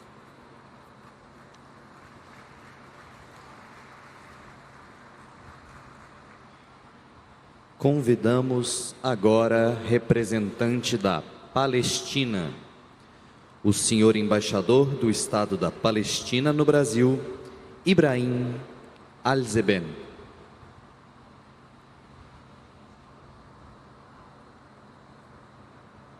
مساء الخير للجميع. Presidencia, boa tarde. معالي السيد أندريه كوريا دولاغو رئيس الدورة 30 لكوب 30، معالي السيد أنطونيو غوتيريس الأمين العام للأمم المتحدة، أصحاب المعالي والسعادة السيدات والسادة، بالنيابة عن دولة فلسطين قيادتها الشرعية وشعبها، أود أولاً أن أعرب عن خالص امتناننا وتقديرنا لفخامة الرئيس لويس إناسيو لولا دا سيلفا وحكومة وشعب البرازيل على استضافتهم الكريمة والتنظيم المميز لهذه الدورة. كما أعبر عن تقديرنا الكبير لفخامة ولسيادة الأمين العام للأمم المتحدة السيد أنطونيو غوتيريس على التزامه الثابت بمواجهة الآثار السلبية لتغير المناخ، وعلى دفاعه أيضاً عن قضايا البشرية العادلة. السيد الرئيس، الحضور الكريم، إن أزمة المناخ ليست أمراً نظرياً أو مفهوماً مجرداً، إنها واقع ملموس ومترابط يؤثر مباشرة على حياة ومستقبل شعوبنا ونظمنا البيئية. وفي ظل هذا الواقع نجد أنفسنا في لحظة حاسمة تتطلب تعبئة عاجلة لمسؤولياتنا المشتركة والعمل الجماعي لتخفيض ثم وقف انبعاثات الغازات الدفيئة وتأمين التمويل المناخي وتعزيز التضامن العالمي، لا سيما اتجاه الدول ذات الأوضاع الخاصة بمن فيها دولة فلسطين، حيث يزيد تغير المناخ من وطأة واقع كارثي فرضه علينا الاحتلال العسكري الاستيطاني الإسرائيلي منذ 58 عاماً. إن دولة فلسطين شأنها شأن العديد من الدول الأكثر تضرراً لم تسهم إلا بقدر ضئيل في الانبعاثات العالمية، ومع ذلك فهي تواجه بشكل متزايد نتائج مناخية قاسية تفاقمت بسبب الاحتلال الذي حرم الشعب الفلسطيني لعقود من حقه غير قابل للتصرف في السيطرة على أراضيه وممارسة سيادته على موارده الطبيعية. هذا الأمر الذي ألحق بشعبنا خلال العامين الماضيين كارثة إنسانية وبيئية غير مسبوقة في التاريخ الحديث، وليس بخاف على أحد ما تعانيه غزة نتيجة لحرب الإبادة التي ستشنها إسرائيل حتى الآن، تلك التي خلفت قرابة 250,000 ضحية وتراكم أكثر من 61 مليون طن من الأنقاض، بعضها ملوث بمواد خطرة، إلى جانب تدمير متعمد لشبكات الصرف الصحي والمياه، مما أدى إلى تلوث المياه الجوفية، المياه الساحلية.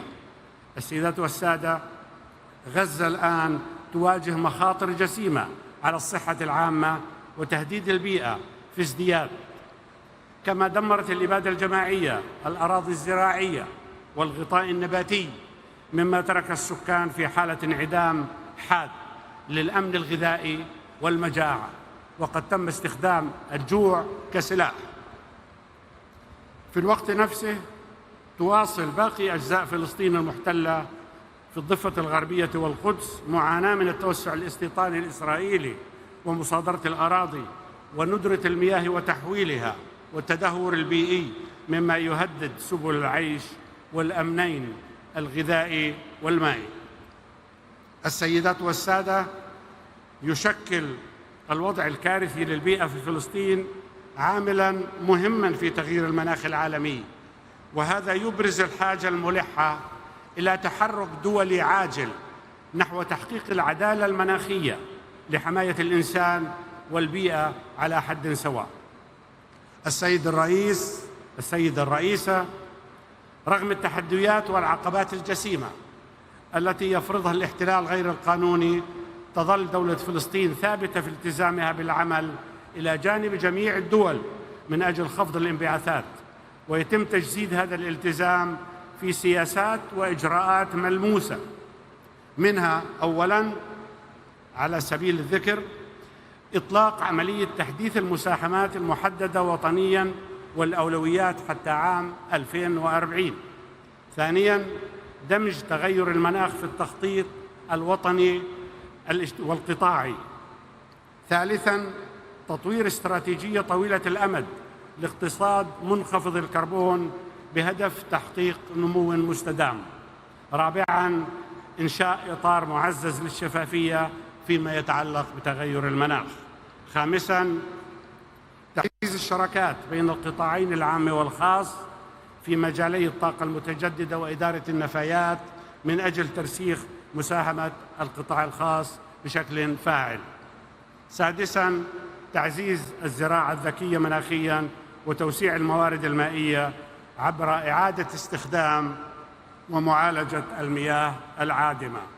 السيد الرئيس، لابد من تلبية شروط أساسية حتى تتمكن فلسطين تحت الاحتلال بالتزاماتها المناخية، وهي أولاً وقبل كل شيء انتهاء الاحتلال الإسرائيلي لأرضه، الاعتراف بالضغوط الإنسانية من قبل المجتمع الدولي، من قبل الإنسانية والمادية والبيئية الشديدة الناجمة عن العدوان والتدمير المستمرين، مما يعقد الإغاثة الإنسانية وإعادة الإعمار.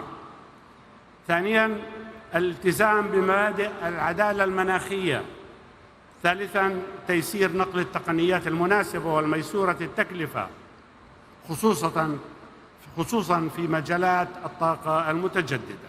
رابعاً تقديم المساعدة التقنية ودعم بناء القدرات وتعزيز أنظمة الرصد والإبلاغ والتحقق. السيد الرئيس، السادة الحضور، عندما تتوفر هذه الشروط يمكن لفلسطين التي ترزح تحت الاحتلال الآن أن تنفذ التزاماتها المناخية بفعالية وتحمي شعبها وأرضها من أجل تحقيق المصير والاستقلال والسيادة على أراضينا، وبذلك تستعيد فلسطين دورها ونستعيد دورنا كأمناء شرعيين عليها، ملتزمين برعايتها وفقاً لتراثنا وتقاليدنا ووفقاً أيضاً للقانون الدولي. السيد الرئيس، السادة الحضور، لقد اختارت دولة فلسطين وشعبها الثبات في وجه الاحتلال، والثبات في مواجهة تغير المناخ، والثبات على أرضنا رغم كل التحديات. ومن ثم فإن رسالتنا إلى العالم ونداءنا أيضاً من خلال هذا المنبر هي رسالة أمل وصمود وعزم على الإسهام في مستقبل عادل ومستدام وسلمي وحر، ليس لشعبنا بل لشعوبنا، لكوكبنا، لأجيالنا القادمة. أتمنى لمؤتمرنا النجاح وتحقيق أهدافه السامية، وشكراً.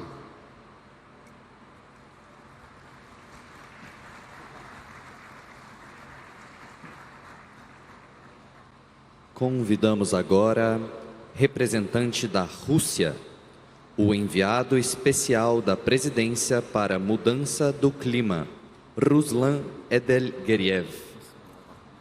Уважаемый председатель, уважаемые дамы и коллеги, последствия изменения климата уже ощущаются во всем мире, но особенно остро в развивающихся странах. Мы видим опасный перекос, когда глобальная повестка почти полностью сфокусирована на митигации.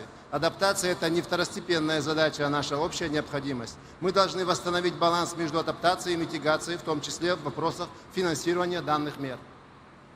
Именно поэтому на предстоящей 30-й сессии конференции сторон в Белене нам критически важно согласовать набор показателей для глобальной цели по адаптации. Мы предлагаем прагматичный подход, давайте согласуем тот минимальный набор, который устраивает всех сейчас, и зафиксируем план по доработке остальных показателей. Это позволит нам начать их апробацию и получить ценные данные уже для второго глобального подведения итогов. И, конечно, любой прогресс в адаптации невозможен без адекватных средств осуществления, прежде всего, финансирования. Подчеркну, что путь каждой страны к низкоуглеродному будущему уникален. По этой причине рабочая программа по справедливому переходу должна оставаться площадкой для диалога и обмена опытом, а не инструментом для навязывания новых обязательств. Нам нужны практические результаты, развитие навыков, передача технологий, доступное финансирование для переходных проектов, а не новые цели, которые могут подорвать социально-экономическое развитие. На КС-28 мы достигли исторического результата, завершили первое глобальное подведение итогов. Его выводы должны стать основой для обновления наших национальных вкладов и развития международного сотрудничества. Они должны служить ориентиром, а не директивой. Мы считаем недопустимым выборочный подход по итогам ГПИ и попытки навязать странам конкретные технологии или виды топлива. Право выбирать свой путь декарбонизации должно оставаться незыблемым. Нам необходимо как можно скорее, уже на КС-30, запустить диалог ОАЭ по имплементации итогов ГПИ. Этот диалог должен быть конструктивным, не предписывающим и, крайне важно, должен уделить внимание односторонним мерам, которые подрывают международное сотрудничество и дух Парижского соглашения. В этом контексте особенно символично, что предстоящая КС пройдет в городе Белене в самом сердце Амазонии. Само место проведения конференции задает тон нашей работе, напоминая фундаментальную роль лесных экосистем в стабилизации глобального климата. Леса Амазонии не просто национальное достояние Бразилии, а важнейший компонент планетарной климатической системы, регулирующий водные циклы и поглощающий колоссальные объемы углерода. Тема сохранения лесов близка и понятна Российской Федерации. Наши леса простираются от субтропиков до арктических пустынь и занимают свыше 1 миллиарда гектаров, что составляет более 20% от глобальной площади лесных экосистем. Научные данные, полученные с использованием современных технологий дистанционного зондирования, подтверждают их колоссальность пожаров. Таким образом, в Российской Федерации задача охраны лесов от пожаров является одним из национальных приоритетов развития. Именно поэтому, исходя из собственного опыта, мы полностью поддерживаем призыв к действиям в отношении комплексного управления огнем и наращивания устойчивости к природным пожарам. Мы с удовлетворением отмечаем, что предложенная концепция является логичным продолжением решений, принятых в ходе межправительственных процессов форума ООН по лесам, ФАО и ЮНЕП, в которых Россия также принимает активное участие. Благодарим бразильское председательство за акцентирование внимания на этой глобальной задаче и выражаем надежду, что призыв будет способствовать укреплению международного сотрудничества для защиты людей, биоразнообразия и природных экосистем в целом. Добавлю, что комплексный подход к охране лесов от пожаров невозможен без восстановления пострадавших экосистем. Сохранение и приумножение поглотительной способности лесов является приоритетом нашей национальной климатической доктрины. Политики. В России налажена система, при которой площадь восстановления лесов устойчиво превышает площадь их выбытия. а также создана основа для реализации лесоклиматических проектов с общим потенциалом поглощения до 100 миллионов тонн СО2 эквивалента в год. Без достаточных и доступных финансовых ресурсов все наши цели останутся на бумаге. Мы поддерживаем широкий подход к климатическому финансированию, которое должно направляться на весь спектр решений от возобновляемых источников до ядерной энергетики и технологий улавливания. Так называемое переходное финансирование является ключевым инструментом для быстрого снижения выбросов в краткосрочной перспективе без ущерба для энергобезопасности и экономического роста. Путь от Баку до Белема должен стать дорогой к укреплению доверия и мобилизации ресурсов, а не к созданию новых барьеров. Уважаемые коллеги, только через сбалансированный, справедливый и уважительный диалог мы можем выстроить устойчивое и безопасное будущее для всех. Благодарю за внимание.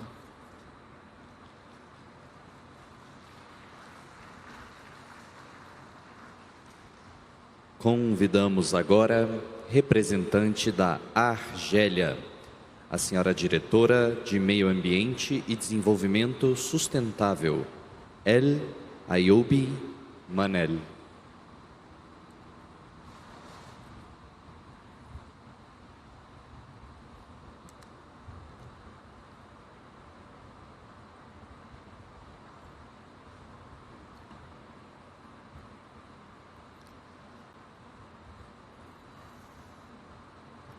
بسم الله الرحمن الرحيم. السلام عليكم ورحمة الله.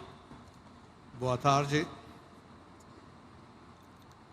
Excellencies, ladies and gentlemen, Excellency Ambassador André Correa do Lago, President of the COP30.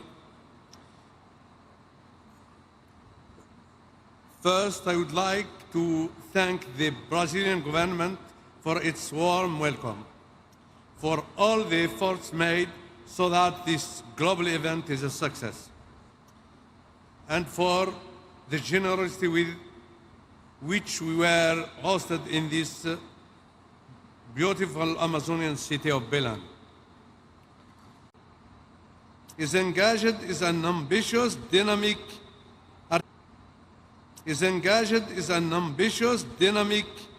articulated, solid strategic plans such as the National Action Plan for Environment and Sustainable Development, the National Plan, and the National Plan of Adaptation to Climate Change. These initiatives, supported by strong political will, aim to restore degraded soils, stop the advance of the desert sands, reduce the pollution, manage natural resources, and build climate resilience in order to participate in the common efforts aimed at preserving our planet, which is threatened by ruthless pursuit of gain and by our own restlessness. In this way, Algerian national efforts aim also to guarantee a better quality of life for our people or future generations.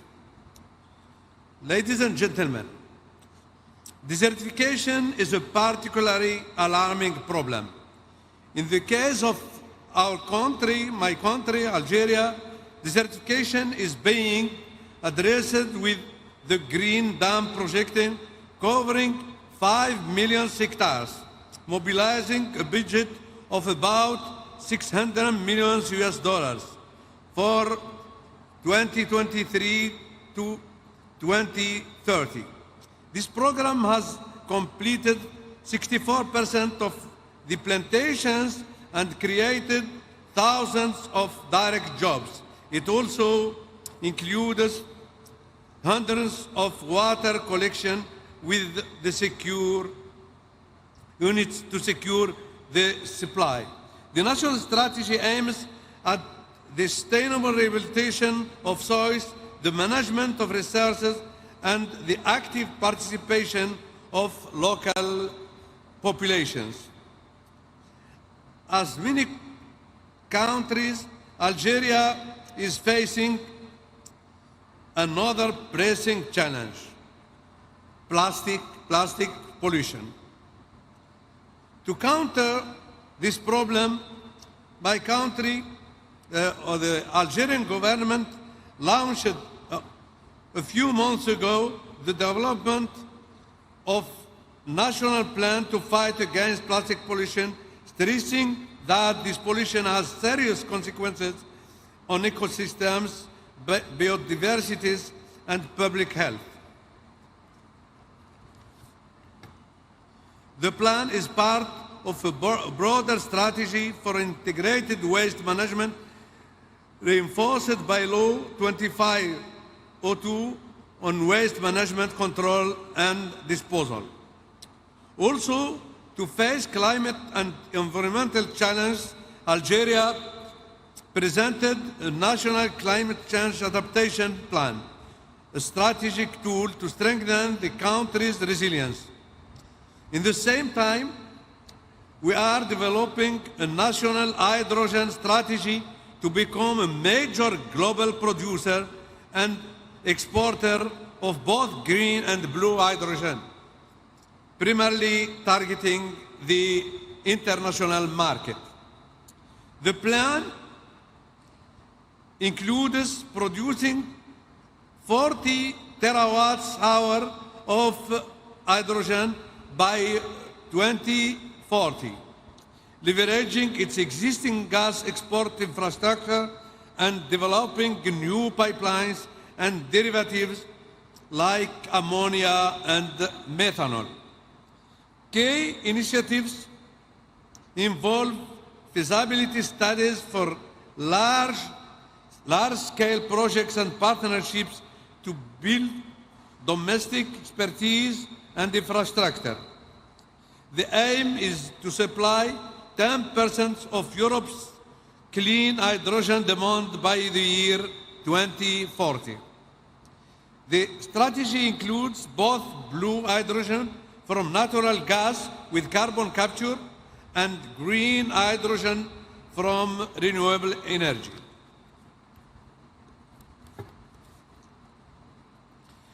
Several feasibility studies for large-scale green hydrogen exports are underway. We envision an Algeria that harnesses its formidable renewable energy potential, especially solar, to drive a diversified green economy, protects its land, combating desertification, rehabilitating degraded ecosystems, strengthening the great green dams legacy, empowers rural youth and women in climate-smart agriculture, water-efficient systems, and sustainable livelihoods, contributed constructively to global climate governance, sharing our experience, learning from others, building partnerships. Let us then ensure that this conference marks a turning point not only in negotiations text, but in real-world transformation. Excellencies, ladies and gentlemen, Algeria stands ready to partner and to examine with required care and due diligence the various initiatives related to the protection of the environment and climate and sustainable development.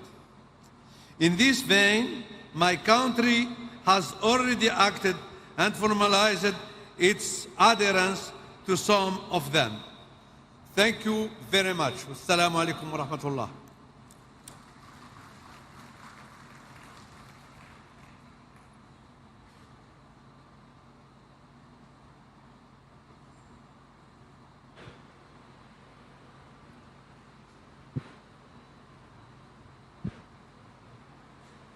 Convidamos agora representante da Armênia, o senhor vice-ministro das Relações Exteriores, Robert Abizon Gomonian. Excellencies, ladies and gentlemen, at the outset, I would like to extend my appreciations to His Excellency Luis Inácio Lula da Silva, President of the Federative Republic of Brazil, as well as to the government and people of Brazil for their outstanding hospitality, and wish every success to our deliberations. What a NBC's gone down the tubes along with most of the rest of them. Why do you think there's such a disconnect between the economy that you're describing day to day and the way many Americans say they are feeling and are concerned about? Well, they feel better about our country right now, other than the shutdown, obviously, which is caused by the Democrats, could be ended by the Democrats in 2 minutes. They feel much better. We have more jobs. We just set a record on jobs. You do know that. We have more investment in our country than any country in history. We're over $18 trillion as of this moment, and we're going to be maybe at 20 or 21 trillion by the time I finish up my first year. And there's been no country, China, no country in the world that's done anywhere even close to that number. Your friend Biden, as an example, in 4 years was less than $1 trillion. We'll be at 21 trillion in 1 year. So there's no country that was even close to that, and our country was a laughing stock all over the world. We have more jobs, we have more potential than any other country, and frankly, we're the hottest country right now. Victor said to me before, we're the hottest country anywhere in the world. Think of it. We'll have $21 trillion invested. We have auto plants pouring back in. We have AI pouring back in. We're leading China in AI by a lot. We're leading everybody in every category. There's no category that we're in second place. So I just heard this yesterday that Walmart said that the Thanksgiving was 25% more expensive under Biden. That's a big, to me, that's a big number, because Walmart's respected. I mean, Walmart is Walmart, and, you know, they're giving you prices. So that would mean that the whole series of pricing and costs, you know, the groceries and everything else, it was a con job. It was a con job. Affordability, they call it, was a con job by the Democrats. The Democrats are good at a few things: cheating on elections and conning people with facts that aren't true. It was 25%. Walmart just announced it 2 days ago. 25% cheaper this year, will be cheaper to have Thanksgiving than it was a year ago under Sleepy Joe Biden. You say that affordability is a con job, as you put it. Say it. You said affordability was a con job, and you didn't want. You said last night you didn't want to talk about affordability. I talked about it. When did I not want to talk about it? I talk about it all the time. We are much better than Biden and all of them. Now, just so you understand, do you remember that the Biden administration had the highest inflation in 48 years, but most people say ever recorded? Do you remember that? Right? Do you remember it? Did they have the highest inflation in 48 years? Did they? Just answer me the question. You know the answer. The answer is yes. They had the worst inflation in 48 years. We have almost no inflation. We're down now to 2%, and we'll be at maybe 1%. You want to always stay above 1%, actually. You want a little tiny bit of inflation. We're at a perfect number. They were at the highest level in recorded history, okay? And when you talk about affordability, that one fact. Now, let's talk about the second biggest subject after inflation, energy. We're going to be at $2 gasoline. We're going to be approximately $2 very soon. We're a little bit above $2 right now for gasoline. Now, under Biden, it was $4.50. It even hit $5, but it was $4, $3.50. We're going to be at $2 a gallon. So gasoline's much less. Energy costs are less. When you have energy and when you have gasoline less, everything else follows. It's such a big category. So when you have lower energy prices, which I think you admit we do substantially, that means everything else. So we are the victors on affordability. But if I watched that election, which I was not much involved in, I didn't support Virginia, the candidate, didn't do a lot of support for the other candidates. They asked me about Cuomo, and I said, well, it's a question, do you want a thug or do you want a communist? I mean, that was my response. So I wasn't involved in that stuff too much. But I will say this. If you look at affordability, which they campaigned on, they lied because they talked about, oh, prices are up. No, prices are down under the Trump administration, and they're down substantially. Energy prices are down. They say you can't put a face on money, yet here I am, where the rules let me be me. For carpet treatment, Hong Kong style. Low taxes, zero capital gains. Practically Asia's most trusted crypto gateway. License innovation thrives. Anti-fraud rules rivaling EU rigor.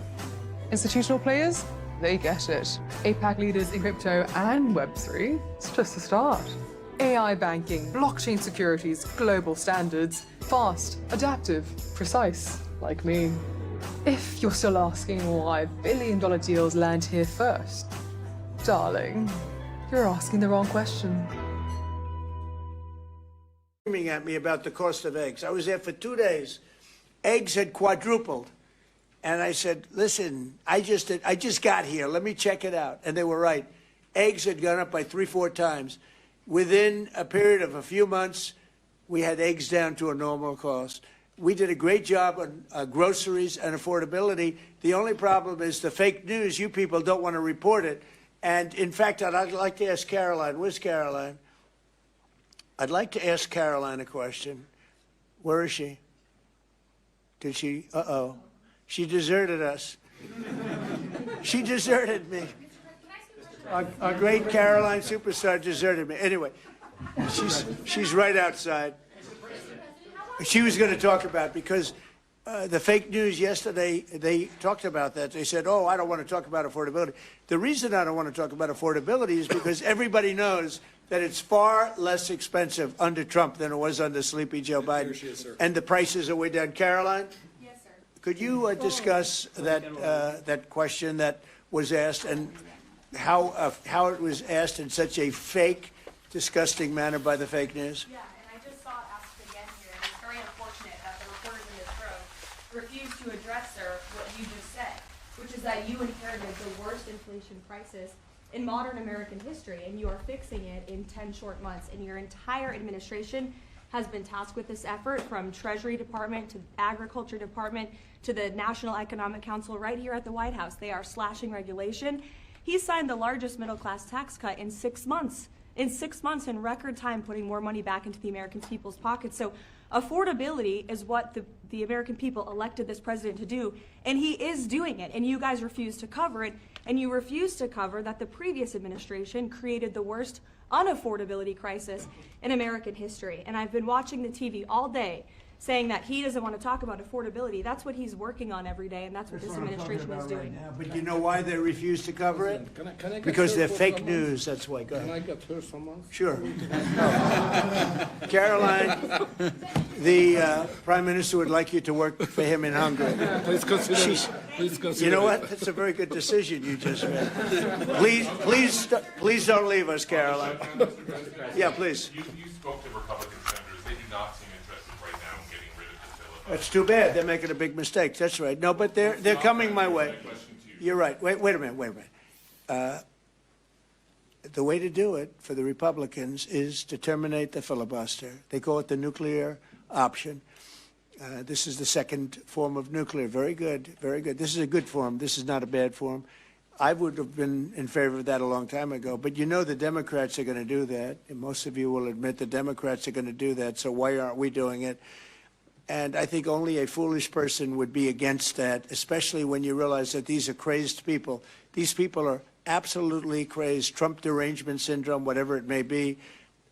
And I am totally in favor of terminating the filibuster, and we would be back to work within 10 minutes after that vote took place, and lots of other good things would happen. And it doesn't make any sense that a Republican would not want to do that. If they're not going to do that, then it seems like you'd have to make a deal with Democrats to end the shutdown. Here's some of the things that we'd pass if we terminated the filibuster. Voter ID, no mail-in voting, no cash bail, no men and women's sports, no welfare for illegals. You could go on and on. This is 2 pages of things we'd do if you did that. Without it, I don't know that you pass anything, because you can't deal with them. They're really irrational. They really are. But I was happy to see that a tremendous liability to this country, a woman that made herself rich in this country. Nancy Pelosi has quit, and she'll be out of here pretty soon. And that I consider that to be a great asset for America, getting her out. Yeah, please go. Are you really going to deal with Democrats? You're not interested in it? I don't know. We'll see what they have. I mean, we'll see. But they're very destructive for the country. NBC, fake news. I'm not taking you. Go ahead. President, are you worried about it backfiring in the future on Republicans? Should they get rid of the filibuster and then down the road? Well, you know, normally I would say, well, a little bit. But the reason that I'm not is because if they ever took over power, they'll do it. Look, Joe Manchin and Sinema are two people that are no longer in politics because of this issue. They were opposed to what the Democrats wanted to do. They wanted to terminate the filibuster. They were opposed to it. They're no longer in politics. They're gone. The Democrats will do this. So if the Democrats are going to do it, I'm saying Republicans should do it before they get a chance. It's very simple. And if we do it, we will never lose the midterms, and we will never lose the general election, because we will have produced so many different things for our people, for the country, that it would be impossible to lose an election. AI bubble. Are you worried about an AI bubble? No, I love AI. I think it's going to be very helpful. So many things are happening with it, and in addition to which, we're leading China, we're leading the world in AI. We're building massive electric plants that the companies themselves are building for their plant. I've given them the right, because we need so much electricity for that. Just the word is electricity, believe it or not. Double the electricity that we currently have in the country for just the AI plants. And I've allowed those companies to rebuild and build electric plants along with their facility. We're getting approvals done in less than a month, sometimes in 2 weeks, for massive, beautiful, massive buildings. And no, I'm totally in favor of it. I think it's really going to be the wave of the future, and we're leading the world. We're leading everybody by a lot. How long do you think the shutdown will last? Mr. President, how long do you think the shutdown will last? I don't know. It's up to the Democrats. We voted, the Republicans have voted 14 times to open up the country, and the Democrats have voted 14 times to hurt the country, really. They should approve it, but they might not. That's why I like the fact that we terminate the filibuster. If we terminate the filibuster, the country will be open within 10 minutes after that termination, because we'll take a second vote, which is the opening of the country, and the Republicans will vote to open the country. That's one of the reasons, not the major reason, by the way. I think it's less important than the other things that we get. But if we terminate the filibuster, the second vote that we will take will be to open up the country. It'll take 10 minutes, and the country will be open. Is there any room for bipartisanship? Because it seems like that's the main purpose of the filibuster, is to create some sort of compromise. So Well, it didn't work, obviously.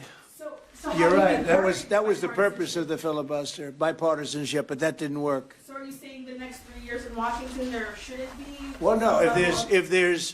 If the filibuster is terminated, we will have the most productive 3 years in the history of our country. If the filibuster is not terminated, then we will be in a slog with the Democrats, and very little for either party will be done. So it's a good thing. Thank you very much, everybody. Thank you very much. Thanks, guys. Let's go. Thank you. Thank you, Press. Let's go. Head out. Thank you, guys. Thank you. Thank you, Press. Guys, head out. Let's go. Let's go.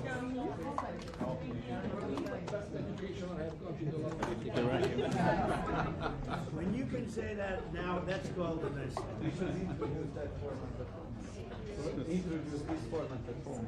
Yeah, but our ministers are not able to behave so disciplined. But here's until 2 weeks ago, when a foreign leader came, he sat right.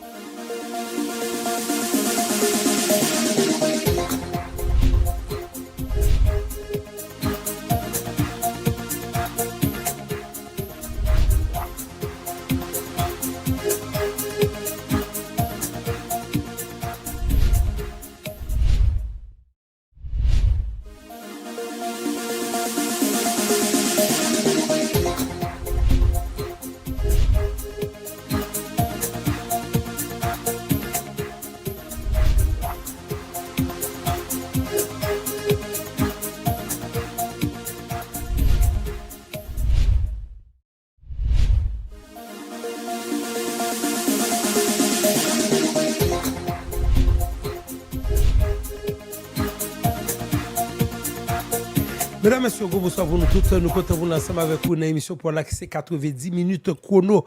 Jeudi, nous allons parler de la sélection haïtienne de football U17 qui connaît un revers 8-1, mais c'est extrêmement grave. Nous sommes l'une des pires défenses de ce championnat. Cependant, il faut nous reconnaître qu'au niveau offensif, nous sommes pas si mal. 2 matchs, 2 buts, ça ne suffit pas, mais il semble que offensivement nous devons venir. Nous allons parler Ligue des Champions, match qui était joué mercredi. Une action litigieuse, est-ce que tu as pénal, est-ce que pas de pénal sous action 6 nia. Et mardi dans Liverpool, est-ce que tu as pénal, est-ce que tu as faute? Est-ce que tu as faute? Maintenant sous action Real Madrid le tout, c'est pas la même action, c'est pas la même image, mais tu as une action litigieuse côté que joueur Real Madrid là, tu joué ballon de la main dans surface réparation et habite là, tu encore une fois joué pour équipe espagnole qui et semaine ça paraît très chanceuse. Et puis toujours en ce qui concerne la Ligue des Champions, le Bayern Munich lui enfin présenté comme un gros mentor. Ceci ne veut pas dire que Bayern pral champion, mais ça veut dire que l'équipe Cap Calila faut lever bonheur et faut que Bayern t'a joué de malchance. 15 matchs, 15 victoires, 0 match nul, 16 matchs. 16 victoires, 0 match nul, 0 défaite. Ça veut dire ce que ça veut dire. Arsenal, au niveau de la Ligue des Champions, c'est la meilleure défense avec 0 but encaissé. La deuxième meilleure défense, c'est l'Inter de Milan. Moi, si c'est sur l'Inter de Milan, c'est parce que en 2023, si mémoire pas fait défaut, et Inter de Milan était finaliste. En 2025, si mémoire m'a pas fait défaut, Inter de Milan était finaliste. Inter de Milan, c'est une équipe qui est capable de compter sous lui dans la Ligue des Champions. Ça. Et en ce qui concerne Erling Haaland, il continue à impressionner, il continue à marquer des buts. Il y a en face Kylian Mbappé avec bien entendu Harry Kane, mais monsieur ça a quand même marqué 7 goals sous pénalité alors que Haaland n'a marqué qu'un but sur pénalité. Si c'est avec divers slots, c'est pas le petit bout de temps la proposé la tourner.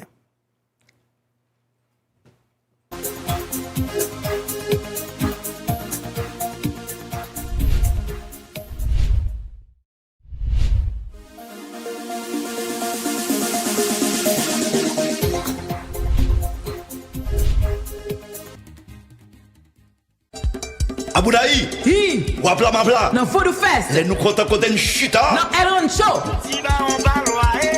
Oui, 9 novembre, El Rancho, Photo Fest, le show! Erol Josué, Ram, Bookman, Nam! Nous avons racine Nam et l'on va s'amuser de toute son âme le 9 novembre. DJ Wayne, pral fait beat la marché en mode Photo Fest! Radio Télévision Caraïbe et le Centre culturel Caraïbe présentent à El Rancho Vaudou Fest. Pour un show vaudou sans pareil, tipa, n'a marché sous Caraïbe pour nous prendre ticket nous $30 US à l'avance. Ram, Bookman, Nam, Erol Josué, même stage, Maxo, Big Borso, mes frérots, pral curiosité. Meilleur pour la cité. Sponsor, point de contact 33 10 95 95. We are nommé, c'est Jacques. We are nommé,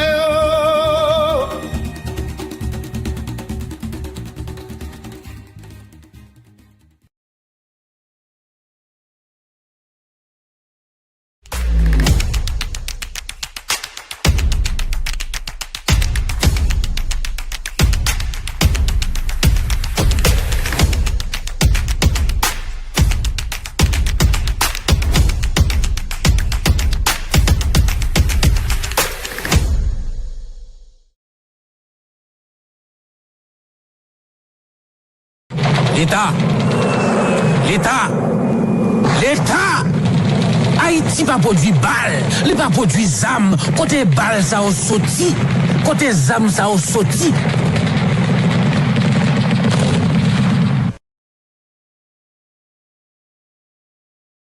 Breg, ça gagne encore content comme ça. Tina, on fait pas avec Jean-Jean, vous aimez là-bas, marché, monsieur qu'on vieille machine qui toujours prend pas navel, me dit le voyel ban moi Haïti, pas réparer, dans 2 mois comme ça, m'a bien 2 machines dans la colacala. Oh, à toute panne ça yo, comment machine pour faire rentrer dans le pays ya? Pas partout ma chère. Est-ce qu'on connaît pour une machine usagée ou bien deuxième main rentrer dans le pays ya? Quitte ces machines pour usage personnel ou quitte ces machines ou acheter pour aller revendre. Il doit joindre une autorisation pour ça? Ah bon? Pour qui ça? Eh bien, le cadre décret qui était sorti 11 mars 2020, qui fixe règlements sous question sécurité bien et services, sous ces liés transactions économiques et protection consommateur, quelle que soit machine usagée ou bien deuxième main qui sorti dans l'autre pays, ministère commerce et industrie signe un accord avec une compagnie étrangère pour inspecter en dedans ou dehors machine et puis délivrer un certificat pour dire que tout bagage correct avant même de monter bateau. Ah, ça veut dire une machine qui gagne compte falsifié, qui a lagué produits toxiques dans l'environnement, qui pas répondre à normes qualité pays, pas entrer sous territoire. Ça veut dire tout, quelle que soit machine qui a une grosse conséquence sur vie moun, sur sécurité publique et environnement, pas entrer dans le pays. Eh bien, dans ce cas ça, pas un problème. Je vais aller les gens Kounia pour me faire réparer la machine, sinon il pas entrer dans le pays. Ministère commerce et industrie a travaillé chaque jour plus pour faire respecter la loi pour protection consommateur et environnement. Mais ça applicable à partir 5 août 2025. Ministère commerce et industrie a informé tout le monde à la ronde badé, commerçants en particulier qui à partir mois décembre 2025 là, tout produit nous pral citer là yo a bien possible contrôle qualité avant de rentrer dans le pays.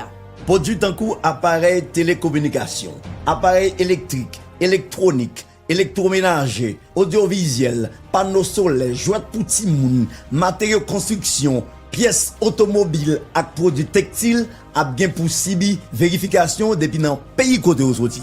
C'est le 4 décret 11 mars 2020 qui établit règles sous question sécurité bien et services, sous série transactions économiques et protection consommateur que ministère commerce et industrie signe un accord avec une compagnie étrangère pour vérifier comme ça doit tout produit nous sorti cité là yo avant même de monter avion ou bien bateau. Après inspection, vérificateur a délivré un certificat qui dit marchandise yo correct, yo ka entrer dans le pays. Un produit qui pas suivre norme qualité yo, qui a gen gros conséquences sur vie moun, sous sécurité publique et sous environnement, pas ka entrer dans le pays. Ministère commerce et industrie a travaillé chaque jour plus pour faire respecter la loi pour protection consommateur et environnement.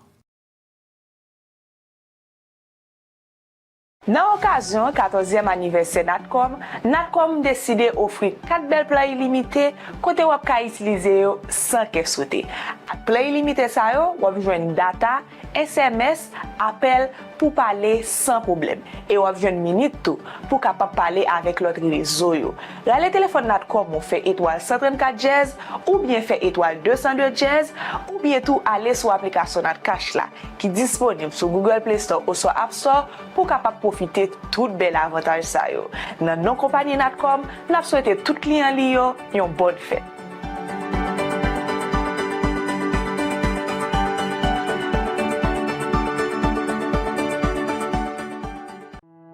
Unibank toujours a réfléchi pour chaque monde qui vient l'ouvrir un compte la Kaili. Li prend engagement pour accompagner chaque jeune client li yo dans sa yo vle pour demain. Avec Unibank, pas de business ni trop gros ni trop petit. C'est peut-être ça, pour atelier couturier, Rose pas hésiter venir un microcrédit national qui c'est petite Unibank. Pour garantir l'avenir petit garçon li Joseph, Rose te mette confiance li dans une banque qui solide. Même Jean à cause, on fait route là ensemble avec Unibank. Rose c'est un couturier qui commence petit business li dans une pièce dans Kaili.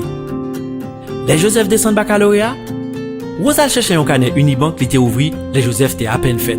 Sous compte Unibank ça, chaque année, Rose te fait épaille, juge Joseph Vingen 18 l'année. Joseph, qui compte sa livrer dans la ville, toujours mettait toute Kelly dans chaque décision la prend.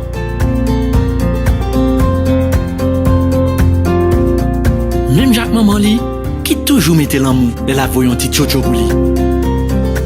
Et pour toute transaction, Unibank tout côté li, pas jamais trop loin. Joseph décide de faire un prêt Unibank pour agrandir atelier couture Rose là. Chaque fois Joseph rentre dans le business là, il est content et il sentit une grosse fierté. Même Jacques Unibank, en pile business, gagne 30 l'année ça. On fait route là ensemble avec Unibank. Même Jean-Parent nous décidé de fiancer un jour, c'est comme ça Joseph décidé d'acheter une bague pour lui faire la demande. Joseph sentit lui paré pour aller plus loin dans la relation. Devant Rose maman li, ak tout bon zami li yo, Joseph décide franchir une nouvelle étape dans la vie li.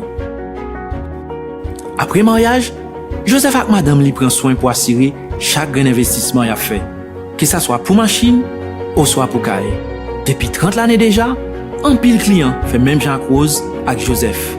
Dans chaque étape dans la vie yo, Unibank toujours là. On fait route là ensemble. Il y a tout ce besoin pour construction caillou.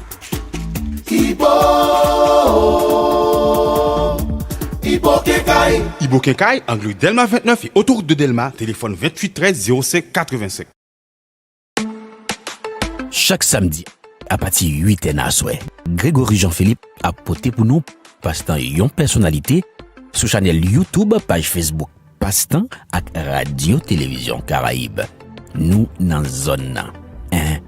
Nous dans zone nan. N'importe côté dans monde là, yon appel suffit pour permettre tout le monde d'entendre ça wap di qui bon, bien et utile à distance. Nous n'a Pétionville là, Vinwen, 35 premiers délices, céramique totale. Dans céramique totale, nous gain céramique pour tout côté, ni pour dehors, ni pour en dedans. Nous même dans céramique totale, nous gain tout bagay. Nous gain carreau porcelaine, céramique, tout grosseur, nous gain grout, tout coulé, nous gain colle pour coller ni céramique, ni carreau porcelaine. WC, lavabo, même pour toilette, robinetterie pour cuisine, douche et tout ça à bon prix. Regardez, où est dans céramique totale, pas gain pas joindre. Nous n'a Pétionville là, Vinwen, 35 premiers délices, céramique totale. Dans céramique totale, relez-nous dans 47 20 12 12. Regardez, où est dans céramique totale, pas gain pas joindre. Céramique totale. Bienvenue dans Agora, l'émission où les idées se confrontent et les débats prennent vie. De 12h30 à 14h, Georges Allen vous donne rendez-vous sur la chaîne 22 Télévision Caraïbe pour des échanges passionnants avec les plus grands spécialistes d'ici et d'ailleurs. Un conférencier éclaire un sujet, des débatteurs affûtent les discussions et vous, internautes, enrichissez le débat en direct. Agora, c'est aussi en direct sur le 94.5 FM et sur toutes les plateformes intelligentes de diffusion. Vous souhaitez participer ou réserver votre place? Contactez-nous dès maintenant au 509 31 25 74 84. 509 31 25 74 84. Agora, là où les idées s'affrontent pour mieux construire l'avenir. Nan okazyon 14e aniversè Natcom deside fete ak tout kliyan li yo, espesyalman etidyan li yo. Nan optik sa, Natcom vini avek kek plan kredi data kap permette ou ale sou internet, navige, epi gen bonus pou ale sou TikTok sans problem. Tout plan sa yo ap valab selman sou sim etidyan nou yo. Sou poko gen sim etidyan pou la, ou ka pase nan nepot magaze Natcom, ou bien kay nepot ajan autorize Natcom. Epi, fe étoile 500 jazz sou telefon Natcom et puis suivre instruction.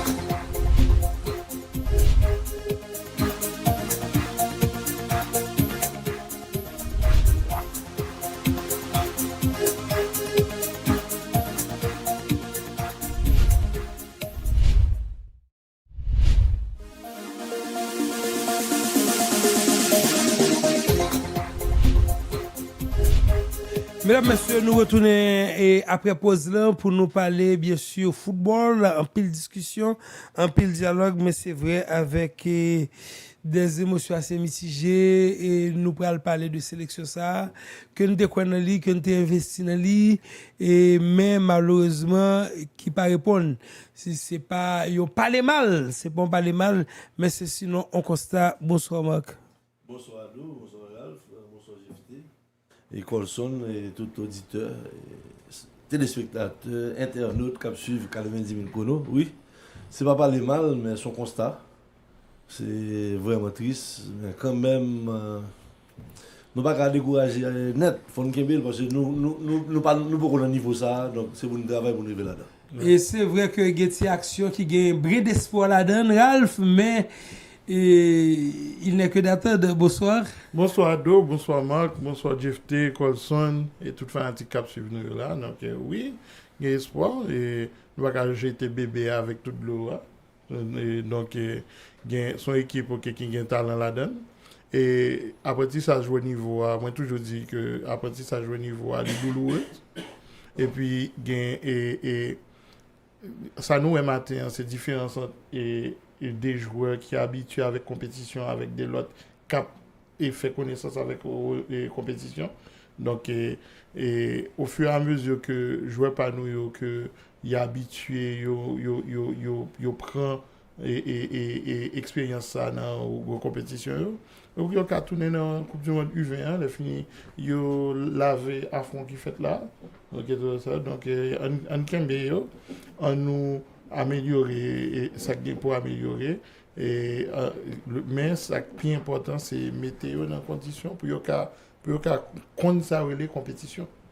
Nous avons disputé 2 matchs, et un match que nous perdu 4-1, c'était devant Égypte, un match que nous perdu 8-1, c'est devant équipe anglaise là. Au départ, et Marc, il était question, enfin pour moi, à moi en particulier, que l'équipe est venue, il y a 2-3 jeunes joueurs qui étaient éclatés et que recruteurs étaient partis en Europe avec eux, qui étaient prêts à nous espoir, peut-être que pourquoi pas, dans 1 an, dans 2 ans, voire dans 3 ans, 4 ans, que nous avons des vrais joueurs qui pas obligés de venir jouer pour la sélection haïtienne, mais qui naturellement a joué pour la sélection haïtienne, entre guillemets, moi, ça me dire. Et c'est pas un joueur qui fait l'autre bord, l'autre bord, pas qu'on Haïti, mais c'est des joueurs qui déjà porté maillot, et qui a porté dans U19, qui a porté dans UV, et donc là, ils viennent jouer pour grosse sélection, donc c'est un pépinière, mais qui prend, même avec Del Dumonet, ils ont expérience européenne, malheureusement, on n'a pas l'impression de jouer, moun ça dans la sélection, qui brille, qui fait la différence, bon, il n'est que d'attendre, qui va obliger les recruteurs et pencher sous lui.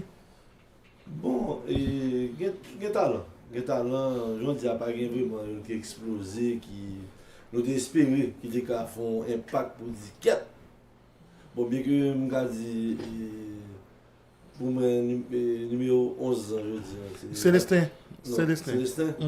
Et Alexis toujours numéro 7, toujours très bon match. Oui, Alexis joue bon match. Et Célestin montre qu'il a un talent. Il y a d'autres joueurs qui, bon, il y a des gens qui ne pas ça. Et moi, Nicolas, il est précieux défenseur. Oui, mais ça va comme si, ou même on va obtenir une explosion. Mais écoutez, ils ont l'autre yeux, ils gardent le ballon l'autre gens, ils vont aller chercher. Ils vont chercher en milieu défensif, qu'il voit potentiel lui-même, on va prendre une explosion, on va prendre éclater, et prendre un barreau, pour dire pour recruter là surtout habitué, et petit jeune qui a un talent. Il a cherché l'autre caractéristique auquel qui a fait que vous différez. On a souhaité que la vitrine ça, gain qui joignent et gain qui déjà dehors et par exemple Théo là qu'on en Espagne et gain qui Jamaïque et donc Nicolas par exemple non Nicolas Jamaïque et puis non pas Nicolas non Nicolas et puis Jamaïque gardien de Jamaïque et puis non mon défenseur et Gabriel de mon défenseur. Et dans défenseur. Un défenseur qui. Donc, il y a Zamor,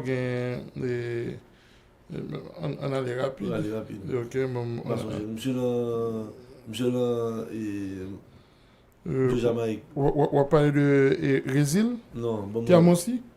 Non. Et Zamor. Qui est Zamor? Alexis. Depuis là, on vient, et Joseph. Louis Saint. Oh, même dit ça matin, regardez-moi matin. Mais c'est pas grave. Et c'est sûr qu'il y a Young Boys. Young Boys, attaquant. Nicolas Young Boys. Et donc c'est sûr que je as souhaité que nous jouions une ouverture pour peut-être développer. Young Boys, c'est du côté de la Suisse. Oui. Pour développer comme si j'ai joué au football parce que ici, pour le moment, pas un championnat, pas vraiment carrément besoin, donc on a besoin de bagages qui, on a besoin de compétition, on a besoin de jouer match, on a besoin de match en jambe, j'aimerais dire, on a match en jambe. Donc, m'espérer, bon, dans le dernier match, peut-être, ce que tu vas le faire. Avant de revenir dans le dernier match, là, et on fait rétrospective sur le match matin, notamment sur certains goals que nous prenons, notamment le 3e goal là. Côté que le regroupement défensif sélection haïtienne laissé à désirer. Oui, c'est pendant que l'équipe anglaise a récupéré le ballon en haut, elle fini, il y a même déjà dans le procès d'attaque là. Et même milieu qui est ouvert à gauche là, qui peut et projeter le vers l'avant, milieu défensif n'a pas suivi. Ok, jusqu'au bout, et c'est là que ou besoin un maximum de concentration pour pas quitter jouer à battre de vitesse ni ou pas quitter jouer et c'est là que moi crois que Joseph Fontical péché que il pas suivre net alcool et puis Walsh et juste jouer un ballon on a peut-être manche malette là on est entré sur face ça et puis il mettait tir là et c'est là ça moi crois que nous prenons un coup de masse sur parce qu'avec réduction même score, 4e goal là, ouais. c'est toujours regroupement défensif qui a fait, il y a une longue passe, il arrive sur nous bien rapide. Oui. Ou dit Joseph, ou dit Miguel l'absolu. Miguel, exact. Miguel l'absolu. Et Miguel Joseph? Miguel Joseph, il a mal plaisir. Ah, qui beau. Il même goût d'agagien, gardien c'est là les deux. Donc c'est ça, ok, c'est des petits détails, mais encore une fois, ok, c'est pas par hasard. Et équipe noire. Ok, si joueurs nous pas habitués à gros compétition.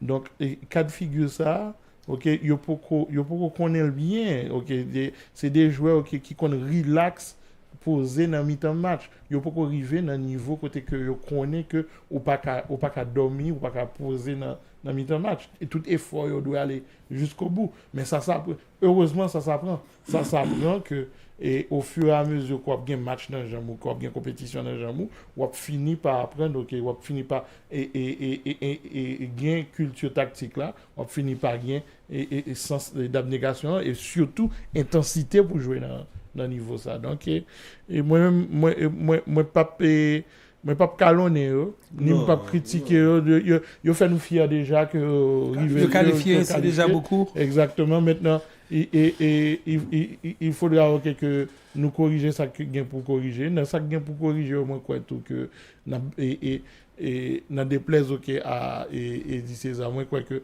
Eddie César qualifié équipe là tout ça lui fait que même moi crois que gon l'autre palier nous besoin franchir n'a besoin un technicien qui est beaucoup plus aguerri tout ça mais technicien ça même le vini si petit pas jouer compétition les préparation pas qu'à remplacer compétition match amical pas qu'à remplacer compétition du tout donc il pas qu'à faire miracle avec c'est pour ça que nous souhaité que des joueurs qui joignent des ouvertures à l'extérieur pour qu'à jouer une compétition tout parce que si a joué au fur et à mesure il y a pas guéri il y a pas expérience il y a pas habitué avec à niveau ça au niveau et moi m'a souhaité que monde qui était toujours qui voulait caper de pas décourager parce que nous avons besoin et que t'as souhaité plus secteur privé à entrer dans bataille ça tout puis bon peut-être que la piste structurelle monter en commission pour ça même s'il le faut pour faire suivi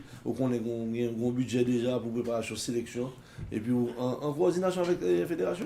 Alors Marc Fonzi toujours en ce qui concerne cette sélection nationale U17 et c'est quand même une assez bonne préparation parce que la préparation a été faite une grande partie était faite en Espagne Jamaïque avant et puis deuxième partie était faite en Espagne donc il y a eu beaucoup de concentration et est-ce que un discours selon même comme où tu es passé comme joueur de football et est-ce que un discours qui pas passé entre entraîneur et monsieur parce que c'est pas le même discours là pour entraîner des pros des qui déjà connaissent bagayo c'est 1 2 3 tout le monde t'a accordé avec des petits monde c'est apprentissage lui en fait bon et pas opiner vraiment sur ça parce que pas capacité entraîneur déjà qu'on qui j'en pour parler peut-être une des idées mais c'est sûr ou moi que je te connais pas avant oui je te connais pas avec moi c'était plus psychologique c'était beaucoup plus psychologique c'est ça le doigt parce que nous à leur âge parce que nous avons perdu le match nous crier oui. Nous crions. Oui, même une image là, un petit jeune homme là. Nous crions. Pas n'importe match comme si match ou gros match. On a joué à l'extérieur, une équipe qui bat. Non, nous crions tant que Simon. C'est comme si nous avons perdu un gros final. Donc, ou raton goal, ou t'es qu'à crier. Simon nous y est. Parce que bon, t'es dans le club Saint-Louis, bon, on est obligé de quitter le football après. Pour des raisons familiales. Et parce qu'à l'époque, le football était avec votre marché. Papa est devenu malade. Ok. Et, bon, il est décédé après, donc obligé de quitter l'étude pour retourner à le travail. Alors, et à ce niveau-là, c'est que il y a un aspect positif parce que c'est vrai que nous avons encaissé 12 buts en 2 matchs. C'est extrêmement difficile. Très lourd. Et score de tennis, 6-1, j'ai envie de le dire. Très lourd. Mais il faut nous reconnaître que au moins nous baillons au moins 2. Nous baillons 2 goals. Et puis l'autre bail encore comme tu as regardé dans la première mi-temps, c'est Octobre Moins le nombre de tirs cadrés. Le nombre de tirs cadrés que Haïtien a fait, pas mauvais. Mais sinon les tirs ont été cadrés. Malheureusement, ils n'ont pas été exploités. C'est des actions positives quand même. Non, on a est-ce que l'inquiétant, je ne sais pas, mais est-ce que nous revenons au score 2 fois? C'est-à-dire que des 2-0 sur nous réduisons le score à 2-1. Et puis chaque fois nous prenons temps fort nous. Et là, son bail que pour regarder l'équipe, ça va essayer de corriger là-dedans. Par contre, si vous avez la compétition, vous allez encore, c'est ça. Parce que là, après la compétition, ça va passer pour les jeunes. Ça veut dire qu'ils vont jouer de l'autre compétition, pour même la sélection A. Est-ce qu'il y a l'autre tournoi U17 international toujours? Pas vraiment gagné en pile. Donc, qualification, pas gagné, c'est prochain. Comme vous voulez faire chaque année, chaque année. Bon contrat que Qatar gagne avec FIFA, côté que a fait chaque année. Jusqu'à 2029. Là, ça veut dire qu'il y a une continuité, il y a Kembe, si monsieur ça ensemble toujours. Parce que l'habitude d'arriver, après, on attend chaque 4 ans, obligé de gagner, et puis il y a une plus grand. Il y a l'autre catégorie. Donc, mais ça veut dire que chaque fois, on entend fort nous, et puis il y a notre dynamique ça, qui ça doit faire? Et puis, moi la gazer. Notre dynamique ça, Ralph, qui ça doit faire pour ne pas perdre Simon Sayo? Parce que le problème qui arrive, à un moment, ils ne sont pas tous à l'extérieur. Il n'y a pas de compétition en Haïti et Jean-Marc dit qu'il n'a pas gagné qu'à remplacer la compétition. Maintenant, nous avons peut-être une Coupe du Monde en 2030 en perspective pour eux. Parce que 2026 jusqu'à présent, il est possible pour Pigayo. Ok? Donc, qui j'aime de faire pour si vous continuer à suivre avec eux jusqu'à ce. Parce que, à titre d'exemple, Portugal 1992, là, avec Espagne 1992, là, ils ont grandi, jusqu'à ce qu'en 98, où une belle équipe Espagne qui était éliminée. Et puis, c'est même génération Luis Figo ça qui en 2000. Et oui, Costa, etc. Il a fait nos demi-finales et championnat d'Europe des Nations. Donc ça, il dit que, ouais, en génération, c'est une génération olympique, là, c'est les Jeux Olympiques de 92, génération ça, les gars servi avec jusqu'à ce que Figo même prenne ballon d'or. Et dans partie de mon génération ça. Maintenant, qui je nous même nous le faire pour nous taquer un bête si mon zayo. Non mais son génération dit olympique. Son génération depuis Coupe du Monde 87. U20 87. Oui, U20 87. C'est là oui Costa et Luis Figo. Avant les Jeux Olympiques. C'est là où paraît. Avant les Jeux Olympiques. Donc tu t'imagines, donc nous-mêmes, a priori, jeunes, ça par exemple, mon latéral, je dis qui dérange mon pile. Et latéral. Monsieur qui est blessé parce que monsieur fait, par contre, c'était pas attention au début du match, monsieur fait photo avec Mayol. Il fait photo d'équipe là avec Mayol, monsieur Kembe. Monsieur bon pile. Ça veut dire peut-être c'est blessé. Ça, moi, si le recruteur, c'est unique joueur qui tape manger. Et monsieur est blessé. Parce que monsieur monté, il descend, monsieur waouh. Je ne sais pas toutes les informations, mais. Son nom, c'est quoi déjà? Assigné. Bon. Par contre, si monsieur a joué le 3e match là, mais il est franchement extraordinaire. Alors, vous voyez photo à bout de FT? Parce qu'il est franchement extraordinaire. Donc, moi, c'est que Génération Safanda Rebelle, et justement, le problème, c'est qu'en Haïti, il n'y a pas de compétition. Ce sont des jeunes qui vivent en Haïti, c'est pas tout qui vivent dans le bois. Maintenant, est-ce qu'on va inventer un tournoi de jeunes pour eux? C'est ce qu'il faut faire. Parce qu'il faut qu'on tienne compte de réalité pays. La réalité pays, elle est morcelée.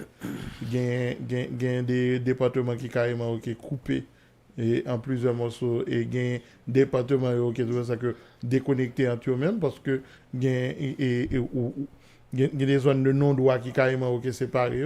L'idée, ce serait que notre petit côté qui est vivable toujours, qu'on mettait des tournois, et des tournois de jeunes.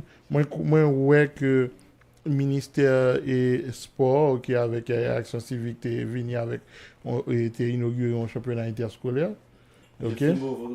Et ce serait très bien si on a multiplié dans plusieurs départements. Et que le pas arrêté dans la zone métropolitaine non seulement, que tu as mis dans le grand sud là, et t'as dit matin qui a attiré attention quand je lui ai parlé de recrutement qui était dans temps longtemps au niveau des championnats de vacances, au niveau des championnats interscolaires, il y a un club qui a le volet jouer dans le championnat interscolaire, il y a un petit Rosemont, il y a un Jeunesse sous et je crois que non et Racine, libre jeunesse sous, Aigle après Olympique, Don Bosco prend et Manu Salon dans lycée Pétionville, etc. Maintenant, qu'on est là et c'est que il sont moyen de recrutement, mais tout il y a des joueurs recrutés dans le championnat de vacances. Par exemple, Patrick Auguste, c'est dans Victory, c'est dans le championnat de vacances. Et il y a des Georges Dieu juste, c'est dans le championnat de vacances, c'est maintenant interscolaire. Donc, qu'on est là, le recrutement, ça il presque pas qu'à fait.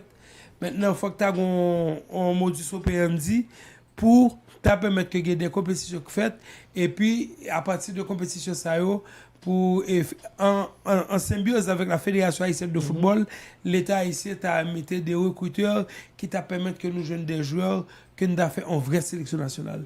C'est pas sous base j'ai rencontré là et pour 1500 joueurs mettre dans Saint-Louis et puis pour moi c'est vrai base ça est assez intéressant mais ça qui arrive Marc joue ou fait ça si mon ne pas non il pas dans meilleur il pas dans meilleure forme ni on doit des joueurs qui étaient pi bon et puis oui Alcimé ou des joueurs qui étaient pi bon et puis malheureusement joue ça il pas dans meilleure forme ni parce que mais là non compétition sur le bagage mon a joué minimum 3 matchs les cas jouer 6 jusqu'à 7 matchs laisse ça gagner plus façon pour elle même s'il pas il pas faire toute compétition il en forme non c'est sûr on détecte que je pas faire un jour non tout recruteur comme ça tout recruteur connaît faut que ait 5 à 10 matchs joués pour qu'il statuer je me dis que là c'est jouer chance c'est tout exactement oui même je là c'est jouer ma chance exactement tout à fait parce qu'il y a des matchs où il y a des là à bon match et puis même ça arrive là au niveau des gros joueurs et puis je offre le prochain match pour connaître un joueur vrai pour commencer à comprendre un joueur connaître vraiment au besoin au moins 5-6 matchs 5-6 matchs et des fois même 10 matchs au besoin pour garder les joueurs pour qu'à dire est-ce que il vaut la peine est-ce que c'est pas chance oui donc en grosso modo sélection haïtienne ça et yo t'a doué toujours Kembel et puis il faut avoir l'autre forme de recrutement j'aime dire pour permettre que regardez qui ça nous t'a fait mais c'était un l'autre temps OK l'aime dire l'autre temps c'est tout avant hier là mais au moins t'as possibilité pour voyager dans tout le pays et dans moment ça par exemple si mesdames et nous yo étaient dans U17 yo monté dans U20 et fini dans U20 yo qualifié pour Coupe du monde ouais ça continuité à assurer et après que c'est eux qui envahit équipe A ouais ça me besoin donc nous souhaitons ça pour parler bien là c'est continuité ça m'a parlé vous parlez bien non mais ça va chercher c'est ça besoin ça besoin donc c'est juste mettre des structures et que tout le monde mette main à la pâte mon capable ça capable même si il est pas obligé et ou il a pas obligé de travailler là mon cas pour tes idées parce que son bail et j'aime dire là c'est seul bail qui réunit tout le monde espoir ouais. Tout à fait alors Haïti perdu et 8-1 Haïti c'est pas seul match ça ligue pour le jouer mais il y a l'autre résultat que nous avons enregistré notamment Salvador qui fait match nul avec Colombie 0-0 Gen Angleterre, bon, nous ne pouvons pas parler de lui, quand même, qui bat Haïti 8-1. Allemagne fait match nul avec Corée du Nord, Union. Égypte fait match nul avec Venezuela, Union. Gen Mexique qui bat Côte d'Ivoire, Angola 0. Gen Suisse, Corée du Sud 0-0. Zambie bat CK2, équipe Honduras là, c'est grave. Et puis Brésil, raché Indonésie 4-0. Donc c'est résultat journée. Hein? Et dans tout résultat ça la pire défaite, l'écart qui pillage là, c'est nous-mêmes, un écart de 7 goals, Marc. Bon, ça a dû.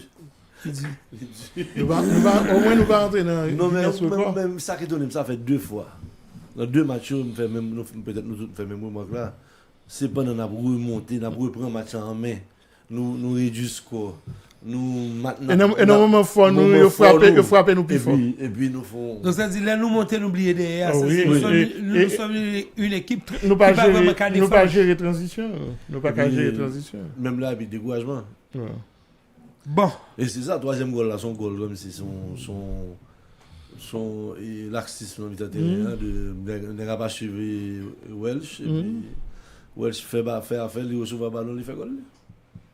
Voilà, en tout cas, et je pense que nous ayons tout dit en ce qui concerne cette sélection haïtienne de football. Nous t'avons souhaité que lundi prochain, nous joignions une meilleure équipe. Il y a des joueurs que je connais, moi, jeunes là, qui sont assez intéressés. Notamment, hier, nous jouons numéro 7 et Félix. Jeudi, nous jouons numéro 11 là. Hier, nous jouons numéro 9 là. Tout à fait. Et puis, il y a Alci même dans cette qui reprend le forme parce qu'il est franchement extraordinaire. Donc, l'île pour nous prendre pause. Oui, très important. Non, mais attendez. L'île pour nous prendre pause pour nous entrer dans la Ligue des Champions. La proposition d'obtenir.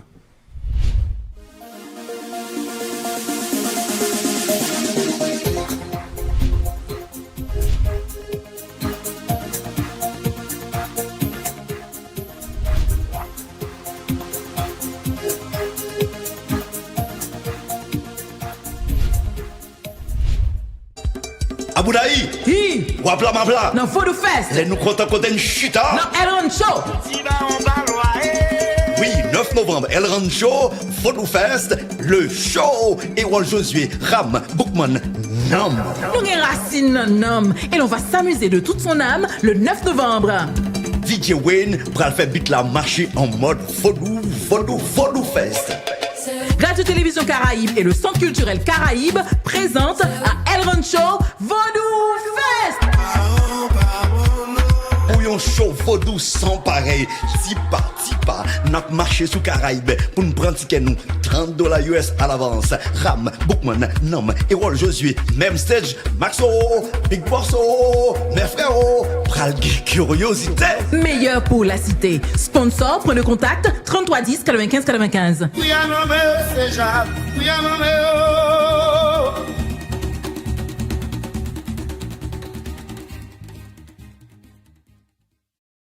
Construire kay pas jamais facile. Il faut que kay comprenne ça. Pour le mettre au pied à l'aise, il construit un plus gros magasin là sous Delma. Kounya tout monde descend pour faire à faire de nous voyer Iboken Kay là. Ou pas besoin de courir ou bien perdre que l'autre côté fermé parce que dans nos nouveau magasin Iboken Kay là, gros magasin, on va joindre tout matériel au besoin pour chantier. C'est pas seulement espace nouveau Iboken Kay la gagner, mais les gars c'est tout bons outils de qualité avec un service clientèle supérieur. Tout client, ingénieur, contremaître, boss maçon, a jeune planche, plywood, bois, tout soit besoin pour électricité, plomberie, appareil sanitaire, luminaire, petit et latrier.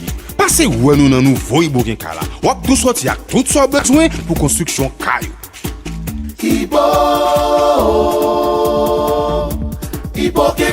Iboken Kay, angle Delma 29 et autoroute de Delma, téléphone 28 13 05 85. Chaque samedi, à partir de 8h à soir, Grégory Jean-Philippe a porté pour nous Passe-temps yon personnalité sur channel YouTube, page Facebook Passe-temps ak Radio Télévision Caraïbe. Nous dans zone nan. Nous dans zone nan. N'importe côté dans monde là, yon appel suffit pour permettre tout le monde d'entendre ça wap di qui bon, bien et utile à distance. Nous n'a Pétionville, Vinwen, 35 premiers TELUS, céramique totale. Dans céramique total, nous gen céramique pour tout côté, ni pour dehors, ni pour en dedans. Nous même dans céramique total, nous gen tout bagay. Nous gen carreau porcelaine, céramique, tout grosseur, nous gen grout, tout coulé, nous gen colle pour coller ni céramique, ni carreau porcelaine. WC, lavabo, même pour toilette, robinetterie pour cuisine, douche et tout ça à bon prix. Regardez, où est dans céramique total, pas gen pas joindre. Nous n'a Pétionville là, Vinwen, 35 rue Métellus, céramique totale. Dans céramique total, relez-nous dans 47 20 12 12. Regardez, où est dans céramique total, pas gen pas joindre. Céramique totale. Bienvenue dans Agora, l'émission où les idées se confrontent et les débats prennent vie. De 12h30 à 14h, Georges Allen vous donne rendez-vous sur la chaîne 22 Télévision Caraïbe pour des échanges passionnants avec les plus grands spécialistes d'ici et d'ailleurs. Un conférencier éclaire un sujet, des débatteurs affûtent les discussions et vous, internautes, enrichissez le débat en direct. Agora, c'est aussi en direct sur le 94.5 FM et sur toutes les plateformes intelligentes de diffusion. Vous souhaitez participer ou réserver votre place? Contactez-nous dès maintenant au 509 31 25 74 84. 509 31 25 74 84. Agora, là où les idées s'affrontent pour mieux construire l'avenir. Non, Aboudaï! Hi! Wapla mapla! Non, Vodou Fest! Les nous comptons côté une chute, hein? Non, El Show! Oui, 9 novembre, El Rancho, Vodou Fest, le show! Erol Josué, Ram, Bookman, Nam. Nous avons Racine Nam et l'on va s'amuser de toute son âme le 9 novembre. DJ Wayne pral fait beat la marché en mode Vodou Fest. Radio Télévision Caraïbe et le Centre culturel Caraïbe présentent à El Rancho Vodou Fest. Pour un show Vodou sans pareil, si pas, n'a marché sous Caraïbe pour nous prendre ticket nous $30 US à l'avance. Ram, Bookman, Nam, Erol Josué, même stage, Maxo, Big Borso, mes frérots, pral curiosité. Meilleur pour la cité. Sponsor, prenez contact 33 10 95 95.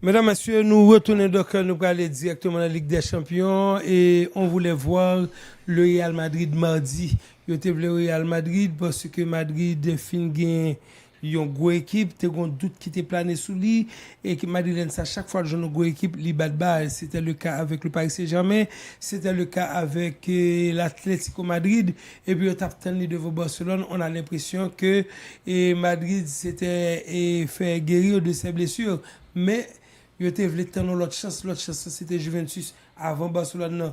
Madrid calé, yo te estimé que Juventus pas bien joué, entre Liverpool qui de retour.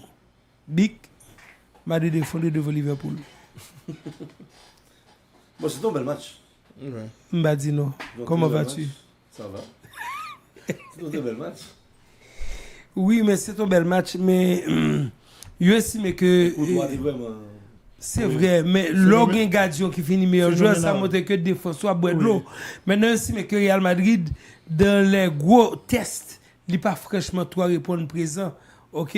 Donc, ça qui passe, le Real, puisque nous avons regardé Paris Saint-Germain, la Coupe du Monde des clubs là, c'est un fiasco. AT Madrid 5-2. Bon, Liverpool, il levé pied. Et Barcelone, il levé pied. Mais là, devant Liverpool, alors, on ne parler de Juventus. Là, dans Liverpool, voilà que il reperdit encore. Moi, je crois que ça n'a pas là, ok, c'est produit de plusieurs bagages. Pour les bagages là, ok, c'est que pas bien que Real pas de gain pré-saison. Le fait que le pas de gain pré-saison, c'est que Xabi Alonso... C'est une équipe qui se cherche. Alors, c'est une équipe qui est en gestation toujours. Mm-hmm. Deuxième bagage là, ok, c'est que vous avez des joueurs qui étaient habitués avec un style laxis en football, ok, tout ça, que plutôt ok, de réaction, et côté que non seulement il y aurait un adversaire, les fini eux-mêmes, ils ont explosé vers l'avant et ils étaient basés en pile sur qualité individuelle. Oui. Au vingon entraîneur lui-même qui mettait structure, qui dit comme ça que quel que soit sorcier, on va entrer dans le canevas. Et c'est ça, ok, des joueurs capables de jouer le système Xavier Alonso. Jusqu'à présent, il y a un seul qui vraiment épanoui là-dedans, ok, c'est Mbappé, qui a fait un paquet de goals. Ok, ça, mais malgré ça, un paquet de goals pénalty. Parce que Mbappé a un gros collectif qui a joué pour lui tout. Goulet tout, ok, tout ça. Et puis, nous, Bellingham a rentré petit à petit. Mais Vinicius, c'est on le bon, on le pas bon. Parce que, pour qui ça? Parce que Vinicius, ok, on sentit que sa gestion, ok, pose problème. Il réduit dans le temps de jeu, il réduit dans l'influence et tout, parce que l'aile souterrain, ok, tout ça, que Mbappé vient jouer sous l'aile l'IA, et en dedans, ok, tout ça, que l'Ireme fait diagonale là, l'aile fait diagonale, elle pas un point d'ancrage, elle pas un monde pour l'appuyer sous lui, il pratiquement mandé pour le dehors, et Vinicius, c'est pas un vrai ailier, c'est surtout un ailier à l'envers. Et c'est là que le fait des galios. Donc, jusqu'à présent, ok, que nous rappelons que et quitte c'est 2022, quitte c'est 2024, le Real champion d'Europe là, Vinicius c'était très très très très important.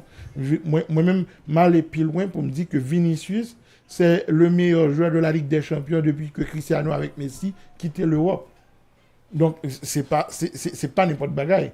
Lorsqu'un joueur ça que on pas mettre dans de meilleures conditions pour le faire gagner ou handicaper propre équipe, c'est comme ça bailler tête ou on balle dans pied.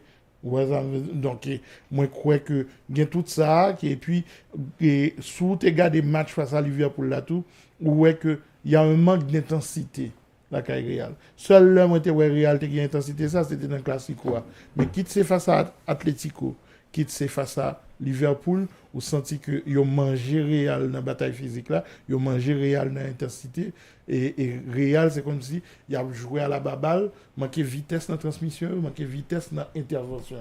Et en plus, moi, mais après Vinicius ou Vinavel là, parce que moi j'étais attendu que c'est Vinicius qui t'a fait une différence là, parce que Bradley c'est pas un genre de latéral qui franchement aimé marquer, mais Bradley font point, mais vraiment bel point, Bradley musle Vinicius. Bon, Vini essayer, mais quelque côté il réussit passer. Mais il ne pas jamais dans la carrière pour représenter. Personne. Oui, parce que Mbappé monte en pile sous le lit. Donc même Bellingham pas arrivé. Mais ça parce que Bellingham veut un petit peu avancer, de ce fait couleur vient avoir.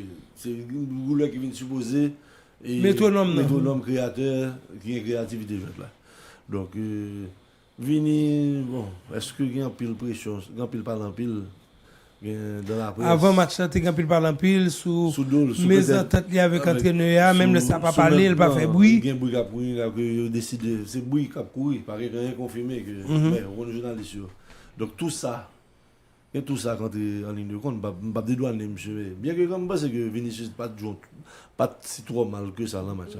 Non, pas de mal, mais quand même latéral était bon sous lui. Alors non mais les Vini prend boule là tout. Ouais, combien de calzoli? Toi. Non, mais c'est ça tout. C'est ça le problème, c'est que et il prend plus de sérieux que meilleur buteur équipe là.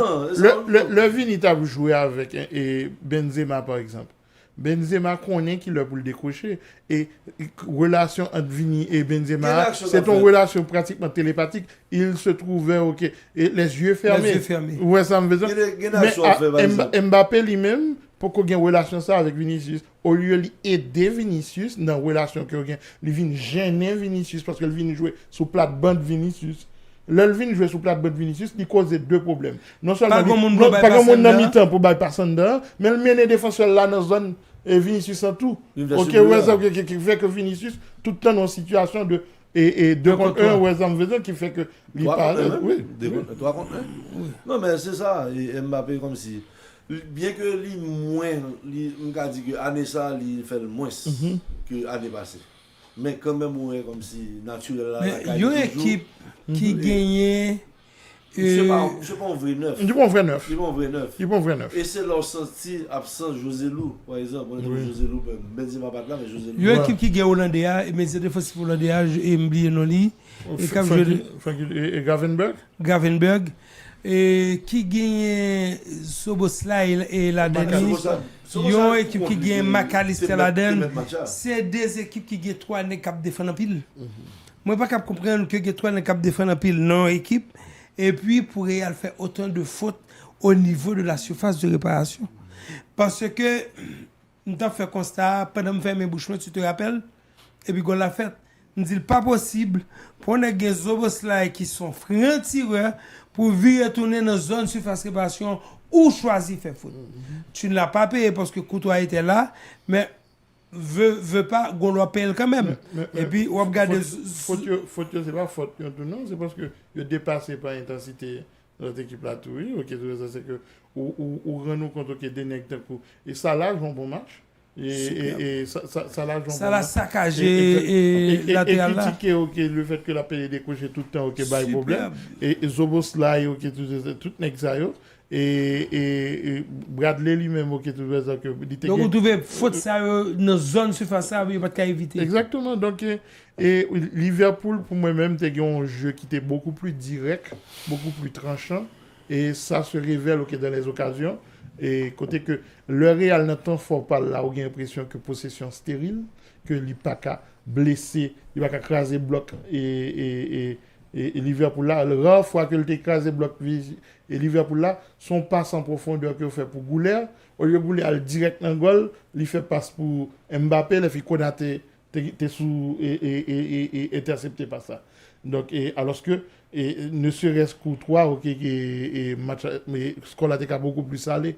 Il était beaucoup plus salé et m'a demandé OK tout ça que si Courtois rend Real en service dans ce sens ça oui il évite Real en défaite lourde mais peut-être qu'on défaite lourde t'a fait que il remettait tête en question. OK que ouais ça me veut dire leur perdu un match comme ça 1-0 yo ka dit tête OK que yo pas trop loin OK ça Liverpool l'a faire tandis que en intensité on a vu la différence. Maintenant m'bagé boulot avec tout ça dire oui. Bon, m'ba pour Courtois rendre. Courtois fait travail lui. Il fait travail oui. Comme si là dit que peut-être on défaite plus lourd des cas. Ouais, fait souhaiter moral yo. Il a fait onde de choc oui. Non mais Courtois tout les défis Courtois Liverpool c'est qui favori lui dans le ça. Il va côté le coup de tête et Van Dijk là. Et il a souri, qu'il y a un souri avec nèg dans fait match là, il poser cette question, c'est ça que nèg dit que ça mais ou bien qui l'a suspend. C'est ça que nèg finale 2022 arrêté. Justement en parlant d'intensité, et je crois que l'intensité a été venue mettre médian défensif Real là dans une position extrêmement difficile. Nous voulons parler de Aurélien Tchouameni, qu'on aime d'avoir une pénalité quand même. Bon, on dit blessé. Oui, blessé. Oui. Et maintenant, est-ce que il y a pénal? Est-ce que pas de pénal? Bon, selon loi, mais ouais c'est dans le vent et d'abord couvre décider d'avoir couvre. Là là, il y a une discussion mais ça que on devrait faire le mot pénal. Afin que comme si c'était dans position mais c'était naturel ou bien mais on regarde des positions mais quand il se tourne il pas ouais ballon qui vient sous lui ça quand il se tourne boula Fabien c'est vrai mais coup de là pi près quoi et puis il pas ouais ballon non plus pas regarder non mais ballon dévié parce que ça me pense que monsieur pas veut prendre coup de boule là et puis il vire pour pas prendre coup de boule là oui il baidol mais pas dans baidol net donc c'est l'on regarde angle peut-être il Fabien la mer c'est vrai mais est-ce que pas avoir Fabien en col parce que devant on image ça sur moi crois que c'est pénal à l'air devant ça oui c'est le fouiller zone calalou vous dit oh avant de pénal mais devant image ça sur on dit ça que 6 ans là pas de gain va couvrant tout le monde d'accord que tout ça devant image comme ça dans groupe blanc marron sous Weli et côté no match FC Barcelone était gain Balde qui était fait un mouvement comme ça. Oui, il pas pénal. OK, il pas pénal là parce que au fait Balde n'a pas vu le ballon venir. Balde était viré. Même ça quand devant image là parce que on connaît papa Balde bien avec lui. Bon, il y a un classico il y a une qui infâme que te bail contre Kimpembe. Non, Paris, OK, Manchester United a éliminé Paris en 2019. Pour moi-même, c'est un scandale. Parce que Kimpembe sautait, l'elle saute les virer d'ol, ballon frappé dans main, OK pas aucun moyen pour dire que c'est lui qui voit le ballon parce que il pas même ballon. Parce que probablement gagne toucher ballon et ballon Calvin dans monde. Oui. Donc le ballon vers la balle, le ballon vers la main vers le ballon. Ça vient en pile que bonne décision. Ballon là main dans carré. Non, il doit toujours subtilement. Parce que il ne va pas éviter. On va pas éviter tout contact là. On dit ça que faut contrôler le ballon, monter le frapper. Oui, dès qu'on a fait ça tout. Moi même de tout, il a fait parce que m'a vu et puis moi même tout. On va connaître. Il pas prendre. Depuis mais détaché. Ça m'a joué, mettez même genre. Depuis mais détaché. Même genre, on est cap tacler depuis c'est med appui qui bloquer boule là. Bon, si m'bon fond jam non, il est mon qui bloque. Pour ça c'est parce que med appui à terre. Il pas pénal. Mais on peut pour l'aller. Oui. Donc même là, excusez-moi, je matin tout le temps, et puis je la joie même. Mettez même en plus. C'est difficile. Ah, on va comment ça marche. Je comprends ça. C'est-à-dire que, moi, mettons, on oui, parce qu'on connaît faille qui gagne dans règle là, on va utiliser. Je ne vais pas apprendre à utiliser faille là. Parce que depuis une taclée, je prends appui pour la mettre frapper dans même. Oui, mais il y a l'aspect robotique de la situation. Il y a non, mais comprenez, mais c'est ça même d'où. Il y a l'aspect robotique de la situation, il y a l'aspect humain. Attends, tape-moi, t'es un certain superficie de cas couvrir, et puis moi, je vais l'entraîner comme, avec bram, je vais une superficie en plus sur une cas couvrir. C'est-à-dire, si vous la passez l'alphabet dans même, je ne vais pas besoin de paix. Donc, par contre, ça m'a besoin, non? C'est-à-dire qu'on peut l'abcentrer en retrait. Ou bien, et puis, mais on bloque parce que mon attel pas pénal. Les loi mais et puis attendez là. Le change chaque année. La main vers le ballon vers la main. OK, excusez-moi. Si me camper comme ça, je fais ça. OK? Ballon vient dans là on fait encore trop grand. Non mais oui, mais ballon vient dans bras. Oui mais bras ouvert. Là on fait encore trop grand. Attends, c'est bon m'a servi. Le ballon vers la main. Oui. La main vers le ballon. Je campe figé, je vais bouger. Ballon vient là même. C'est pas moi qui dans le ballon. Ou pas mon pénal. Oui, mais si mais ouvert c'est tout mais Gaulois qui dit non, Gaulois qui dit depuis mais détaché. On fait silhouette tout Gaulois qui dit depuis mais détaché. Mais moi l'homme tâte les mettre même à terre, c'est pas même comme Kevin Bigodou. Non mais on pas on pas tomber, on pas on so geste naturel pour pas recevoir. Oui, on vient bigre. Mais on pas on comme Vin Bigre en même temps. C'est ça pour que l'autre bien pas raison pour faire qu'on vient bigre. Ça va comme si même ballon vers la main vers le ballon. Ça fait mon carré. Et puis c'est pas début. Soldat d'accord. Mais on collé sur quoi. Parce que c'est l'enfant de la frapper, c'est l'âme, quand on s'en frappe une lame, bah un problème. Parce que là, mais les gens vont aller pour protéger tes mains. Oui, mais naturellement, qu'on soit agapé. Ma posé, le plus souvent, il y a un coup, il faut sauter comme ça. Non, mais naturellement, qu'on soit agapé. Maintenant, on pas agapé comme ça. Si vous, il y a des gars qui sautent comme ça. C'est m'aider d'eau, plus. Parce que il n'y a pas même chance que vous la frapper dans le devant. Donc, en d'autres termes, le Real a été chanceux que l'arbitre n'ait pas accordé de pénalité sur le team. Attends. Non. Bon, ça c'est décision arbitrale. Il dit selon règle là, pas gagner mal, non? OK. Selon loi, il n'est pas pénal. Même pas pénal. Surtout que Ralph t'a dit tout à l'heure, avant ballon, c'est pas coucoué là, pas pénal, dans match Allemagne. Non, pas coucoué là, méchant c'est, on dit ça. OK. Maintenant, parce que coucoué là qui face. En mission l'autre action. Nous sommes Olympiakos. Joueur Kembe et joueur Olympiakos là. On a joué à aller même et puis il va même frapper figure monsieur nègre la rigolate carton jaune, deuxième carton rouge. Vinicius dribble les joueurs dans carré là. Nègre Vinicius pour aller monsieur tape Vinicius dans le visage. Oui. Quand y a la question c'est est-ce que il voyait Mel ou bien c'est élan cal mais le m'a courir pour me sortir en bas bras nèg là, m'pas faire ça. Oui. Eh ben c'est élan, c'est pas vous pas vrai même. Donc ça veut dire que si monsieur Facio joue assez bien. Adagoule. Ou pas toi l'autre équipe dans la carrière, il va mal garder. Tête cherche. Alors maintenant qui ça Real t'a de faire parce qu'il y a une série de match à l'extérieur que le bras jouer. Ouais, c'est 6 matchs. Je pense que c'est extrêmement difficile. 6 matchs. Maintenant, moi, je crois que Alonso qui a une sorte de compromis pour le faire. Parce que Gareth Bale l'a si bien dit, et je suis d'accord avec Gareth Bale. Oui, je suis d'accord avec L'on vient d'entraîner Real, ok, avant toute tactique, c'est une question d'ego pour gérer. Ou qu'on vestiaire qui charge les stars, et c'est pas n'importe star, c'est un mec qui. Ancelotti était fort dans ça. C'est un mec qui est parmi les plus grandes. C'est eux même qui ont touché plus cob, c'est eux même qui ont nomination Ballon d'Or tout le temps, et c'est eux champion d'Europe deux fois sans ou déjà. Okay, moi je crois que faut gérer ego. Gérer ego veut dire comme ça que Vini ou mettez-le dans la situation pour le briller.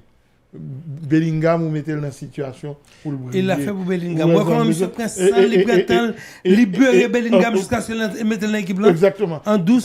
Parce que Mbappé pour contre lui pas qu'à mener à la victoire finale.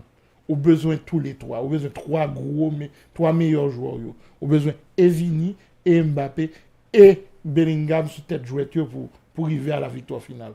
Mbappé Jean-Guy Lamette fait 60 goals et Real pas parce que Vini pour ton bagaille que l'autre pas capoté. Il crée là où il n'y a pas d'espace.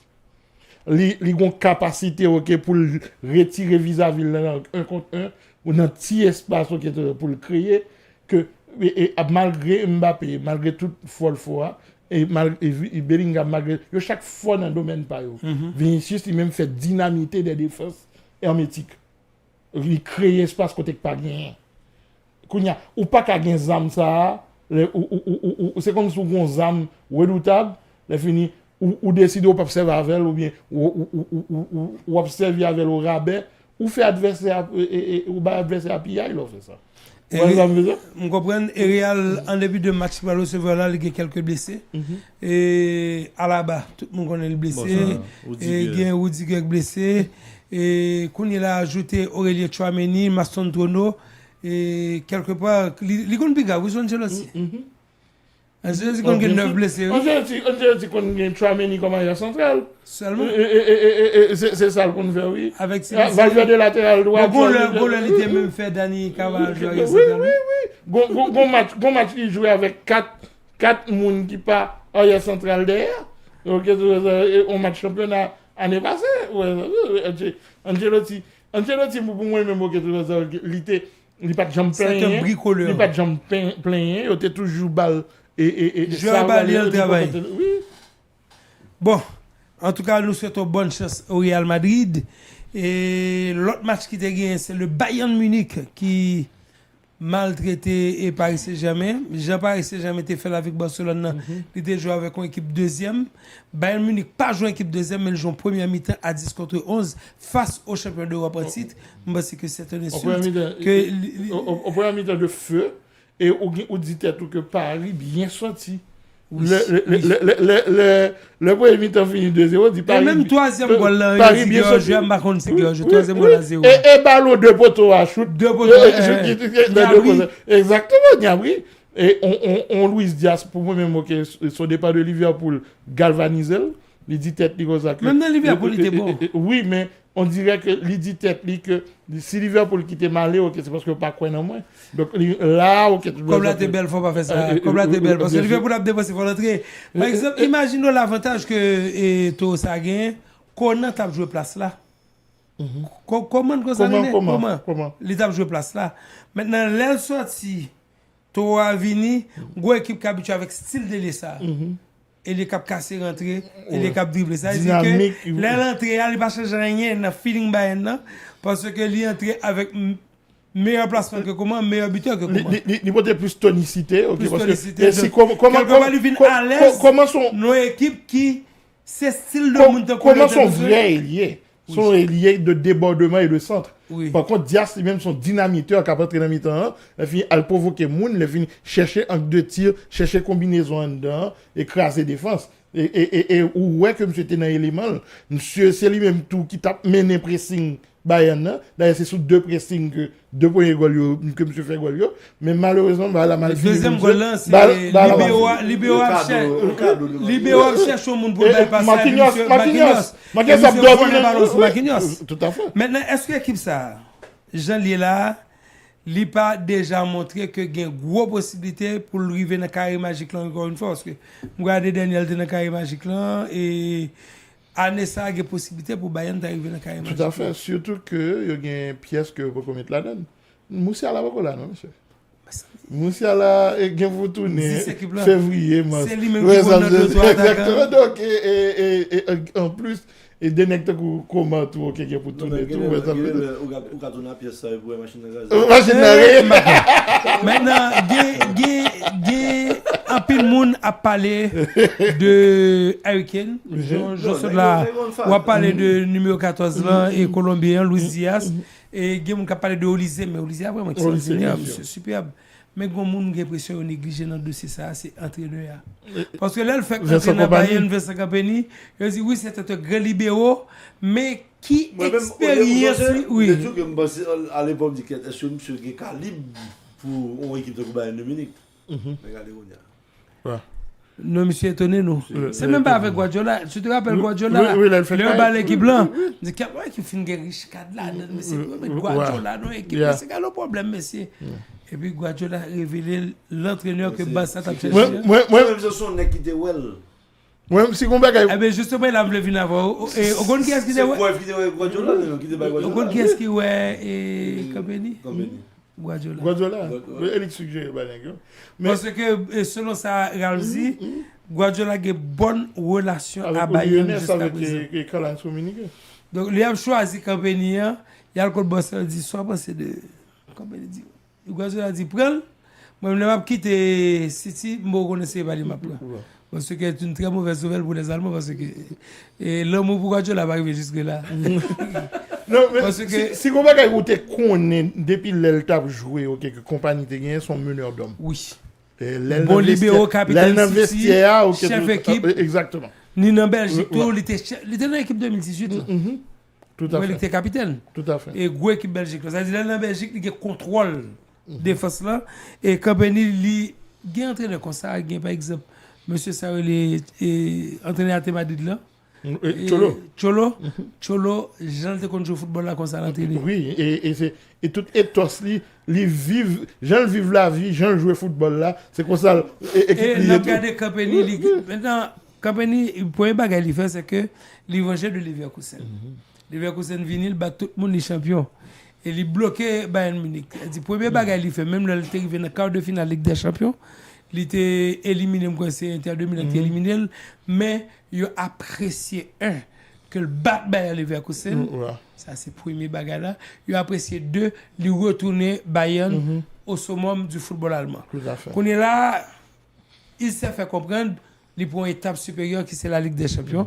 Ça va pas dire que le la Ligue des Champions parce que au sein de l'équipe Ajax c'est 2017 là, 2019 2017 les réalités champions. Oh OK. Et réalité champion de Juventus on va comme ça. Équipe ça a gardé dans le bat moun, carré moun et puis il va devant Real comme petit bébé éliminé comme s'il pas jamais défendu dans le premier tour là. Et donc moi c'est que c'est un petit peu ça. Mais avec le Bayern qui est un habitué de la Ligue des Champions, c'est pas même bagaille. L'autre équipe qui attire attention dans la Ligue des Champions, ça, c'est Arsenal. Par respect pour Bayern Munich avec 5 ou 6 Ligues des Champions, je peux parler de Arsenal. Et c'est vrai que Bayern Munich a 14 goals, il prend 3 goals de différence, plus 11. Mais Arsenal a 11 goals, il n'a pas pris un du tout. Arsenal n'a pas pris un goal du tout. Son équipe n'a pas rappelé sous saison. Il a joué 10 matchs en Angleterre, 4 matchs en Europe, ça fait 14 matchs officiels, il a pris 3 grands goals. C'est l'équipe qui a 3 grands goals en 14 matchs. Juste pour montrer comment. Et il y a 2 ans. Et il a souffert, non pas pour 3 grands goals. Oui. 3 grands goals, oui. Il reprend le Ligue des Champions. Et goal, il prend, c'est goal tout gardé. Après, Sobos là, il non coup franc face à Liverpool. On coup franc. Et puis Allen qui bat un goal contre-attaque dans le match face à City. Et puis, il était pour un goal devant Manchester United. Et puis, ça seulement. Et il y a un goal différence avec Bayern. Bayern a plus de goals. Oui, attaque. Il y a un arrière central que Real remet en pile, en français. Mais Saliba, Real remet en pile. Et jusqu'à présent, pas gagné l'année prochaine, Real va pas le côté Saliba. Parce que Saliba fait yeux d'eau Real. Saliba. Surtout que McGuire fait que dit Real que Liverpool molle. Donc, il ne va pas aller dans Real. Donc, c'est dans Liverpool qu'il va aller l'année prochaine. McGuire et l'anglais qui a joué dans Crystal Palace. Alors, imaginons, il y a des Saliba. Salva c'est de Real Madrid, dit l'offre est tentant. Ou pas capable jouer pour Real Madrid Gueusseau pour ça pas attirer attention. Il dit mais moi t'ai voulu rester dans Arsenal pour me débarrasser Arsenal titre. Donc il t'ai voulu lever un défi. Maintenant s'il arrive champion d'Angleterre pas gagner édition met combattre, on va un gros duo et voir même un gros trident. Surtout que Real a besoin vraiment parce que et à la barre OK, c'est déjà le passé.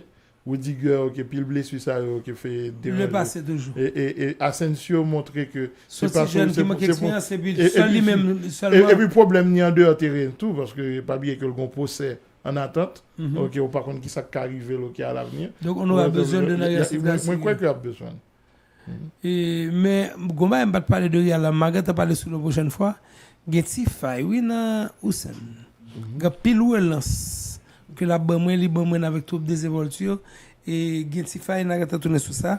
Donc équipe Arsenal là, c'est une équipe à suivre et enfin troisième équipe que me va parler de Ligue des Champions là, nous t'es comme ça déjà c'est Inter de Milan. Inter de Milan qui pour moi Inter de Milan fait et est-ce qu'on connaît moi et dicton ça ou battre match qu'on supposé battre parce que calendrier après le corser pour lui OK puis devant. Parce que gros monsieur kounya li fin battre 4 petits gros monsieur va venir kounya donc Inter fait canton plein que le doit faire normalement et correctement et moi bien content pour connecter pour Kivu parce que Kivu t'es senti que héritage et Simone Inzaghi qui était pour les Atlantique surtout après gros défaite en finale ça moi crois que pour te remettre nèg en jambe OK, tout ça c'est très très très difficile parce que équipe là t'es effondré dans. Mais en fait, les gens oui, mais regardez latéral droit et hollandais. Dumfries. Si c'est pas Hakimi qui est en Europe, c'est monsieur qui tape meilleur latéral de l'autre monde là. Tout à fait. C'est Hakimi qui bloque monsieur mais Dumfries li attaque, il défend, il bail goal, il bail fait goal. Monsieur on fire sur les là et à gauche il y a Di Marco qui sont à latéral gauche sérieux à gauche là. Il y a Bastoni comme arrière central, nèg yo gen moun. Nèg yo gen moun nan mi-temps un petit petit les barré là. Nicolo Barella, joueur et moderne, OK, qui est capable de tout, il peut organiser jouet, il peut ratisser ballon, les filles ont capacité box to box tout. Ouais ça donc il va appeler numéro 8 Real Madrid là. Oui. Le l'a joué de Valverde. Barella juste gagne en transmission et qui supérieur à Valverde. Mais le regarder abattage tout ça Valverde marque pour tout le monde puis bon frappe de balle que oui c'est sûr là là pas marque pour tout le monde donc Inter de Milan et puis il y a le retour de Lautaro Martinez et c'est un retour assez impressionnant assez sérieux tout à fait c'est ça pour lui on a frappé pointe qui t'a bien souhaité reprendre place titulaire en sélection. Bon, son place, on a l'impression que l'entraîneur s'est arrêté là et là et surtout que les Argentins ne l'aiment pas trop. Les Argentins au plus prochain match Ligue des Champions pour Inter, c'est Atlético Madrid. Liverpool. Son match pour nous. Non, ouais, Atlético Madrid là. Liverpool. Arsenal. Ça dit reste Dortmund. On devait faire mal. Oui, qui mieux. On devait faire mal, oui. Oui.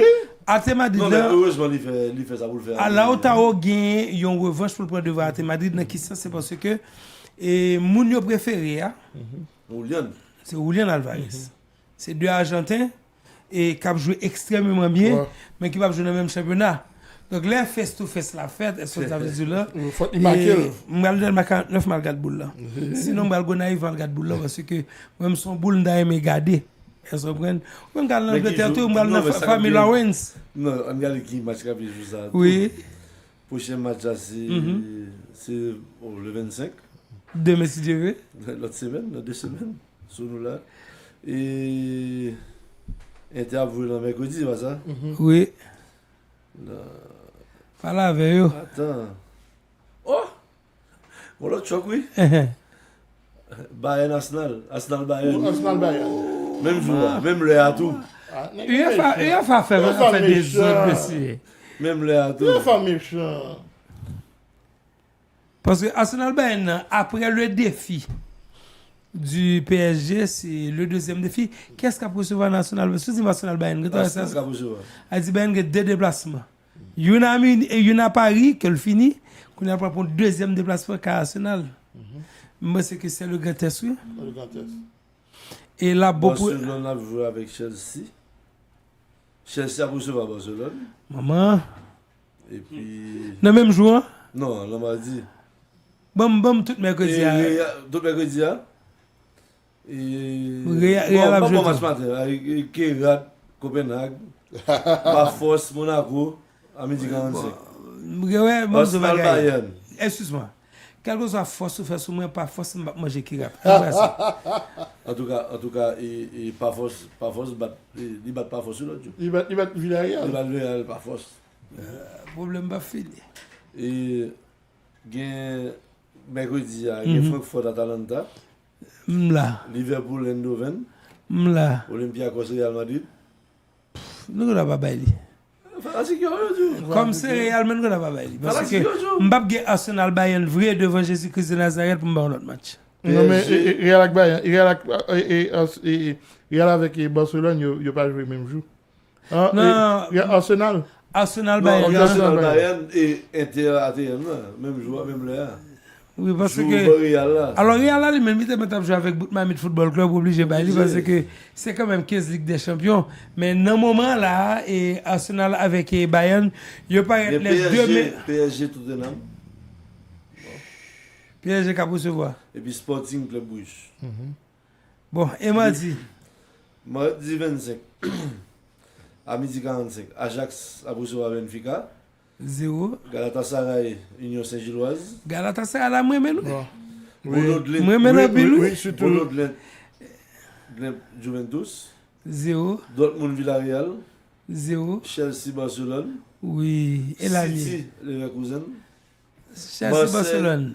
Oh, il a Chelsea Barcelone. Elle est plus belle affiche. Marseille Newcastle. Et puis Prague Athletic Bilbao. Athletic Club. C'est Chelsea Barcelone. Karabag. Oui, Napoli Karabag. Karabag la sociale. Et pas Ligue de qui quoi? En tout cas, il fait match à la Chelsea l'autre jour. Oui, 0-0, oui. Non. Chelsea. 2-2. En tout cas, je pense que Bayern Arsenal éclipsé totalement. Je n'ai appris à 6e journée, bon Inter Liverpool. Oui, foot. Ah, moi. Allez, nous continuons. Non, je vais vous grand titre. Non, mais bon, go bagay. Vous pouvez Bayern, non? On est Bayern, non, on est Sporting. Ça va match. Et Real a gagné. Et. Comment? City. Elle a bouté la game. Tant date ça, elle a bouté la game. Oui. Maman, ça dit, dans son 1er décembre, elle dit pour 10 décembre. 10 décembre. Et pour commencer décembre, comme ça, Real City.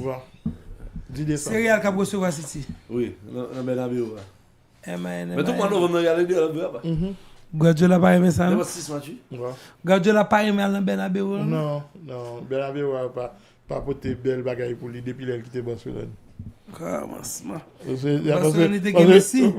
La Ligue Holland. Il y a une plus grosse défaite qui prend dans Bernabéu 4-0 devant l'équipe Ancelotti, l'équipe qui va faire décime en 2014. Voilà, et nous pouvons aller comme ça, monsieur, parce que avant d'aller. Non, la faire ensemble après. Oui, après, Avant d'aller, faut faut parler de Melchi Madame. fait gol, Lyon calé 5-1. Comment fait connaître que c'est de Melchi Babani? Mais divinoyo même. On dit que tu regardes comme ça et puis. Non, mais regarde, Melchi Dal du monde. Sur l'autre dimension. Sur l'autre dimension, petit petit là sur la plateau central dans la Kouakaye. Il vient faire le bonheur des Haïtiens. Et moi, c'est que demoiselle ça. La fait des bagailles comme Simdaldo qui fait nous content en pile. Et être lyonnaise, c'est déjà beaucoup. Parce que c'est l'une des meilleures. C'est une des meilleures équipes qui gagne en Europe. Et puis, quand il est là, il impose. Et puis, avec un drôle de dossier, 6. Pas la belle bague qui est, monsieur. Oui, c'est ça. Comme Zidane s'est déposé au Real avec le numéro 5. Oui, tout à fait. Exactement.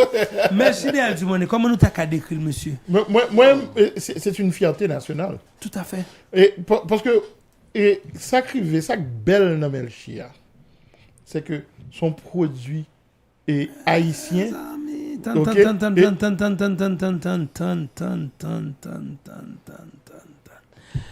Monsieur, nous avons fait erreur, monsieur, nous va dire rien. Nous avons bail dans site, nous avons demandé, parce que nous avons ça en pile là, oui, sur net là. Si pénalité, Barcelone, na pénalité. Pas de pénalité, c'est Barcelone, na goal. Bon goal lié pour moi. Bon goal. Bon goal lié pour moi. Regardez-moi, je vais me passer sur ça. Et puis, l'homme d'action, hein. Ah. Jeff, calme. Bon, mais les gars, qu'on a même, mais pas d'avoir blanc dire pas pénal là. Oui. Que pénal jamais n'est pas pénal. Madame le dit pas qu'on est d'accord blanc. Voilà vie. Non, l'homme d'action, hein. Et l'homme sous bon, il est un bon habite là, même au sein de jour, il est pas ça, école mon cher. Mais monsieur il fait geste spectaculaire. Monsieur tenté fait dribble, raté, elle perd du ballon. Pour la perd du ballon, sauf qu'elle est bien, les gars rentrent en bas, dit monsieur lagué. Pour moi c'est Chelsea qui fait faute parce que Chelsea qu'empêche monsieur évoluer. Parce que monsieur Chelsea est tombé, monsieur Campbell a joué pour lui. Mais Chelsea c'est des enquêtes. Dixit, Marco Van Basten. Même pas. C'est le plus gros abus qu'il a fait l'équipe belge là. C'est goal, c'est un goal. Et ça nous relève casser court équipe là. Il y a contact. Mais il y a contact après que ballon vient pas pour personne. Ballon pas pour personne. Qui le fait faute? Le mauvais choix de jouer ballon. Donc bon, habitué, c'est ce raté dribble. Il raté dribble. Et il tellement connaît le raté dribble là, le joueur et bouge là couché pour le tacler, c'est ce tout la école. Et ça paraît rien tout le fait que Tibredjen font super match. Deuxième mi-temps. Oui, Deuxième mi-temps. La mine font superbe deuxième mi-temps. Et goal égal. Deuxième goal lié est énormissime. Et premier goal là. Non. Premier goal là, double contact, une deux, et puis son seul goal extérieur. Oui. Il va pas le deuxième. Il va pas le deuxième. C'est autogol. OK. Jouer à la frappe pour la regarder jouer à la tête lui. Mais le problème qu'il y a avec la mine, c'est que la bombe même mouvement avec Anthony, la bombe a naissance en mouvement dans le si. Gede le sommet, il faut à genoux dans pied loin, vient me dire pardon, mais gede tout le monde qui casse nerveux. Bon, c'est la Timouni qui fait ça. La Timouni. Son jeu 18 ans. C'est prévisible donc consistance là, OK, régularité à la venir.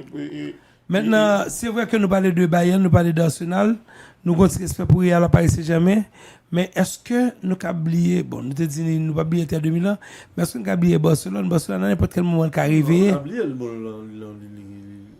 toujours. Donc, où est Barcelone dans le top 8? Ou pas dans le top 4?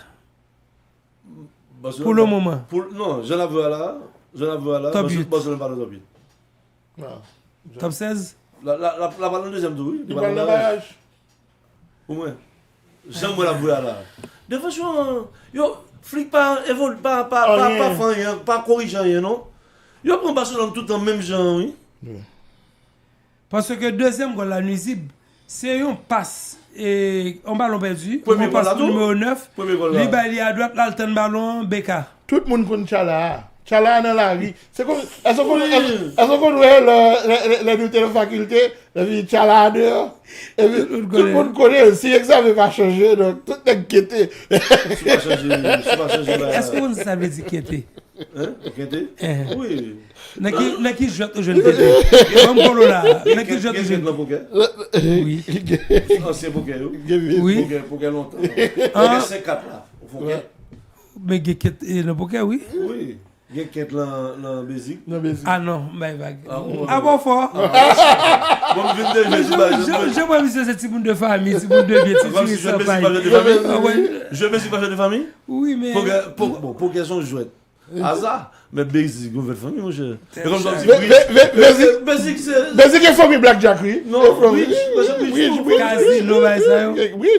Bon, avant que je fasse annonce, nous tenons Melchi. Et je ne vais pas à Barcelone, c'est vrai, monsieur était fâché avec moi, empêché de manger dedans, puis je forme de moi à Barcelone quand même.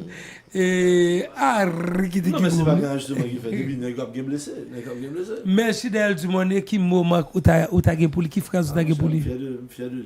Et puis c'est là, on s'est mis là dans progressant, la travail, nous, depuis là, il y a 15 ans, jusqu'à aujourd'hui. Et dernièrement, la même gardé match. Non, il faut continuer. Dernièrement, la même gardé match de Paris FC. Classement, il y a un ballon d'or. Non, ça c'est abus. Ça c'est quoi abus? Je ne dis pas pour le premier, deuxième. Non, mais il va qu'à 11e. Il va qu'à 11e. Falta dans top 5 là. Zami. Alors, je regarde un match Lyon et Paris FC parce qu'on est de Paris. Et Paris FC, c'est une belle équipe football femme tout. Et oui, il y a une belle équipe. Elle ne s'est pas plainte. Il y a 2 fois, si madame n'a venu pour le bail, Melchi passe là, bail passe là, les shooter, ballon passé dehors, Melchi pas même fond, juste pour dire pour pas me place. Ça veut dire que la jeune équipe, avec toute hostilité, toute égo, gagne l'équipe là, le gérer. Non, il m'a regardé Paris. Il y a des fois. Les joueurs pour là. Oui, mais il y a des fois, il est en position pour balle passe, pas balle passe. Oui, mais lui-même, contrairement, lui-même, il joue pour eux. Les jeunes baillol, mais les jeunes font goal à tout. Oui, alors, c'est les joueurs pas capables de pas le choix, mais c'est souvent. Donc, là, jouer dans 27 ans, il est bon. Meilleure joueuse. Tout à fait, meilleure joueuse contre CACAF pour la 2e fois consécutive. Et les continuer à pousser barrière, à pousser limite, à porter drapeau à très très haut. Et ça me remet tout, c'est que quitter l'UEFA, quitter Ligue D1 à Kerma, quitter FIFA, il y aurait même Elchi comme Égérie. Oui. Il a publié en pile sur page réseaux sociaux. Donc, non, mais l'a fait bouillir. Exactement. L'a fait bouillir. Donc, et merci jusqu'à présent. Nous pas gagné 3 temps devant nous. Bonne bail Mac fait. On tient nous connaît mois d'octobre, c'était mois cancer, cancer, mais t'es un match qui était programmé 31 octobre. T'es un match qui était programmé 31 octobre, t'es un football rose que tu as fait et pour rentrer quoi pour un support lutte contre le cancer, donc on est cancer, on a Gigounial, il pas attendre. Donc on match à jouer demain dans le Parc Sainte-Thérèse, c'est FC Girl Squad avec Dumornay FC. Donc un match féminin, vous bien tombé comme d'après un match féminin mesdames qui va jouer et bon qui côté et Parc Sainte-Thérèse même son classico en deux équipes ça. Et à 3h match à 3h et admission c'est 500 goûts d'enfants et puis 1000 goûts d'adultes.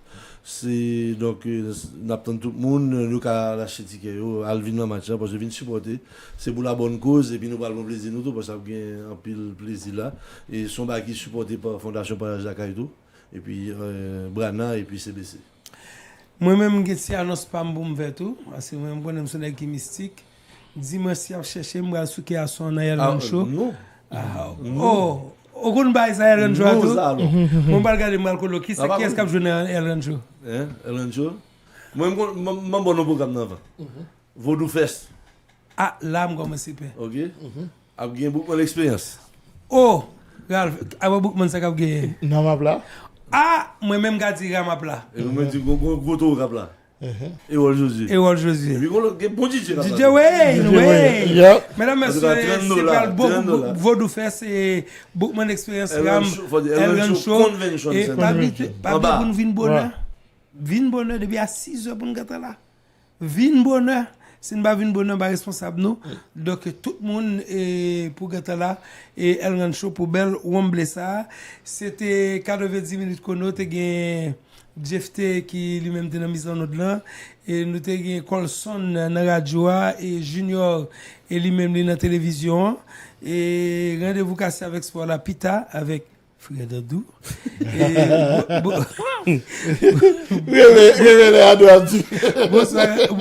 bonsoir Ralph, bonsoir Ado, bonsoir Marc, bonsoir Jefté, Colson, Junior, merci guys. Bonsoir Marc. Bonsoir Ado, bonsoir Ralph, bonsoir JFT, bonsoir tout le monde, et Colson, Junior, toute l'équipe là, et puis tout le monde qui est avec nous là. Nous avons un bon rendez-vous, 90 minutes pour nous, lundi, 2h. Alors, il faut me dire que je ne vais pas venir parce que la machine ne pas de caoutchouc. Ralph, quand tu mets le caoutchouc, tout neuf dans la machine, je vais blender. Et là, on va faire cotisation, et Marc suspecte c'est comme il va le bac la gaz 5e. Regardez, comment ça? Yo, regardez, je cherche bac, yo, mets ton petit machine derrière, quand tu fais rien, yo, bac à jeudi, il dit, mets ta vieux derrière. Non, tu peux faire ça? Marc, pour se racheter, il vient avec un gros bocal, moi, je manger ma bas. Bonsoir tout le monde, Nalé. Aboudaï, wapla mapla. Non, Vaudou Fest. Les nous comptons côté une chita. Non, Elran Show. Oui, 9 novembre, Elran Show, Vaudou Fest, le show. Et Wall Josué, Ram, Bookman, Nam. Nous avons Racine Nam. Et l'on va s'amuser de toute son âme le 9 novembre. DJ Wayne pral faire but la marché en mode Vaudou Fest. Radio Télévision Caraïbe et le Centre culturel Caraïbe présentent à Elran Show Vaudou Fest. Un show Vaudou sans pareil. Si pas, n'a marché sous Caraïbe pour nous prendre ticket nous $30 US à l'avance. Ram, Bookman, Nam et Wall Josué. Même stage, Maxo, Big Bosso, mes frérots, pral curiosité. Meilleur pour la cité. Sponsor, prenez le contact 33 10 95 95. We are no